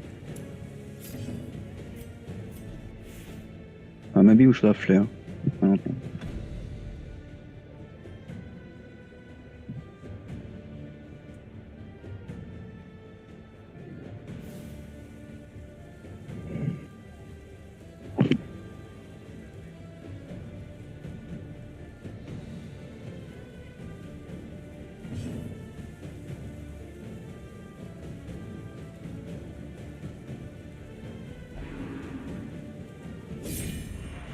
Whoa. Oh.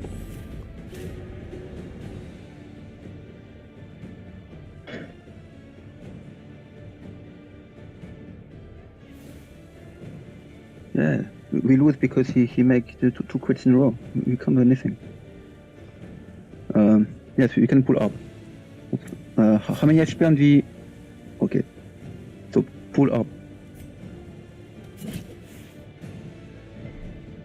Okay, we lose.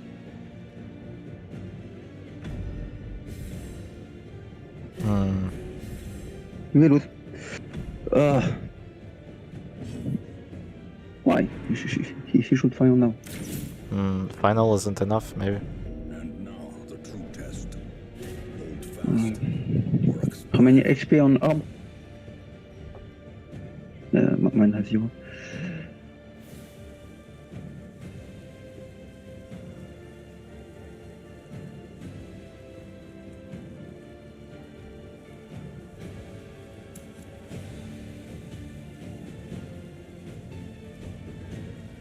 What do you want? Stun Jester.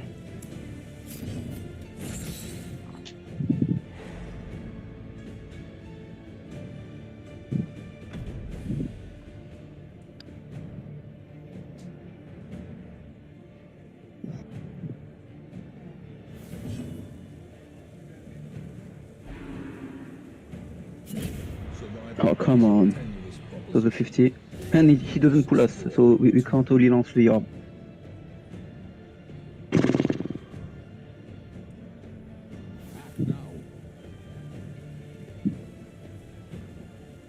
Yeah, we lose.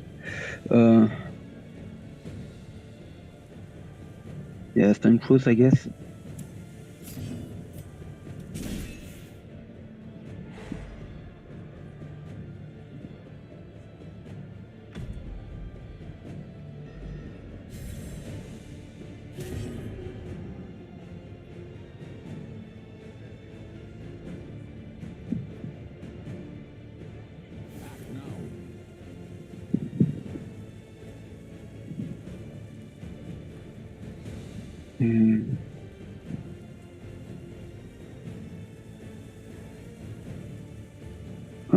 Pull orb.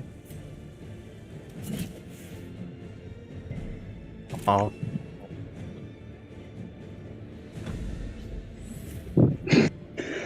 That's ridiculous. Stun orb.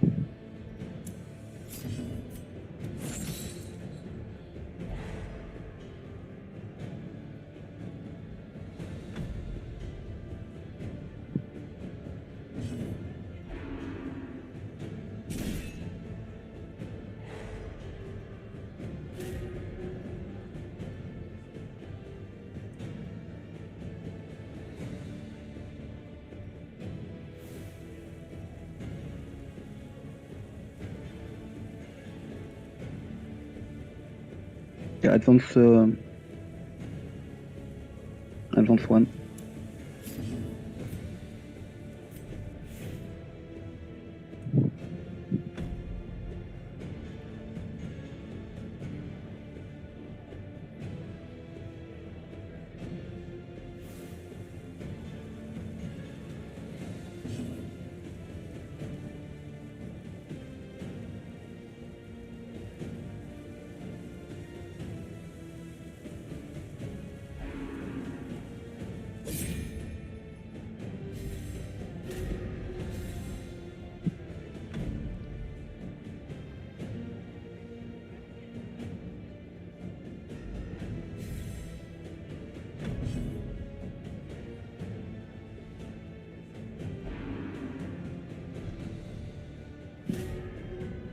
Yeah.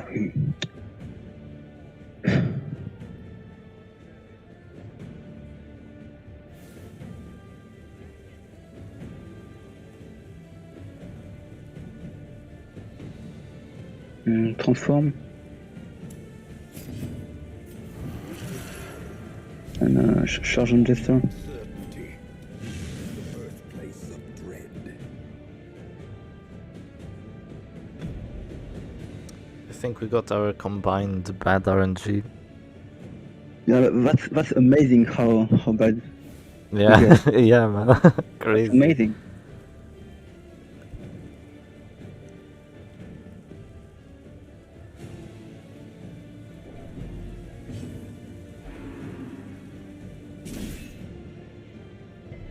Oh, It doesn't change anything. We already lose because we miss 217 in a row when he get everything. We can't do anything.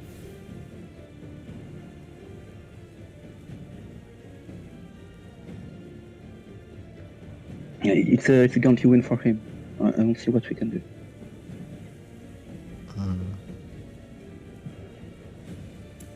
It's done Jester, but he will shot. oh, Yeah, I was saying Jester, but...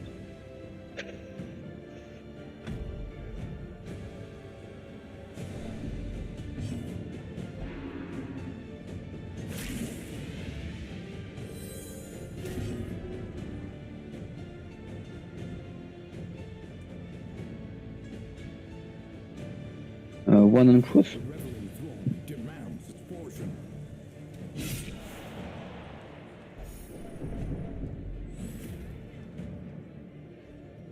maybe the crit. They have the finale.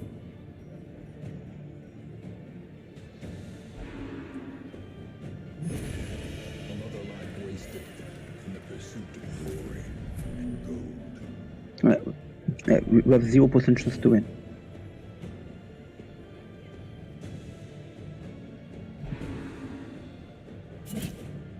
What the fuck?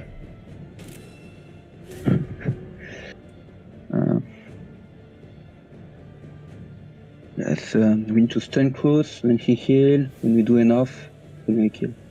Okay, so stun cross.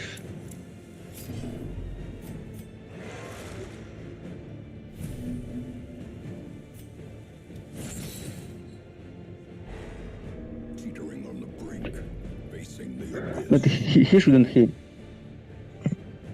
Hmm?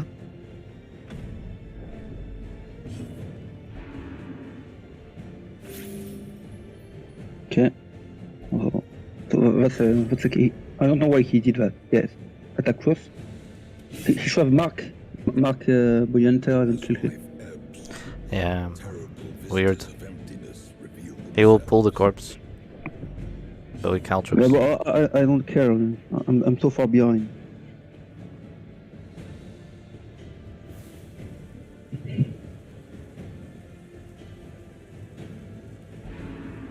Oh, now he marks. Yes, maybe he hears.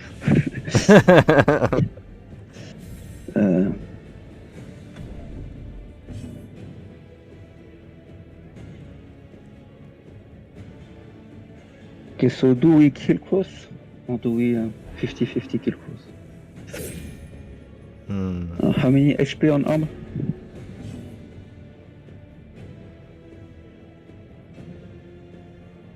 The reveling throne demands its portion.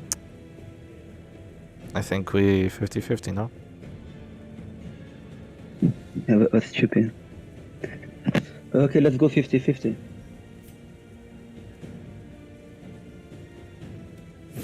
Confidence surges as the enemy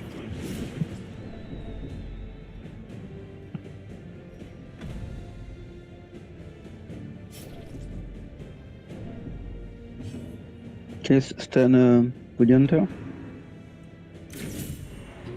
Oh, well, it's lose. How many chance does he have to? Yeah, but we can't do anything. Even will heal with arm. Yeah, minus 30. 45, so it's a guarantee kill with Jester, right? 90. It's a 90. Okay, stun body hunter. Well struck.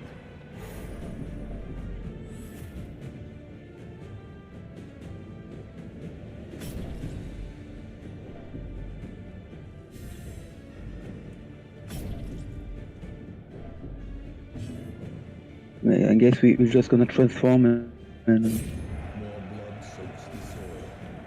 Feeding the evil therein. Transform? The reveling throng demands its portion. yes, transform.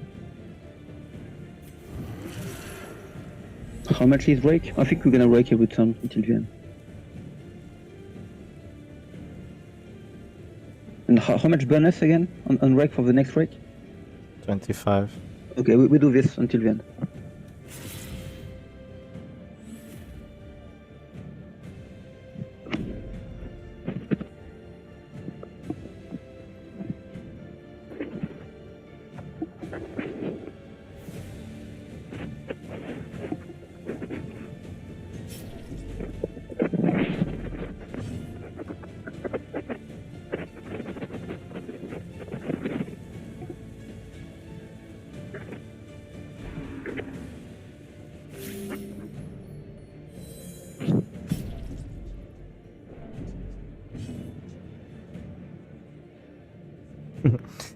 They want to pull the corpse again.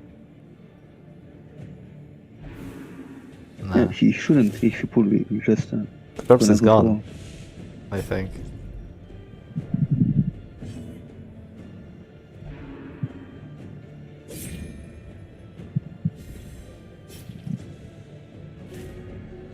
Just to break.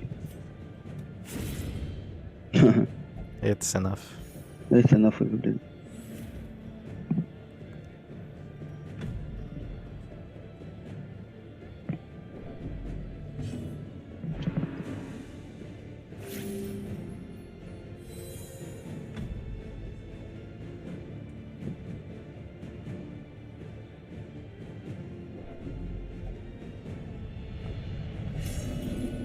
Good. Self-preservation is paramount at any cost. Yeah, it doesn't change anything. Ooh.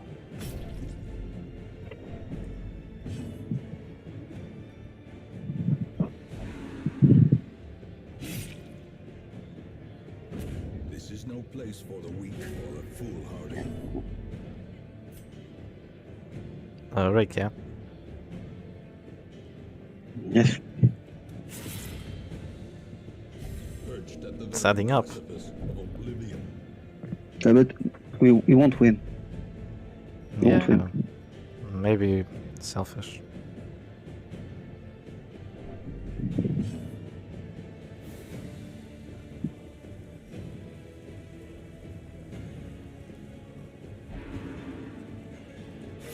Wow.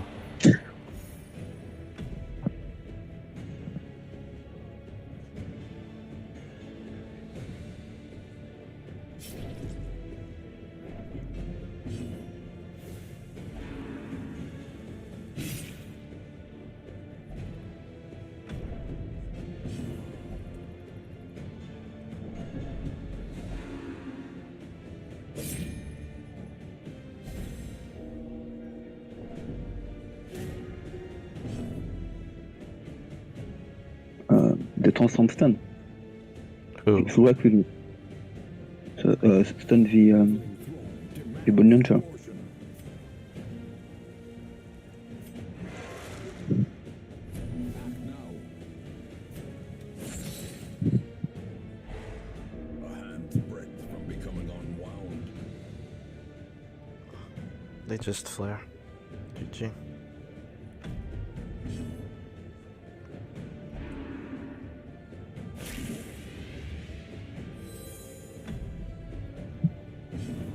Right. So yeah, this was a good play because I had a chance to. I know I have Yeah, I just think to resist the finishing. Mark the blood and collect the teeth. Will you muster the metal to return? Yeah, GG.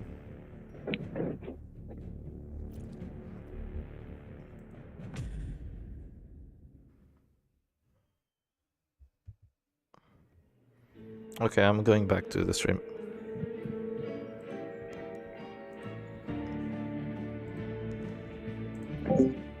Well, well, well. It would appear that the buffoon is flummoxed. Yeah, it's my fault for the luck. Or rather, lack thereof. But GG's to Mr. D though, he played that exceptionally well. We also played... We played Chef's Rest number 3, which sucks. Then we played Oppressive Vestal twice, which sucks. And then we got unlucky with WD. Oh man. Like, it's so sad. It's so sad, but you know, it be what it be. It be what it be, what it be.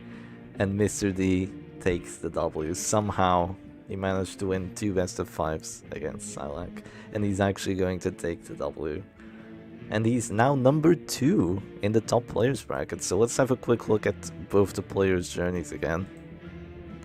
Damn, that was intense. You'd think that just proxying would actually be really easy. But since there's an accent problem, and since they love going for freaking last second actions, I have to be on my toes the entire time. I didn't do a single pass though. I did like one slightly incorrect action, but not a single pass. So I'm very proud of myself there. Yeah, I am quite proud of myself. So let's have just a quick look at the brackets, and yeah, Mr. D won 3-1 here, 3-0 in the grand finals. There is no justice in this world. He has made quite a journey. He did indeed get revenge against Silac, and he is the tournament winner. So I hope you all enjoyed this journey. How long was it? It was a 4 hours double best of 5, so it could have been worse. I was expecting 6. I was expecting 6 hours, honestly, considering that the other one was 3 hours, and there were no desyncs on that one. Or perhaps there was one. No, I think there was one desync, but it wasn't as near as bad as the desyncs we had here. But yeah, GG's to you too, Carolo. You get lucky against me. I think we picked the wrong people then. Never pair up with me. I have the worst RNG. Yeah, I have the absolute worst RNG. But anyway, I hope y'all enjoyed today. I hope everyone had fun. I don't know who spammed emojis with me the whole time, but it was fun. I spammed a couple of emojis, but not that many. Not that many. And yeah, I'll see you all tomorrow in the next video. Have a nice day, YouTube Mutant. Have a nice day, everyone. Bye-bye.